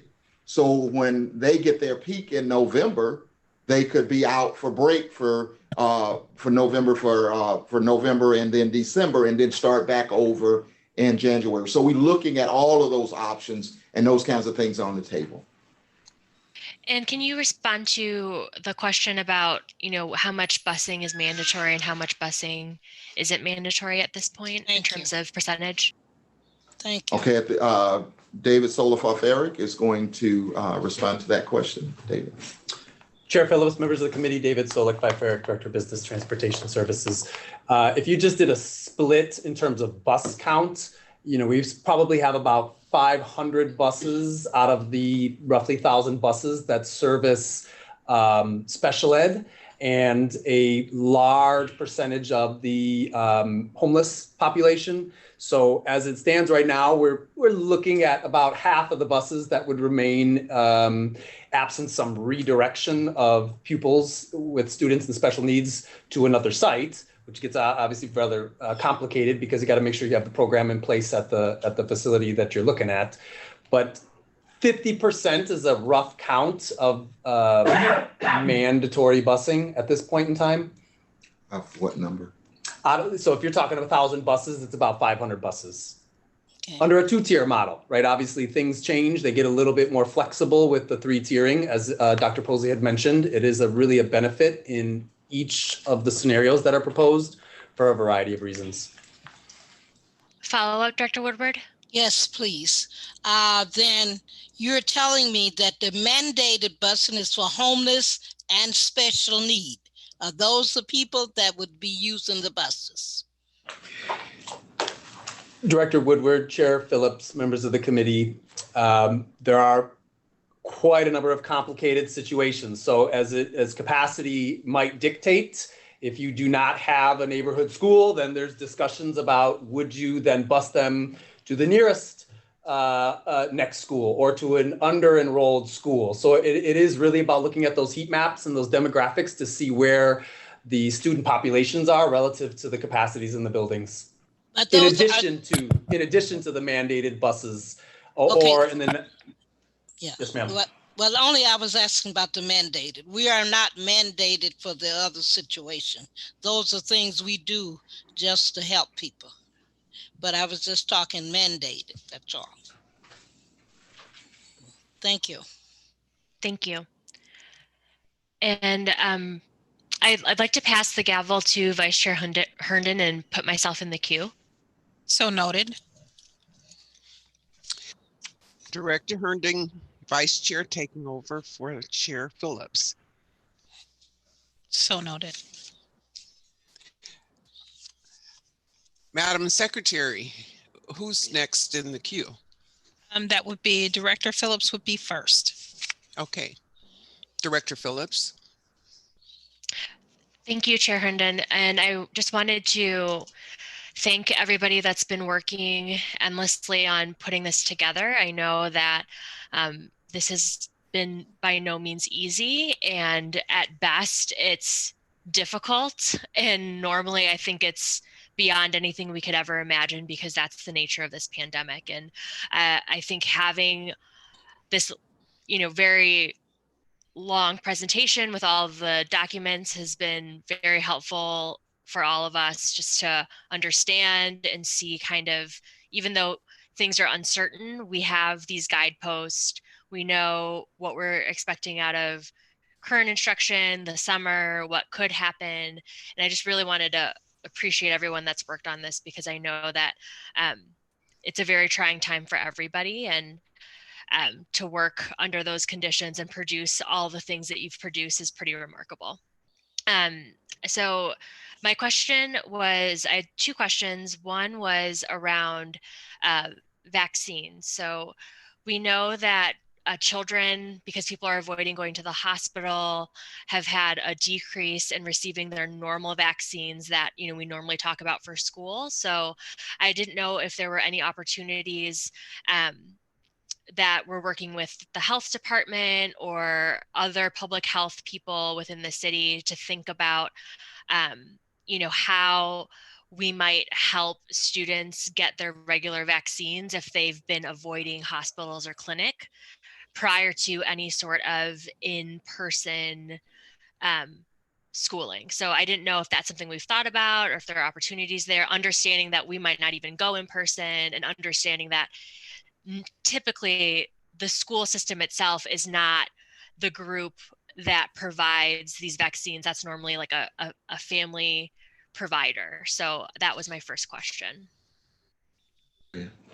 Vice Chair Herndon and members of the committee, Linda Williams, Student Health Services Supervisor.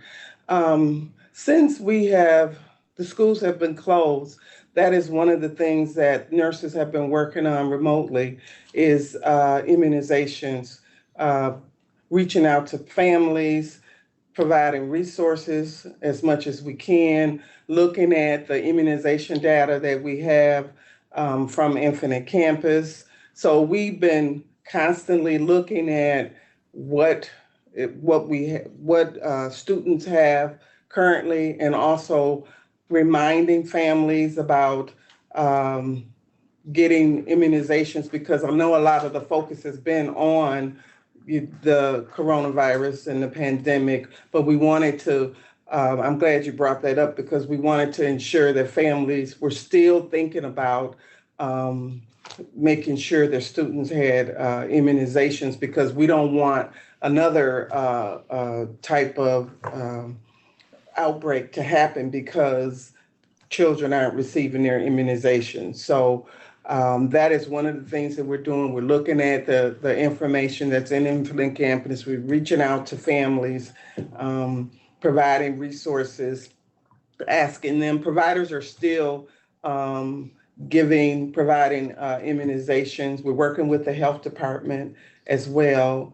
They're not having as many clinics because they have most of their staff working on contact tracing and working with individuals that may have contracted coronavirus, but it is something that is in the forefront that we are definitely making sure that we are reaching out to ensure that this is something that's not left behind. Thank you. Follow up, Chair Phillips. May I ask one more question that isn't a follow-up? Yes. Thank you.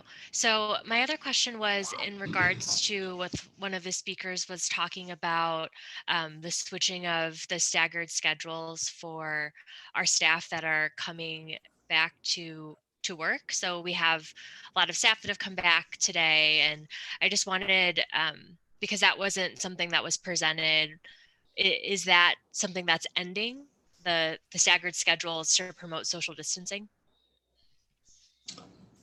Chair Herndon, members of the committee, one of the things that I will start by saying is one thing that I pride myself with is integrity.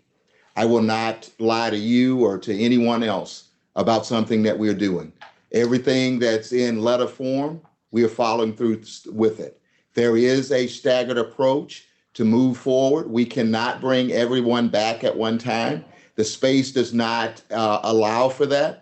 We have redeployed individuals to various locations so that they can have the space that's needed for the social distancing. There are some situations where in some offices, such as human resources, finance, and places where technology, places where there's larger groups of individuals that don't have individual offices, there's a number of different things that we have done around remote work, continued remote work, a number of those kinds of things. We have adhered to every single individual's concern when it comes to that.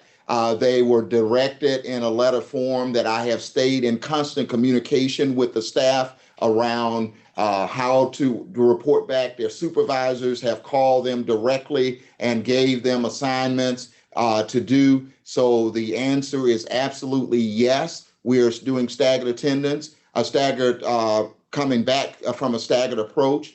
And then there are some assignments that we cannot do from a remote standpoint. And we're working to make sure that we have those individuals in the office where there are some positions where it can continue to a remote piece as well. But also we have opened up all of our school buildings. So therefore there are individuals that have been assigned to school locations, and we're still in the process of that. Thank you. My only question would be if it'd be possible for the board during like the full board meeting or perhaps like the next strategic planning and budget meeting, but likely the full board, to just kind of get an understanding of what services are needed in person and then what services are continuing virtually, because I think that would just be helpful for us to understand. And speaking for myself, like I know that I work for an institution that is closed, and there are several positions that, due to security reasons, based on the fact that they work with money or technology or in-person care, they must report to work. So I completely understand that that is a necessity for any sort of institution that works directly with people.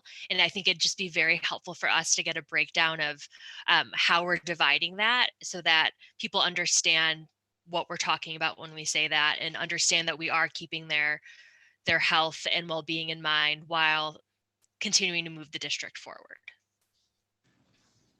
Chair Herndon, members of the committee, we will be more than happy to provide that information, but also I want to, the district does not have a remote work policy in place, which is something that we have to bring forward as well. So therefore, that is something that we have to deal with.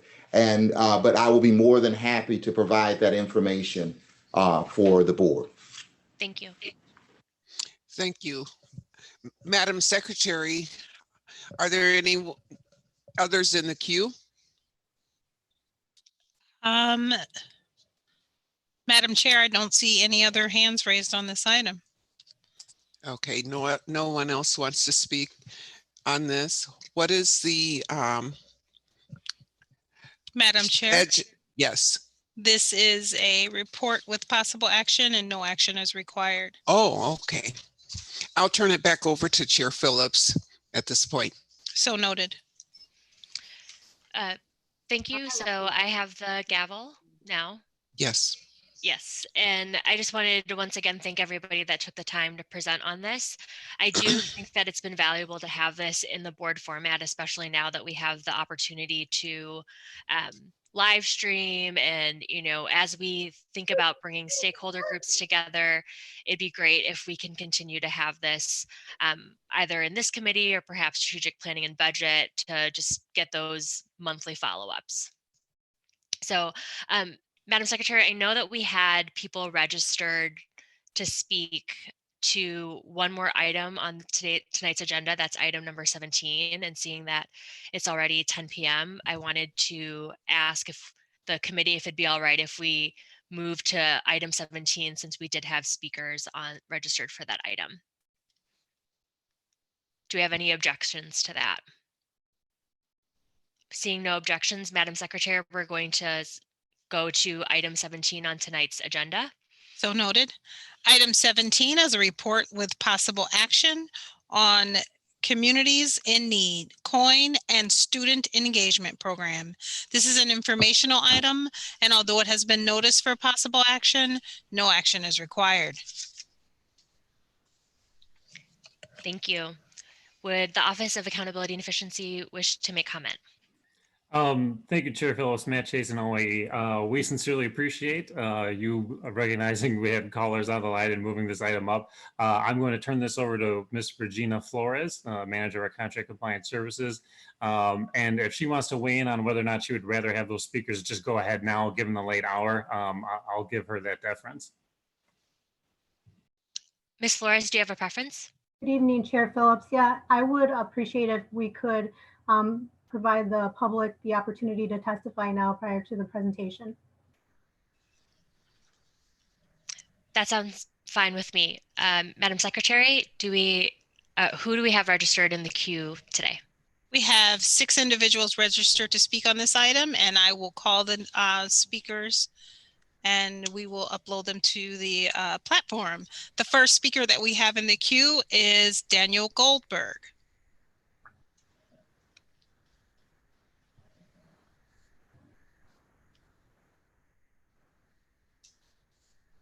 Good evening. Can you hear me? Yes. We can hear you. Thank you. First of all, I just want to extend a deep appreciation, Chair Phillips, Director Posley, all of the members of the staff and personnel that are trying to make sense and keep the public informed about an extraordinary situation. I know we have other speakers behind me, and I don't want to take much time because I understand some of them may actually be students who have stayed intact in touch this long. The one thing I want to say for sure, though, is that the mission-aligned partnership that we're discussing right now was under design really beginning in late 2019. We obviously had no idea this was going to be awaiting us, but because we now know how much we have in the way of industry partners who want to be influential and encouraging in the lives of our children, I just can't think of another better time for us to do a mission-aligned partnership effort so that we can help students and we can work with students to make sense of what life is like in this public health emergency. We know that there are going to be many, many students who are facing economic crises beyond what they're used to, and parents as well, and every effort we can make to make work-based learning more a part of what the district practices, and every effort we can make to reward students who take the initiative to demonstrate the skills that will make them successful in life after high school. We just have to do it, and we have to ask our industry and business partners to be committed and patient, and that's what the Mission Aligned Partnership is all about. And I'll end my testimony there with just thanks to all of you for staying with it through this extraordinary moment in time. And can you spell your last name for the record? My last name is Goldberg, Goldberg. I live at 4902 West Kinnickinnick River Parkway, Milwaukee, Wisconsin, 53219. Thank you. Madam Secretary, who is the next speaker in our queue? The next speaker is Megan Wagner.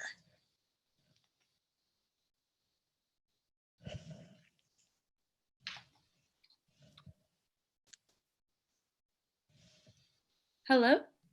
Go ahead. Okay. Hi, my name is Megan Wagner, Wagner.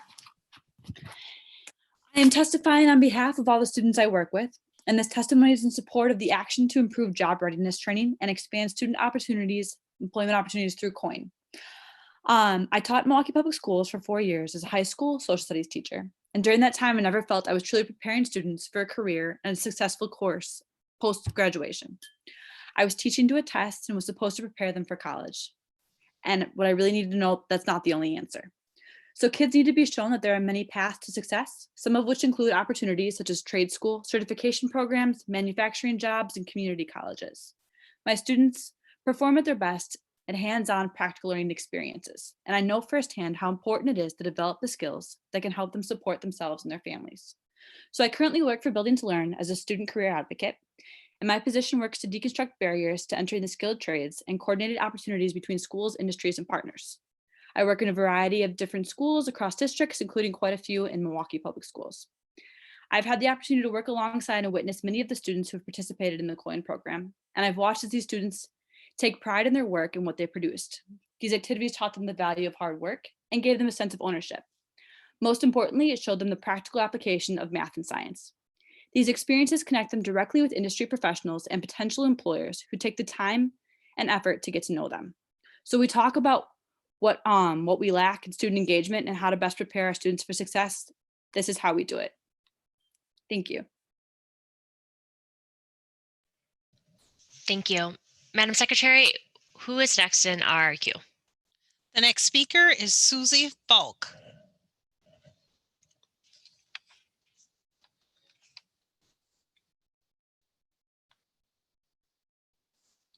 Hello. Oh, good evening. Good evening. Good evening. My last name is spelled F-A-L-K. My name is Susie Falk, and I am a business owner in the city of Milwaukee and a resident of Milwaukee County, a mother of 2 young adults, educated in public schools, an instructor at Marquette University. And in this capacity, I wholeheartedly support the efforts of communities in need and the Office of Contract Compliance Services to expand and strengthen the MS students who are participating in the hands-on project-based learning through the mission-aligned partnerships with area businesses. I truly feel that we need to rethink the way education is delivered, and I appreciate all that Milwaukee Public Schools is doing in this effort, and I supported the referendum, and I'm glad to see you focused on this issue. As you can see, colleges and universities are now making ACT scores optional as part of the application process. I don't believe that this is just a trend. I believe this is a new way of considering what are determinants of success in academic learning. Just as tests don't necessarily predict success in college or career, neither does attending college or university predict success in life.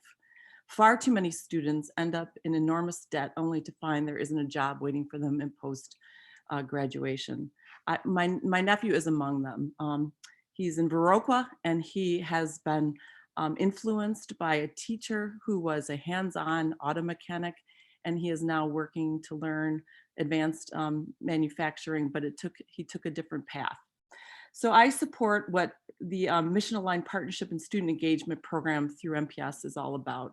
We're helping to engage a subset of the student population that doesn't necessarily 30 do well seconds.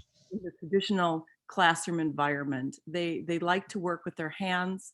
Many of them need access to adults in their life who are offering them a pathway into meaningful careers and access to jobs. And I support everything that this program is about, and I hope you will also support it in addition. So thank you for your time tonight. Thanks. Thank you. Madam Secretary, who do we have next in our queue? Next, we have Zandra McMillan.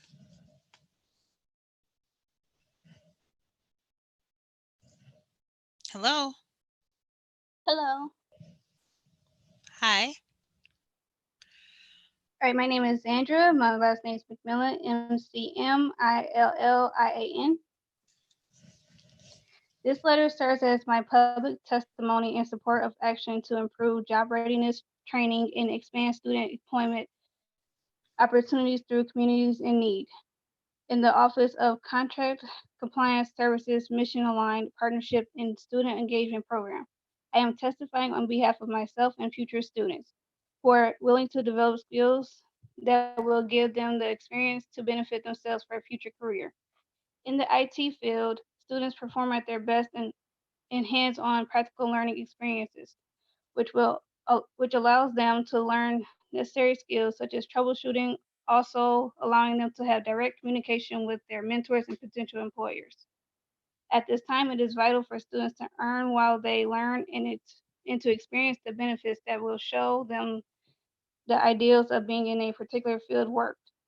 Work-based learning is absolutely the best method to ensure that students are set for future careers and is vital for educational purposes. In order to achieve the following, students must have sources and on-site experience in their field rather than learning virtually, which can only show so much. As an MPS student at Riverside, I have worked as an IT intern and have experienced the highlights there are to being in the technology field and feel that it is most beneficial to have hands-on learning as well as pay to save for college, the particular career choice. Thank you. Thank you. Madam Secretary, who is next in our queue? The next speaker is Bakari Cohen.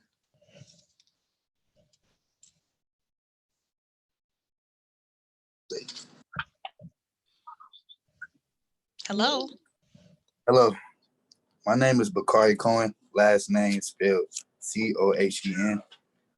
I'm in favor of action to support the communities in need in the Office of Contract Compliance Services Mission, Aligned Partnership and Student Engagement Program because the money that I earn from working, I get to help my family out a lot with certain things, no matter how important they are. Also, when I get another job, I'm able to use my experience from my job under MPS as a work history, and it boosts my chances of me getting other work. Working also gives me an opportunity to see some things around the city that I don't usually see, and it helps me build outside relationships with lots of people. And thank you for your time this evening. Thank you. Madam Secretary, who is next in our queue? We actually have Jayana Cohen. Hello. Hello, my name is Jayana Cohen, last name spelled Cohen. I'm in favor of action to support the communities in need and the Office of Contract Compliance, Mission Aligned Partnership and Student Engagement Program because it gave me exposure to the information technology industry. During my internship, I learned how to re-image computers in technology language. I don't plan on a career in IT, but the opportunity gave me a new skill set to add to my resume. I was also able to earn money while learning. I now get to be an ambassador for MPS students to the business community and show employers what MPS students can do. Thank you for your time this evening. Thank you. Thank you. Madam Chair, that completes the number of individuals who have who are on the platform to speak on this item. We also received 7 written communications on this item from Scott Summer, who supports, Danny Goldberg, who supports, Christian Steinbach Holtz, who supports, Megan Wagner, who supports, Molly Pritz, who supports, Peter Graven, who supports, and Robin Harris, who supports. Thank you. And I know that we did have a young woman earlier today that wanted to speak on this, but I understand that, you know, given the hour, she might not have been able to stay on the platform. So I appreciate that she came earlier and just wanted to let her know that she could always write us and make sure that, you know, we know what she wanted to say. So given that, Ms. Flores, would you like to start the presentation? Or I will wait for technology to pull up the presentation that we've presented, we have available. So again, good evening, Chair Phillips, members of the committee. Again, I'm Regina Flores with the Department of Contract Compliance Services. Next slide, please. Tonight, we are providing an update surrounding the extensive efforts to develop a platinum workforce development training and employment program addressing career and technical education opportunities for MPS students per request from the board's committee chair at the January 21st Accountability, Finance, and Personnel meeting. We have coordinated our efforts surrounding Administrative Policy 3.10 Student Engagement Program and Administrative Policy 3.13 Communities in Need, thus resulting in mission-aligned partners or MAPs. Next slide, please.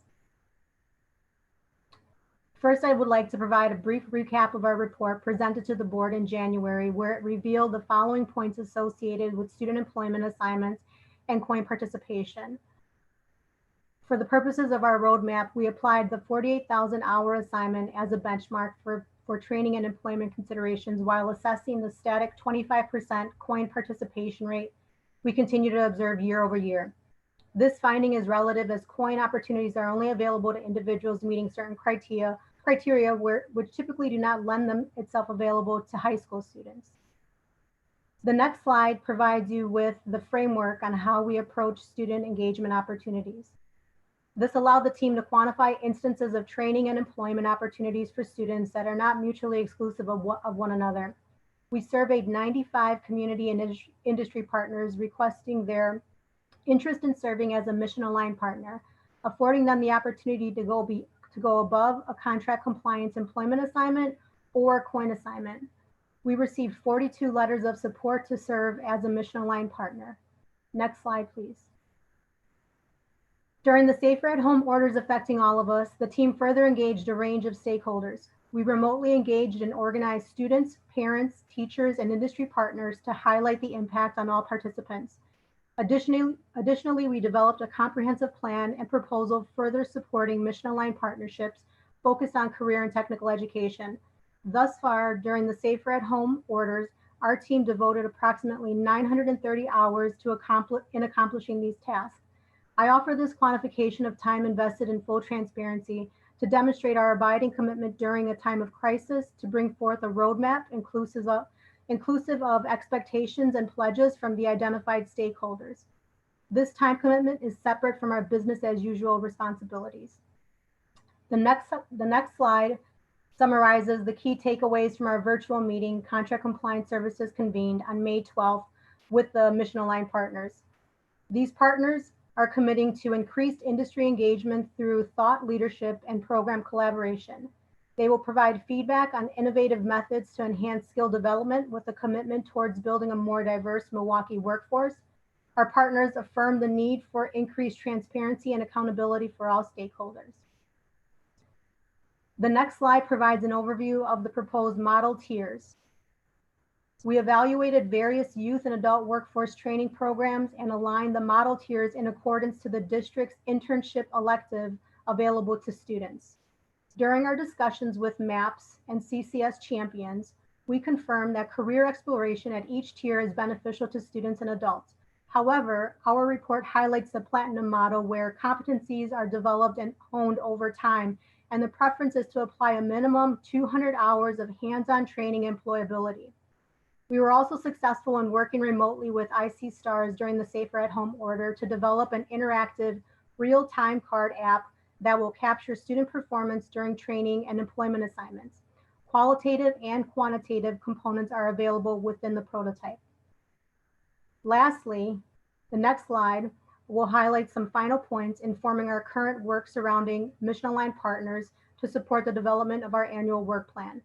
As mentioned earlier, through our stakeholder surveys and virtual meetings, we determined that support for student-paid work-based learning is available and in demand. We are working with MAPS to ensure objectives are measurable and to ensure training for culturally responsive practices are extended to students and families as we continue to navigate through COVID-19 and go forward. I would like to take this opportunity to thank everyone who was involved in developing these program enhancements, because the CCS team continue to move the work forward. While the CCS team continued to move the work forward, it did present the need for additional capacity. Thank you for your time, and I'm happy to answer any questions.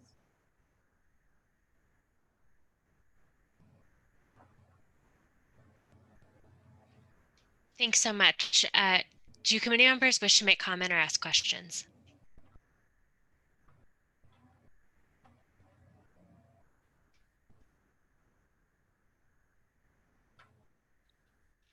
Director Taylor? Thank you, Chair Phillips. Thank you for that presentation and for the students being able to work. As I was looking through it, is this for the students that are currently inside of the school? I was just wondering, how does that align them with job placement once they're finished with the program, like for after school? Ms. Flores? Chair Phillips, members of the committee, this applies to students that are currently enrolled in high school, as well as high school graduates. And so the commitment from Mission Aligned Partners demonstrates their pledge to developing and assisting in referrals for students, and to assist us in identifying what skills industries are looking for students to demonstrate competencies within. And we've also been able, during our meeting on May 12th, we were able to identify remote-based opportunities that will capture skills, as well as on-site opportunities that adhere to social distancing and CDC guidelines. Thank you, Chair. Yep, thank you. That was my next question in reference to COVID. How does it do with social distancing? So she answered it. Thank you. Thank you. Do other committee members wish to make comment or ask questions? President Miller, and followed by Director Woodward.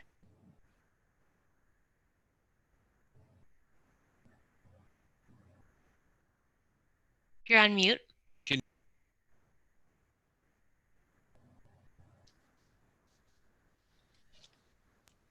Sorry. I just wanted to ask on the, Regina, if you could, Ms. Flores, if you could, you gave the example, and I'm having trouble finding it here. The different levels, the platinum, the gold. How many fall within those? I mean, what's the data on that, or is that just something you're setting up for the coming period? Ms. Flores? Chair Phillips, Director Miller, members of the committee, when we assess the various workforce training models that are available to high school students, we found that the average number of hours that would support skill development and employability fell within that 200 range. And the initial request of the board was to develop a platinum or premier training model. And rather than focusing just on that component alone, it was necessary to identify opportunities for students to participate at each level. And so when we aligned it to the internship elective that's available now for MPS high school students, we associated those hours at each level. So platinum being the hours that a student would earn credit, an elective credit of one elective credit would be 154 hours, but based on the analysis that we conducted, we found that the 200 hours is where it would most benefit students. However, to maintain equity and provide opportunities for all students where there may be concerns about schedule limitations, we wanted to identify other opportunities that would afford itself or lend itself to students that have limited schedules, but again, with the support of our mission aligned partners, they are able to identify which skills we should focus on at each of those varying tiered levels. Any follow-up? No follow-up. Thank you. Director Woodward. Yes. I would like to know if the job opportunities are local. Many times I want to know if they're local. Where our students, if they was able to get a job in these industries, is it where they could get to the jobs? Okay, because I know I met with a person and they had all these jobs, but they were not able to get a job there because they were not local here in Milwaukee where they would have access to the jobs. So that's why I asked this question. Ms. Flores. Chair Phillips, members of the committee, that the transportation barrier was an item of discussion when we convened with our mission aligned partners. The employment opportunities that we have available today and have had available over the last 6 years are local as well as outside of the city limits. Through the development of our mission aligned partners, there's a commitment to identifying ways to overcome those barriers. So where we have partners that are committing to assisting students in saving money to purchase a vehicle, as well as looking at insurance opportunities to be safe while they are driving, in addition to providing transportation if there was a location that a student would report to in order to get to the place of the main headquarters of that location. We also have examples where the remote-based opportunities are available where, for example, MPS's actuarial in Chicago was able to work remotely with students at Pulaski High School where they were performing project-based work at Pulaski High School, and also prior to the closure, were able to visit their headquarters in Chicago. So there's definitely increased commitment and engagement and intentionality with our mission aligned partners. Thank you. Any follow-up? No, thank you. And I'd like to pass the gavel to Vice Chair Herndon so I could ask a few questions. Madam Chair? Yes, Madam Secretary. Prior to passing the gavel, I wanted to alert you that Stephanie, I'm sorry, Alma De La Cruz is on the line. She wanted to speak on this item. So she is back in the platform if you would like us to add her before passing the gavel. That'd be great. Okay, great. We will add Alma to the platform.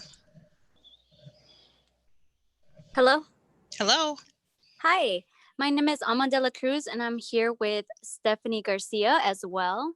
And we would both like to speak upon this topic. Okay. Hi, my name is Stephanie Garcia.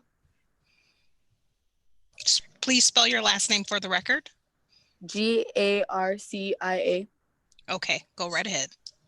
As a student in MPS for 11 years, I never understood just how much effort MPS puts into our students. We see the teachers and all the work they put in. We see the new supplies every new school year. We see the polished floors, but we don't see the money and effort behind it. We don't see the stress the teachers carry and just how much that weight affects their mental and physical health. Working with the students of MPS or working with the MPS student internship with contract compliance services made me appreciate so many things I didn't even care to think about before. I'm so grateful I had the opportunity to learn while getting paid. It made me responsible as well with money. The internship taught me so many things: how to use all of our online access, PowerPoints, spreadsheets, how to advertise, how to communicate, and a professional work ethic. We attended a Johnson Controls event, and I realized some people didn't know about MPS, and that in itself taught us how to encourage our community to look at MPS. The students need opportunities to see behind the system of MPS to really appreciate just how much is put into our futures. I am confident to enter future industries due to the experience at contract compliance. It encourages me to really reach out to our community and become more of a leader. I believe giving students more of an opportunity to work at contract compliance services would help them not only with their work ethic, but also students with their financial stability. That is all for today. Thank you. Thank you.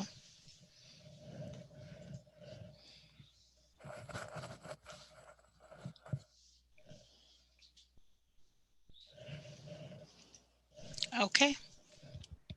That completes all of the speakers on our virtual platform.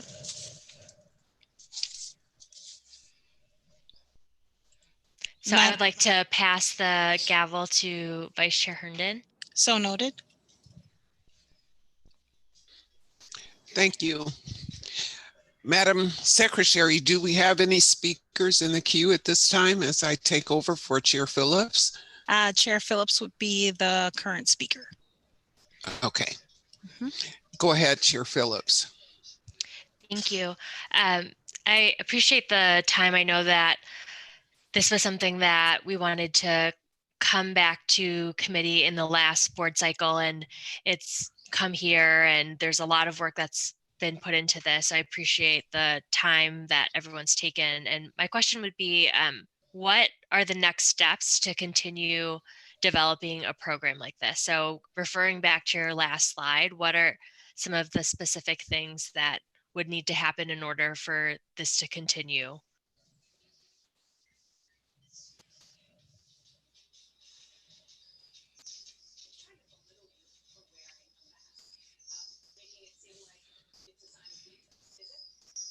Vice Chair Herndon, members of the committee. As mentioned on the last, or as one of the points on the last slide had identified the potential budgetary consideration, and it is our belief that to support the scaling and capacity of this enhancement, we would be seeking a potential FTE position or authority that would afford us the appropriate support to continue the necessary support for not only mission aligned partners, but as well as students. Thank you. Any follow-up? No, that was my main follow-up. And I think that's something that is important for us to consider, especially as we're passing the budget. And I know that amendments were already submitted and there's still discussion to be had on Thursday. Thank you. Madam Secretary, are there any more speakers in the queue? Madam Chair, we have no additional speakers on this item. And this is an informational report and no action is required. Thank you. In that case, I'll turn it back over to Chair Phillips. So noted. Thank you. So we're going back to item 10 on tonight's agenda. Item 10 is action on monthly finance matters, authorization to make purchases, the report on change orders in excess of $25,000, report of revenues and expenses, the monthly expenditure control report, the report on contracts under $50,000 and their cumulative totals, the report on monthly grant awards, and the acceptance of donations. The recommendation is that the board approve the purchase of Wi-Fi hotspots and accept the donations as listed in the attachments to this item with appropriate acknowledgements to be made on behalf of the board. Thank you. Does the administration wish to make comment? Yes, Chair Phillips and members of the committee, we're asking for your approval of the monthly finance item. Before opening it up for questions, I would like to offer sincere gratitude to our generous donors who has supported our schools and our students this month. Together, they have donated $18,024 in donations to support a variety of schools and initiatives. A big thank you to all those individuals, organizations, and businesses for their generosity. At this time, we're happy to answer any questions that you may have in regards to this item. Thank you. Do committee members wish to make comment or ask questions? Madam Secretary, do we have any written comment in regards to this item? We have no written testimony or speakers on the platform in regard to this item. Thank you. And then what is the pleasure of the board in respect to this item?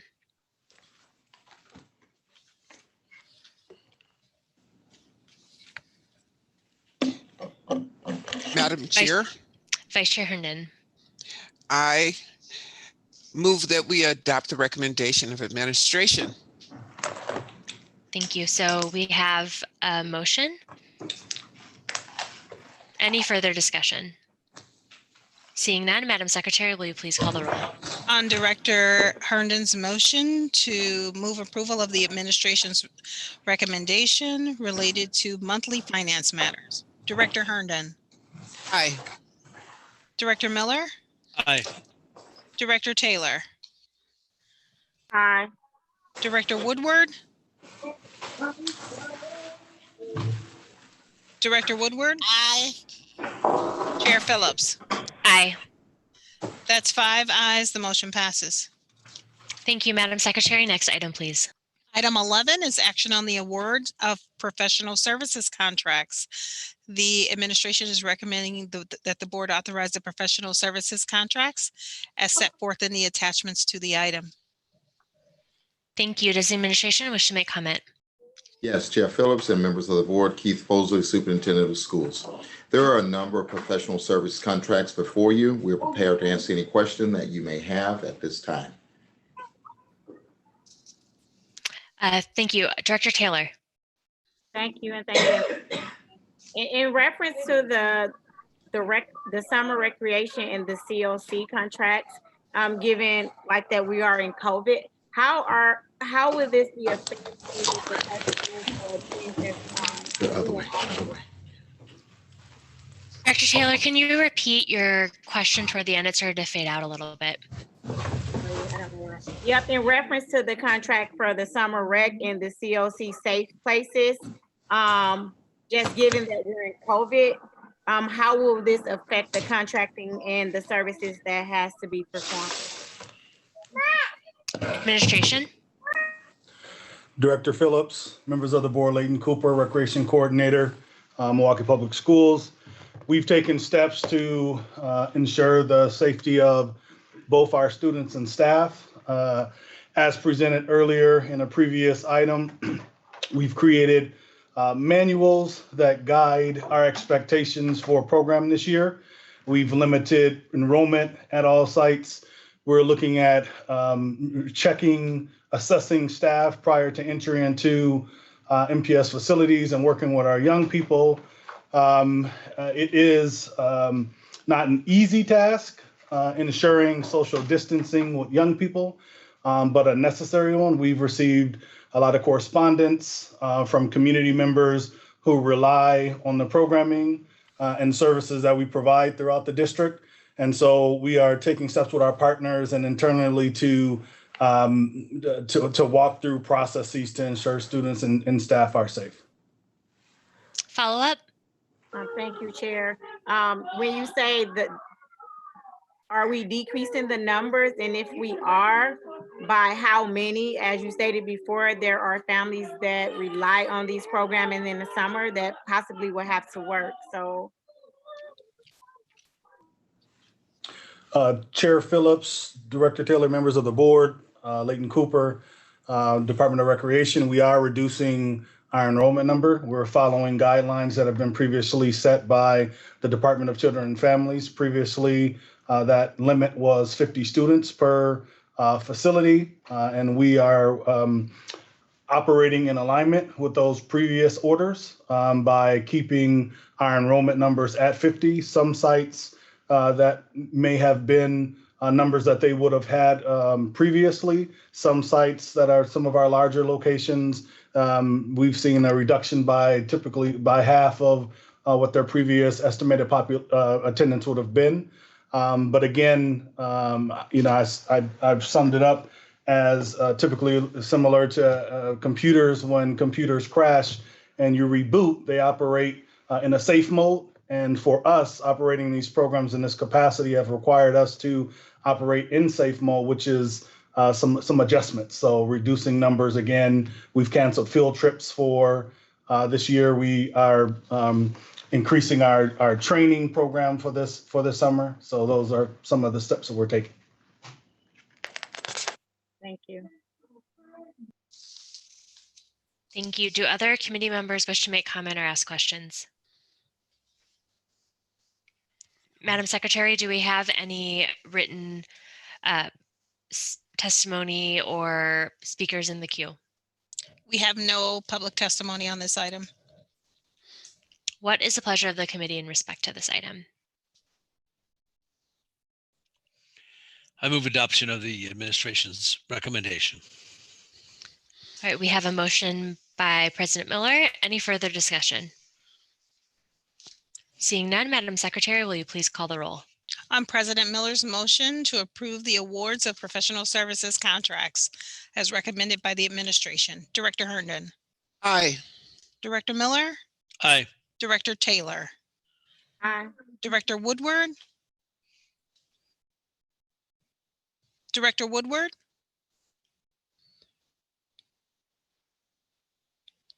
Director Woodward.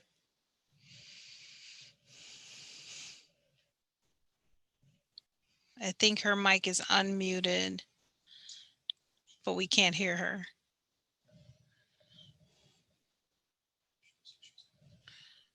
Okay. And Chair Phillips. Aye.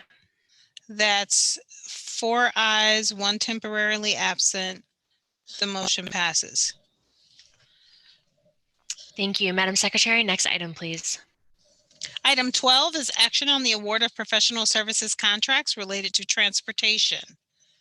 The recommendation is that the board authorize the professional services contracts as set forth in the attachments to this item. Thank you. Does the administration wish to make comment? Yes, Chair Phillips and members of the board, there are a number of professional services contracts before you. We're prepared to answer any questions that you may have at this time. Thank you. Thank you. Do committee members wish to make comment or ask questions?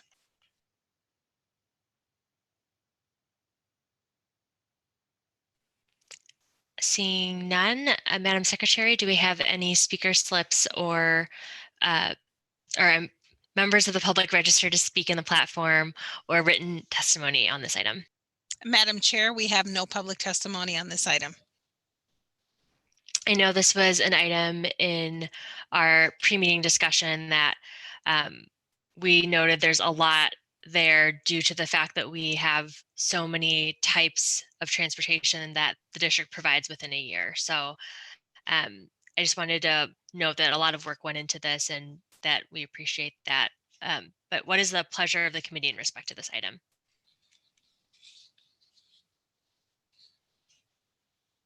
I move we accept the recommendation of administration. Thank you. Any further discussion? Seeing none, Madam Secretary, will you please call the roll? On Director Herndon's motion to approve the administration's recommendation on the award of professional services contracts related to transportation, Director Herndon. Aye. Director Miller. Aye. Director Taylor. Aye. Director Woodward. Chair Phillips. Aye. That's 4 ayes, 1 temporarily absent. The motion passes. Thank you, Madam Secretary. Next item, please.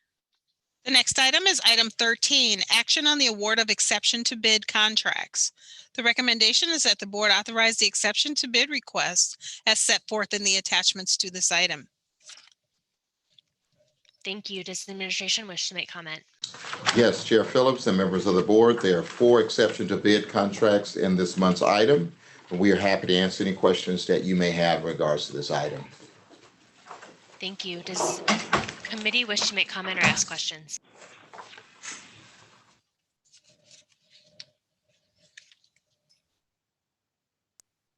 Madam Secretary, do we have any members of the public registered to speak or any written testimony in regards to this item? Madam Chair, we have no public testimony on this item. What is the pleasure of the committee in respect to this item? I move adoption of the administration's recommendation. We have a motion from President Miller. Any further discussion? Seeing none, Madam Secretary, will you please call the roll? On President Miller's motion to adopt the administration's recommendation on the award of exception to bid contracts, Director Herndon. Aye. Director Miller. Aye.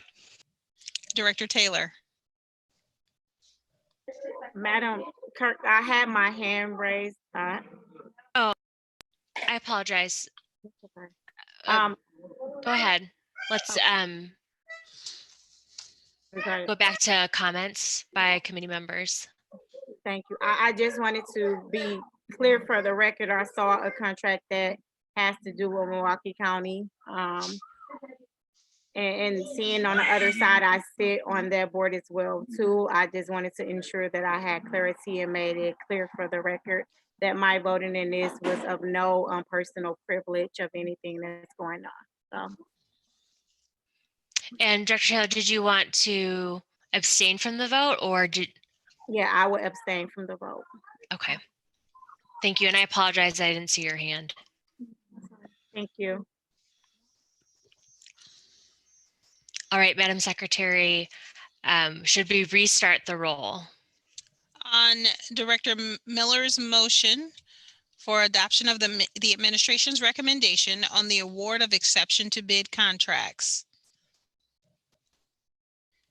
On the motion as read, Director Herndon. Aye. Director Miller. Aye. Director Taylor. Abstain. Director Woodward. Not ready. You hear me? Yes, ma'am. Okay. Okay, you can go on because I'm not familiar with it, so I'm not. Would you like to abstain from the vote? Yes. Okay. And Chair Phillips. Aye. That's 3 ayes, 2 abstentions. The motion passes. Thank you. Madam Secretary, next item, please. Item 14 is action on monthly facilities matters. The FMS award of construction contracts, the professional services contracts, and the material purchases recommendation. The administration is recommending that the board approve the attached construction contracts, professional service contracts, and material purchases as outlined in the attachments to this item. Thank you. Does the administration wish to make comment? Yes, Chair Phillips and members of the board, we're asking for your approval of the monthly monthly facilities items, which includes construction and professional services contracts, as well as material purchase. Have Travis Leslie here with me, and between the two of us, we can answer any questions that you may have in regards to this item. Thank you. Do we have any comments or questions by committee members? Phillips, I move adoption of the administration's recommendation. We have a motion from President Miller and Director Taylor. Yep. Thank you, Chair Phillips. Just in reference to any construction that's starting, will there be any delay given, once again, the COVID state that we're in?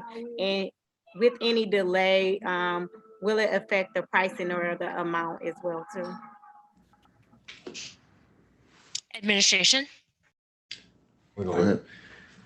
Chair Phillips, Director Taylor, members of the committee, we're putting bids out publicly like we have done always. The pricing right now is pretty steady. There is still a lot of construction going on in the city, so the prices have been stable, and we're on schedule.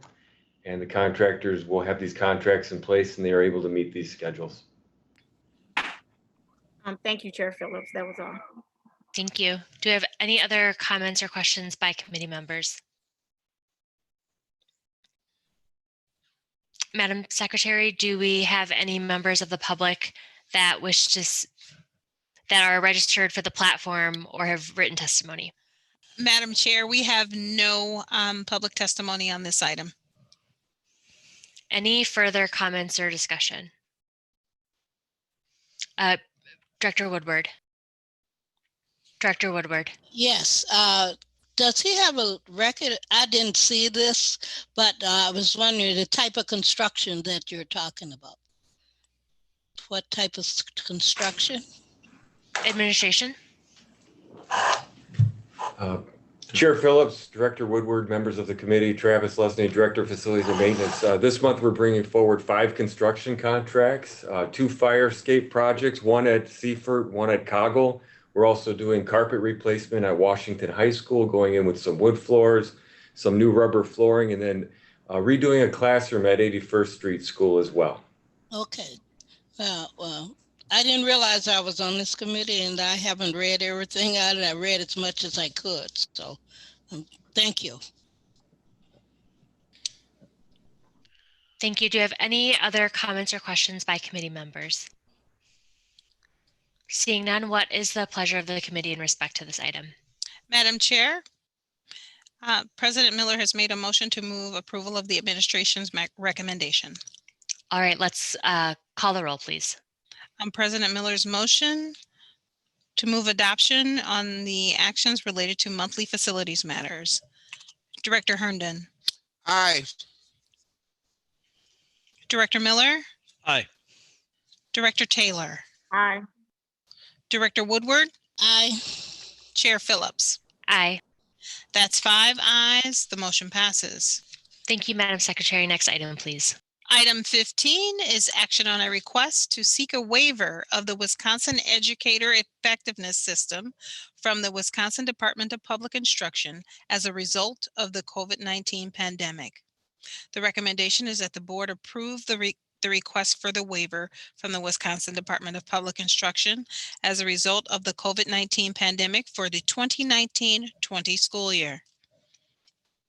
Thank you. Does the administration wish to make comment?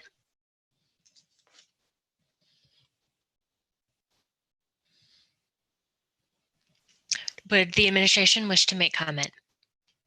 Yes. Chair Phillips and members of the board, as a result of the unexpected closure, as a result of the public health emergency, we're requesting that you authorize the administration to seek an educator effectiveness waiver from DPI for the 2019-20 school year. And we are happy to answer any questions that you may have in regards to this item. Thank you. I see Director Taylor's hand. Do we have any other folks that want to get in the queue? Director Taylor. Thank you, Chair Phillips. Move approval of this motion. All right, so we've got a motion. Any other comments? Madam Secretary, do we have any members of the public registered in the queue or that have written for this item? Madam Chair, we have no public testimony on this item. Any further discussion by committee members? Seeing none, Madam Secretary, will you please call the roll? On Director Taylor's motion to approve the administration's recommendation to seek a waiver of the Wisconsin Educator Effectiveness System from the Wisconsin Department of Public Instruction as a result of COVID-19 pandemic for the 1920 school year. Director Herndon. Aye. Director Miller. Aye. Director Taylor. Aye. Director Woodward. Aye. Chair Phillips. Aye. That's 5 ayes. The motion passes. Thank you, Madam Secretary. Next item, please. Item 16 is an update with possible action on the Office of Human Resources. This is an informational item, and although it has been noticed for possible action, no action is required. Thank you. Does the administration wish to make comment? Yes, Chair Phillips and members of the board. In July of 2019, the Council of Great City Schools conducted a review of the MPS Office of Human Resources. The purpose of this presentation that is before you is to share some specific recommendations from the Council of Great City Schools, as well as a 3-year plan for implementing them. At this time, I will ask Leah Sculpture to begin the presentation. Leah? Chair Phillips, members of the committee, Leah Sculpture, Interim Chief Human Resources Officer. I'll be going through the attached presentation. The first slide are our 5 priorities of success. And in the Office of Human Resources, we do believe that we touch into all of the 5 priority areas. And we've been asked to include these at the beginning of every presentation just to give people some framework about our structure. The Office of Human Resources is comprised of the Benefits, Compensation, and Pension Systems Department, the Talent Management Department, and the Employment Relations Department. And this shows you the leadership that makes up those 3 departments within the office.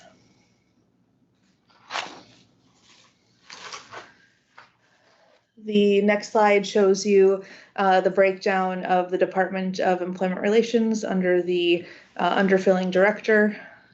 And this also does show, once again, something that was in the council's report, the change that was made back in the October budget readjustments, that we did combine the Division of Employee Rights Administration with the Department of Employment Relations.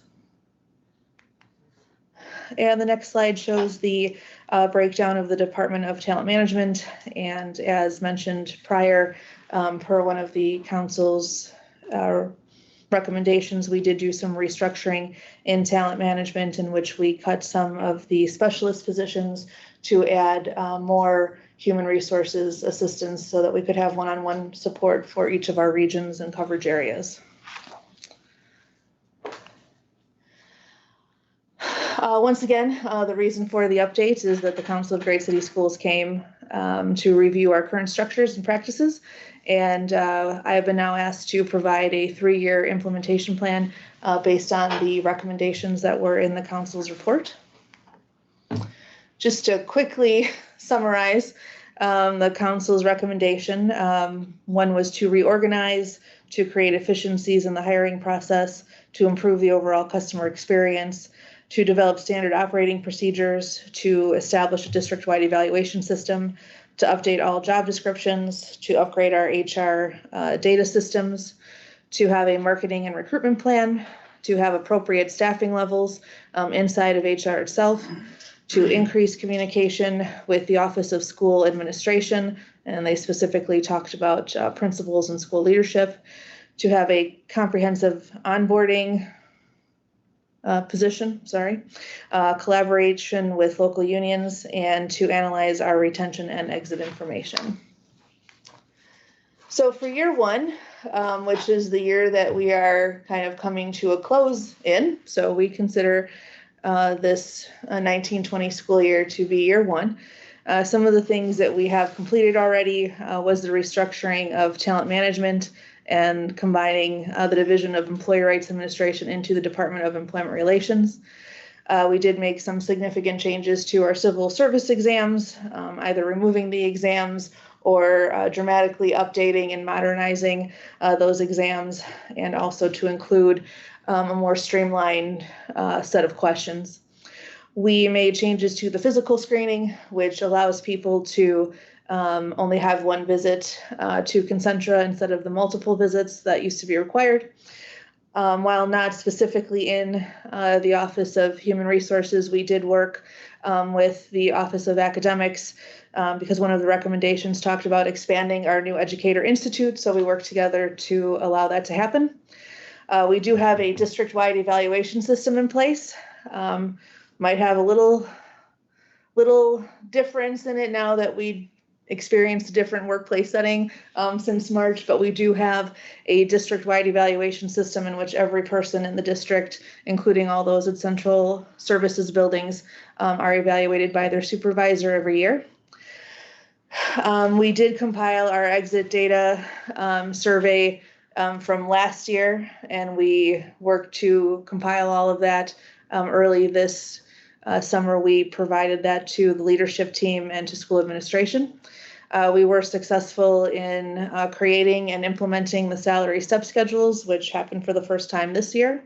And we did create this website below, the MPS step schedule site, for people to be able to send in any specific questions or concerns that they had about their placement on the step schedule. Some of the things that are in progress right now, we are still moving forward with our new applicant tracking system and our new centralized system in Frontline, and that allows for that smoother, less cumbersome system for people to apply to the district and be considered for employment. Frontline Central offers us a multitude of options for electronic documents, which became really critical, we realize now.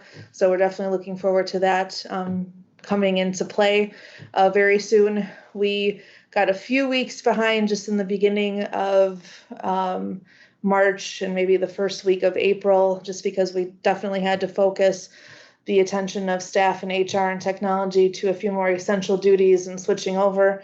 But we are now, we have been back on track with some of that work. Verify was the employment verification system that we were outsourcing at no cost to the district. That also had just a few week delay. That actually included technology, payroll, and HR, who once again had a little delay there in March as we transitioned, but we're back on track. We have almost received all job descriptions back from all of the various supervisors throughout the district. And we're close, hopefully, to completing that and having those job descriptions available publicly on the portal. We have completed a compensation manual. The last piece to be included are the new salary schedules and changes that we'll be making for FY21 to be included in there, and then it will be published. We have been working on new hire credentials and systems access to streamline the process so that people can actually have access to email and other district resources prior to their official start date, especially since in the schools, a lot of administrators do like to keep in contact with people over the summer and especially in those weeks just leading up to school. So making sure that they have the ability to get together with them. We've expanded meeting with the regional teams and including them in our conversations. We are working on a customer service satisfaction survey. We do hope to have that ready this summer. Once again, a little delay in some of the changes and that person assuming some duties during the closure that they otherwise weren't. But we are looking to have a survey that can go out to all of central office to see how every department in central office is meeting their needs. One of the things I'm also working on is to fill our vacant interim and sub positions. Right now, we do have people underfilling as the senior, well, we actually have a vacant senior director of talent management, and our manager is currently on a leave. We have a underfilling director of employment relations, an underfilling manager of employee rights administration, and a sub handling all of our EEO compliance. So we definitely want to see the ability to give some stability and permanency to those positions since they're critical. The next email address, the HR hotline, is somewhat connected to having a possible call center or one more person to help with clerical support. Right now, we have one clerical person who already checks our main email address, our 565 at milwaukee.k12.wi.us. So trying to figure out some support to put behind a hotline email address. For year one ongoing, these are things that, don't necessarily have an end date to them. So we have been moving forward with our recruitment events. Unfortunately, we were not able to hold our March job fair, which we did have to cancel. We also were unable to travel to the HBCU job fairs that the institutions themselves were holding. They canceled those themselves.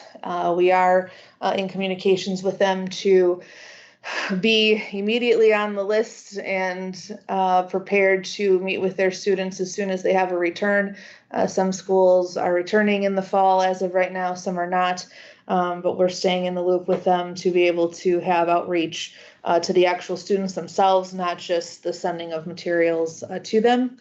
We were successful in our foreign recruitment still, so even though we did not travel to Puerto Rico, Mexico, or Spain, we were able to conduct virtual interviews with all of the people who had already registered to attend those, and we are currently working through the hiring process and a little bit more difficult of an immigration process right now, but we do work with outside legal counsel to handle all of those immigration issues, and we're hopeful that we'll be able to hire the staff from Mexico and Spain.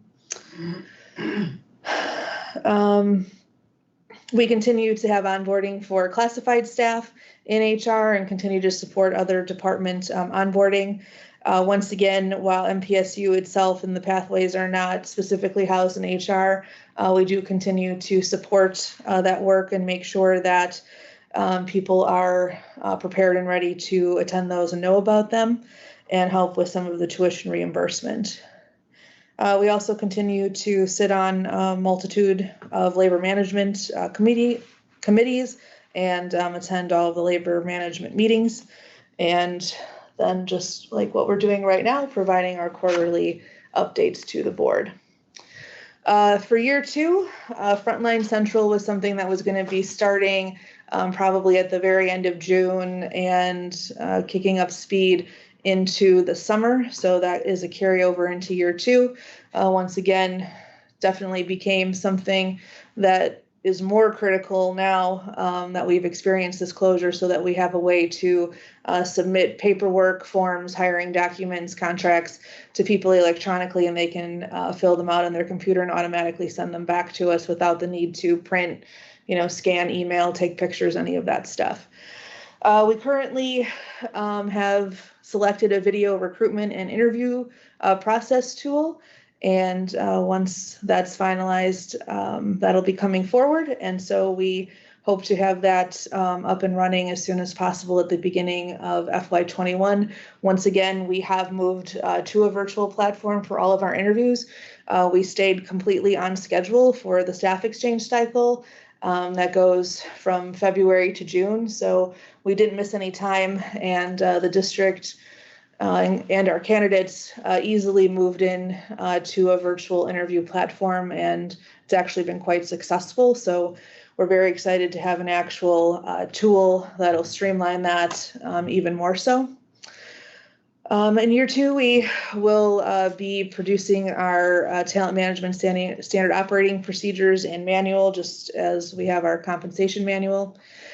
We will be part of an overall team in finance and technology to look into upgrading PeopleSoft and IFAS, our current data management systems.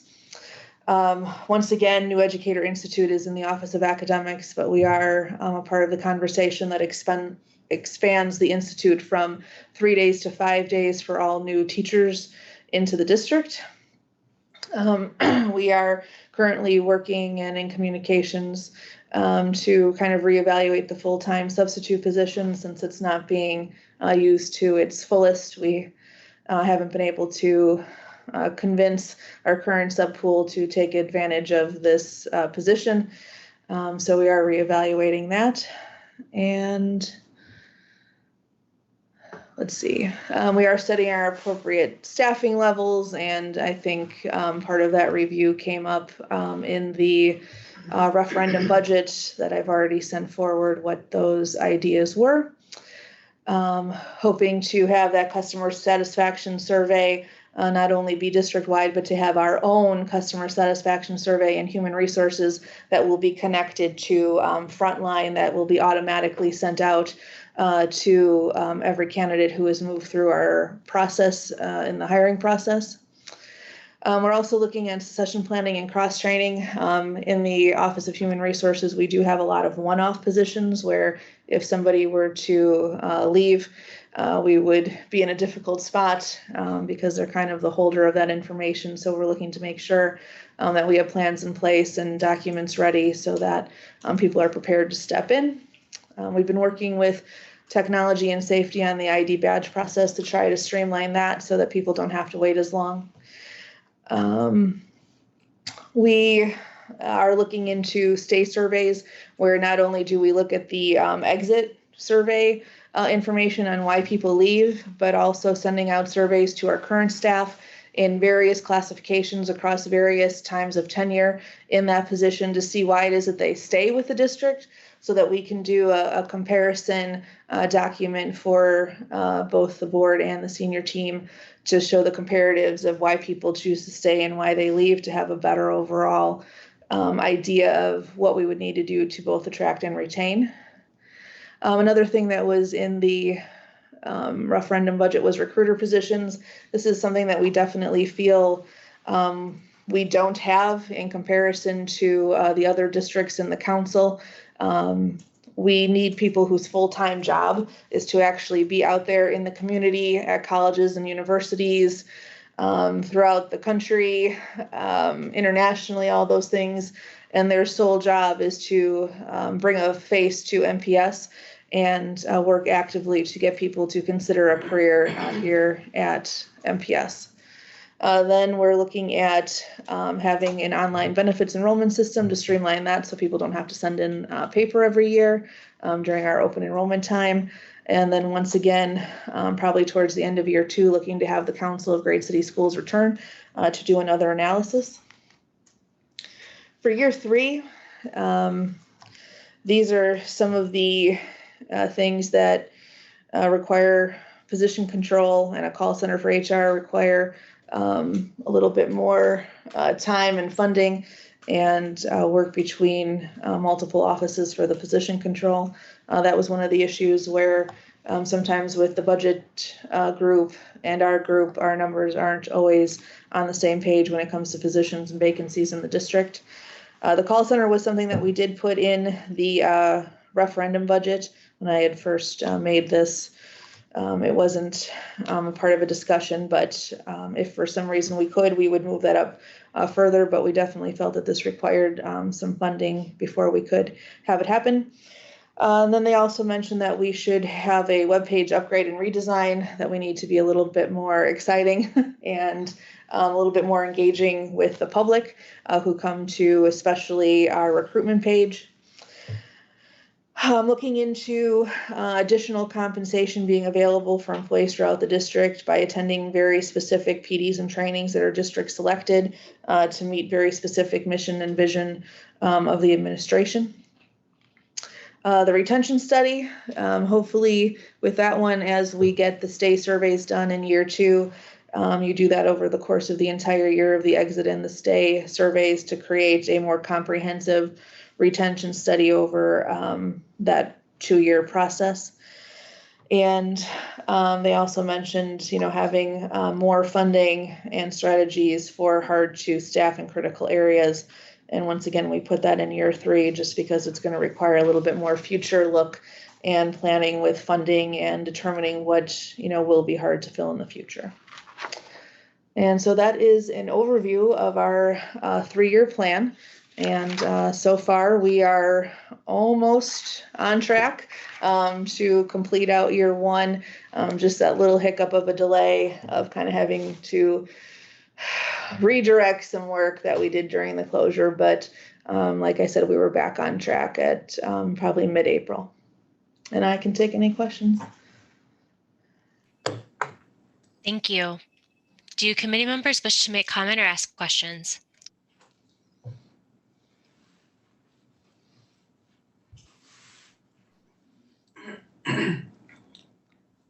Madam Chair, you have Director Woodward in the queue. I apologize. I didn't realize that my phone was on, or my call was on mute. Director Woodward, followed by Director Herndon. Yes. I have a question about, I didn't see it in there, and I know nepotism. Has there been any thought or consideration for nepotism in the district in hiring? I think, Director Herndon, you're referring to addressing nepotism, correct? Yeah. Right. Yeah. Chair Phillips, Director Woodward, Leah Scofter, Interim Chief Human Resources Officer. I want to say it's 6.05, but I might be off on one there. But there is already a board policy that discusses nepotism, and we also do have, as part of our application process, where people have to answer affirmatively if they're related by blood or marriage to anyone in the district and sign off on that specifically. And then we do review that.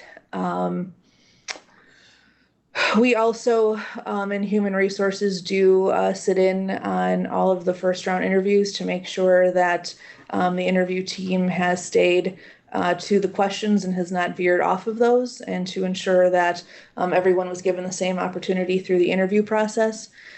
We also do make sure that if someone wrote a letter of recommendation for a person, that they are not able to be on the screening panel or the interview panel.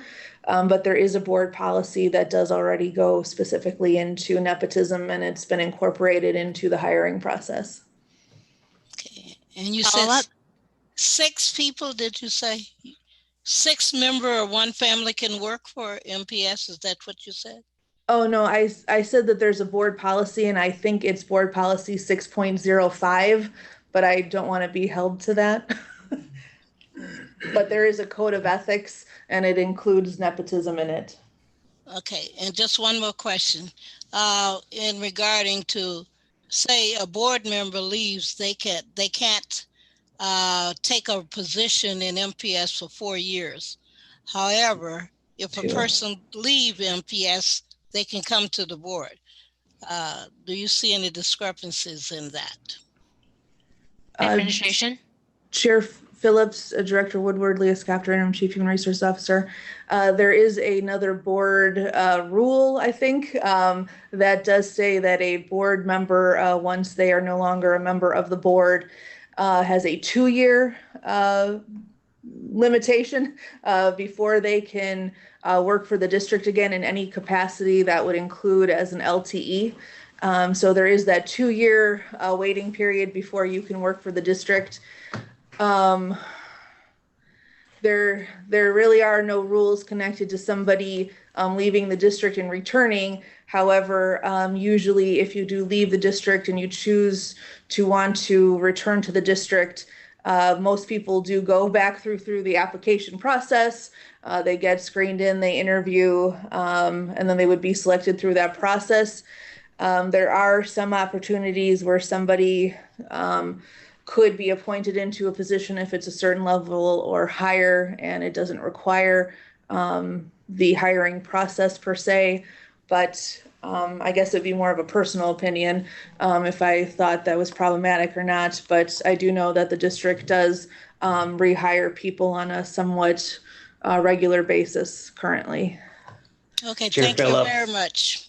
Chair Phillips, Director Woodward, Calvin Furman, Deputy Superintendent, just to clarify that it is in statute, the requirement that a board member must wait 2 years before they return to employment. And the rationale would be that as a board member making decisions, you can influence the employment. And so if you make decisions and then immediately go to employment, you may have benefited yourself, whereas the opposite is less likely to occur if you've left employment to become a board member, and you can't really influence your employment. Okay, thank you. Thank you. Thank you. So we had Director Herndon followed by Director Taylor. Yes, thank you, Chair Phillips. I have a question because I just received a question from someone in the community in the last couple days. And I know that all of this past year, we were fielding a lot of complaints on responses from HR as an individual went through the hiring process. In other words, they submitted an application.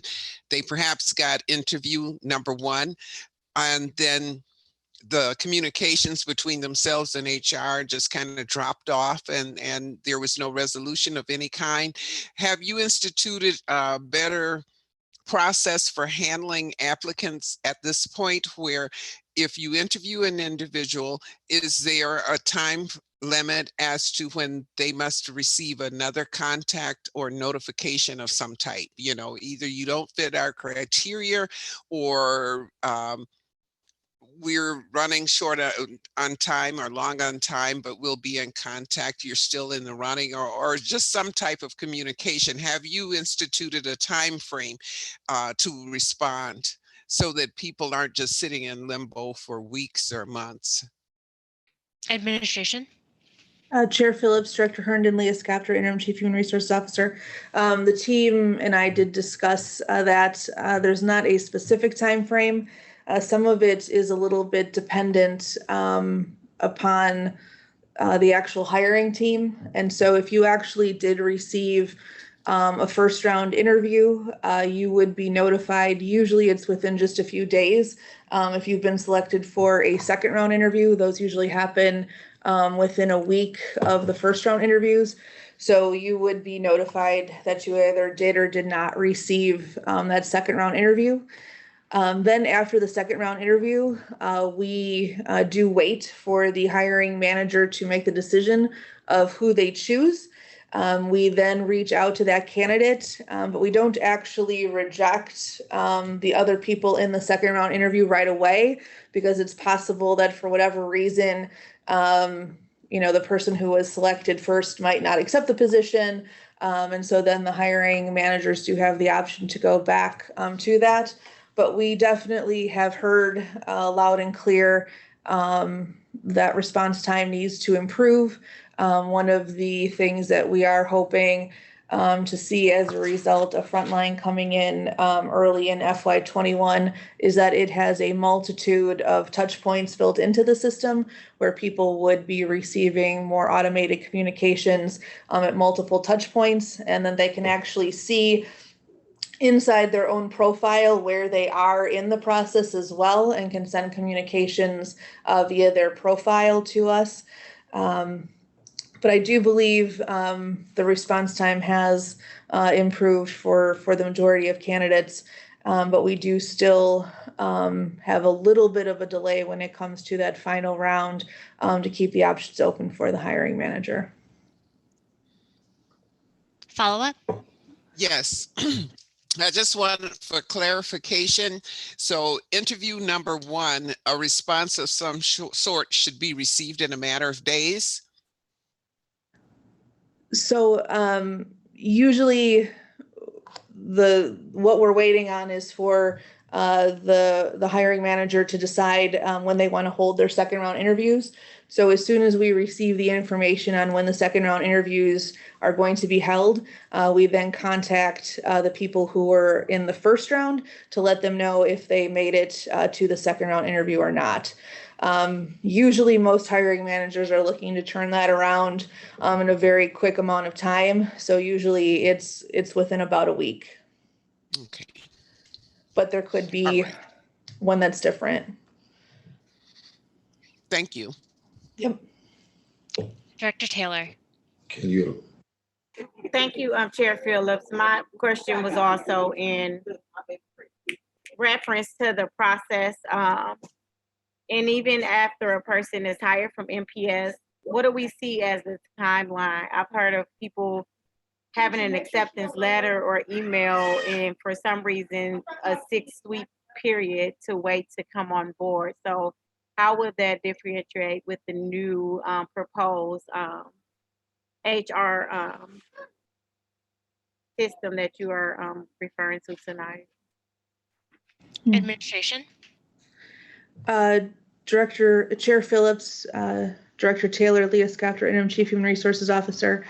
Usually at the point, I'm just trying to think about this question a little bit. Usually at the point that somebody has been selected as the candidate that we're going to hire, they go through a background check and a physical. And then really they work with their hiring manager to determine their start date. So for some people, there might be a delay in their background check. The physicals seem to have been improved upon by removing that second appointment and streamlining that. Right now, I'm currently reviewing all of the background checks for the district again. And I've been paying attention to the turnaround time on those. And right now we have about 24 to 36 hour turnaround on the background checks that are coming in. So those delays seem to have been aided as well. One of the things that Frontline should be able to assist us with is that once a person is selected to be the candidate for hire, it will be able to automatically send them links without a manual touch of us entering in all of their information into the background check and moving them forward to physical, as well as automatically pushing them all of their pre-hire and hire documents, so that in the meantime of the background check and the physical, they can be completing all of their required paperwork and electronically submitting that back. So they're not required to physically come into the office to pick up stuff, to turn in stuff. So we do hope to see the shortening of things there. But for the most part, your hiring manager and you work to determine your start date. So I don't know if that answered the question. Chair Phillips and members of the committee, Prior to the full board, we will get in writing to you that turnaround time, that duration of time, because I hear what you're asking is a question of how long will it take from the start of the interview process to completion, and we will be able to give you a rough estimate of that time frame.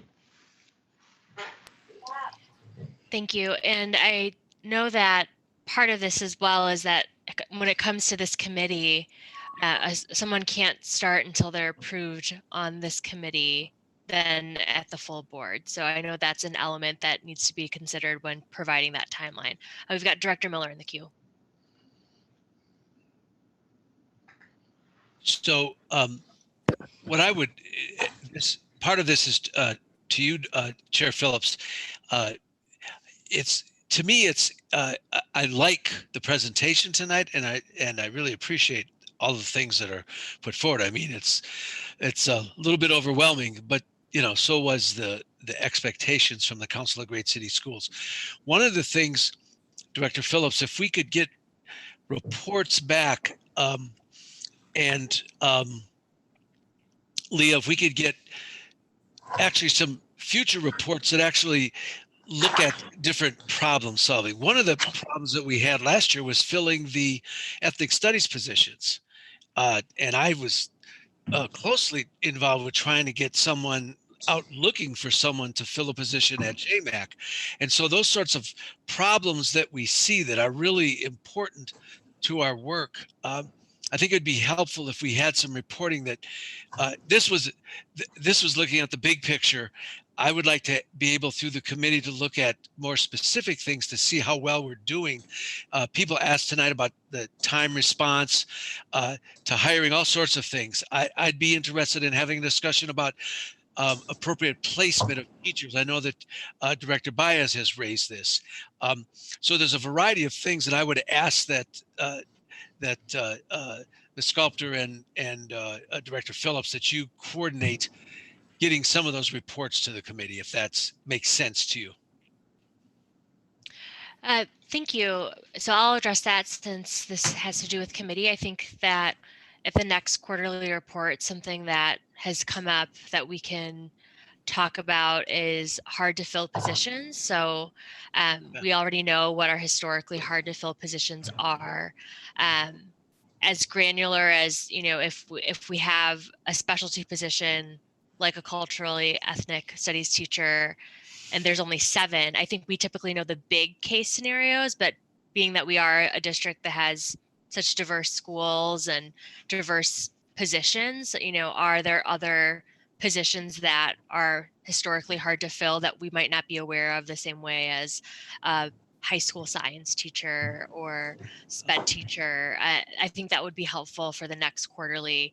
And we might actually have different data considering how we've reformatted at the October adjustment, how onboarding has been and hiring has been through this cycle, that we might, I think we might be surprised to see some gaps getting closed because of all the things that we've implemented so far at that big level. So I would be in agreement with that, Director Miller. And for other items, I would ask that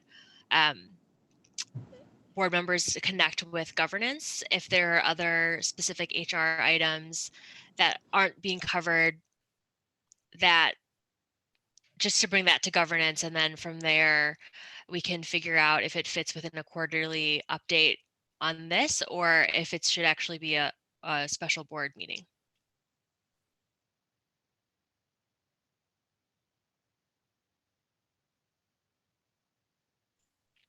Thank you. And administration, I'd love to hear your thoughts as well, if that's something that you think would or should come to this report, or if you would prefer it to come to its own meeting. Chair Phillips, members of the committee, Leah Scapter, Interim Chief Human Resources Officer. I think that makes sense moving forward for the quarterly updates. I think in this one, we were just trying to, well, in the first one, we were trying to just kind of get a handle around the Council of Great City School Report, try to break it down into a more user-friendly document for the general public to understand as well. And then in this one, we kind of wanted to show that we delved pretty deep into it and really looked at what are the attainables in a 3-year approach. The council actually laid out a 5-year strategic plan goal, but we have condensed ourselves to trying to accomplish all of the goals that they laid out in the council report within these 3 years. So we wanted to kind of have our next thing go from the overall general summary of things and some of the immediate changes we made to show that we've actually kind of created a more strategic 3-year plan to really tackle every single line item. We went line by line through the report to put it into a very structured 3-year plan. And I think since we've done this for you now, we can start delving into some of these key areas and provide more topical updates on what is the board's pleasure. Thank you so much. Do we have any other comments or questions by committee members? Madam Secretary, do we have any items of public testimony, either people waiting in the queue or written to the board? Madam Chair, members of the committee, we have no public testimony on this item, and this is an informational report. Thank you. Seeing that there's no other action required, Madam Secretary, what is the next item on tonight's agenda? Madam Chair, that was the last item on this meeting's agenda. I wanted to thank everyone for taking the time to go through this and for your understanding of this being my first virtual meeting that I've chaired. So I appreciate being able to serve as the chair of this committee again during this board cycle, and I don't take that responsibility lightly. I appreciate all the hard work that went into every single report, and I hope that we continue to partner together and going through this very difficult time, but I appreciate the leadership that's been shown and continues to rise to the top. So thank you. And with no further business, this meeting is now adjourned. Thank you. Good night, everybody. Good night.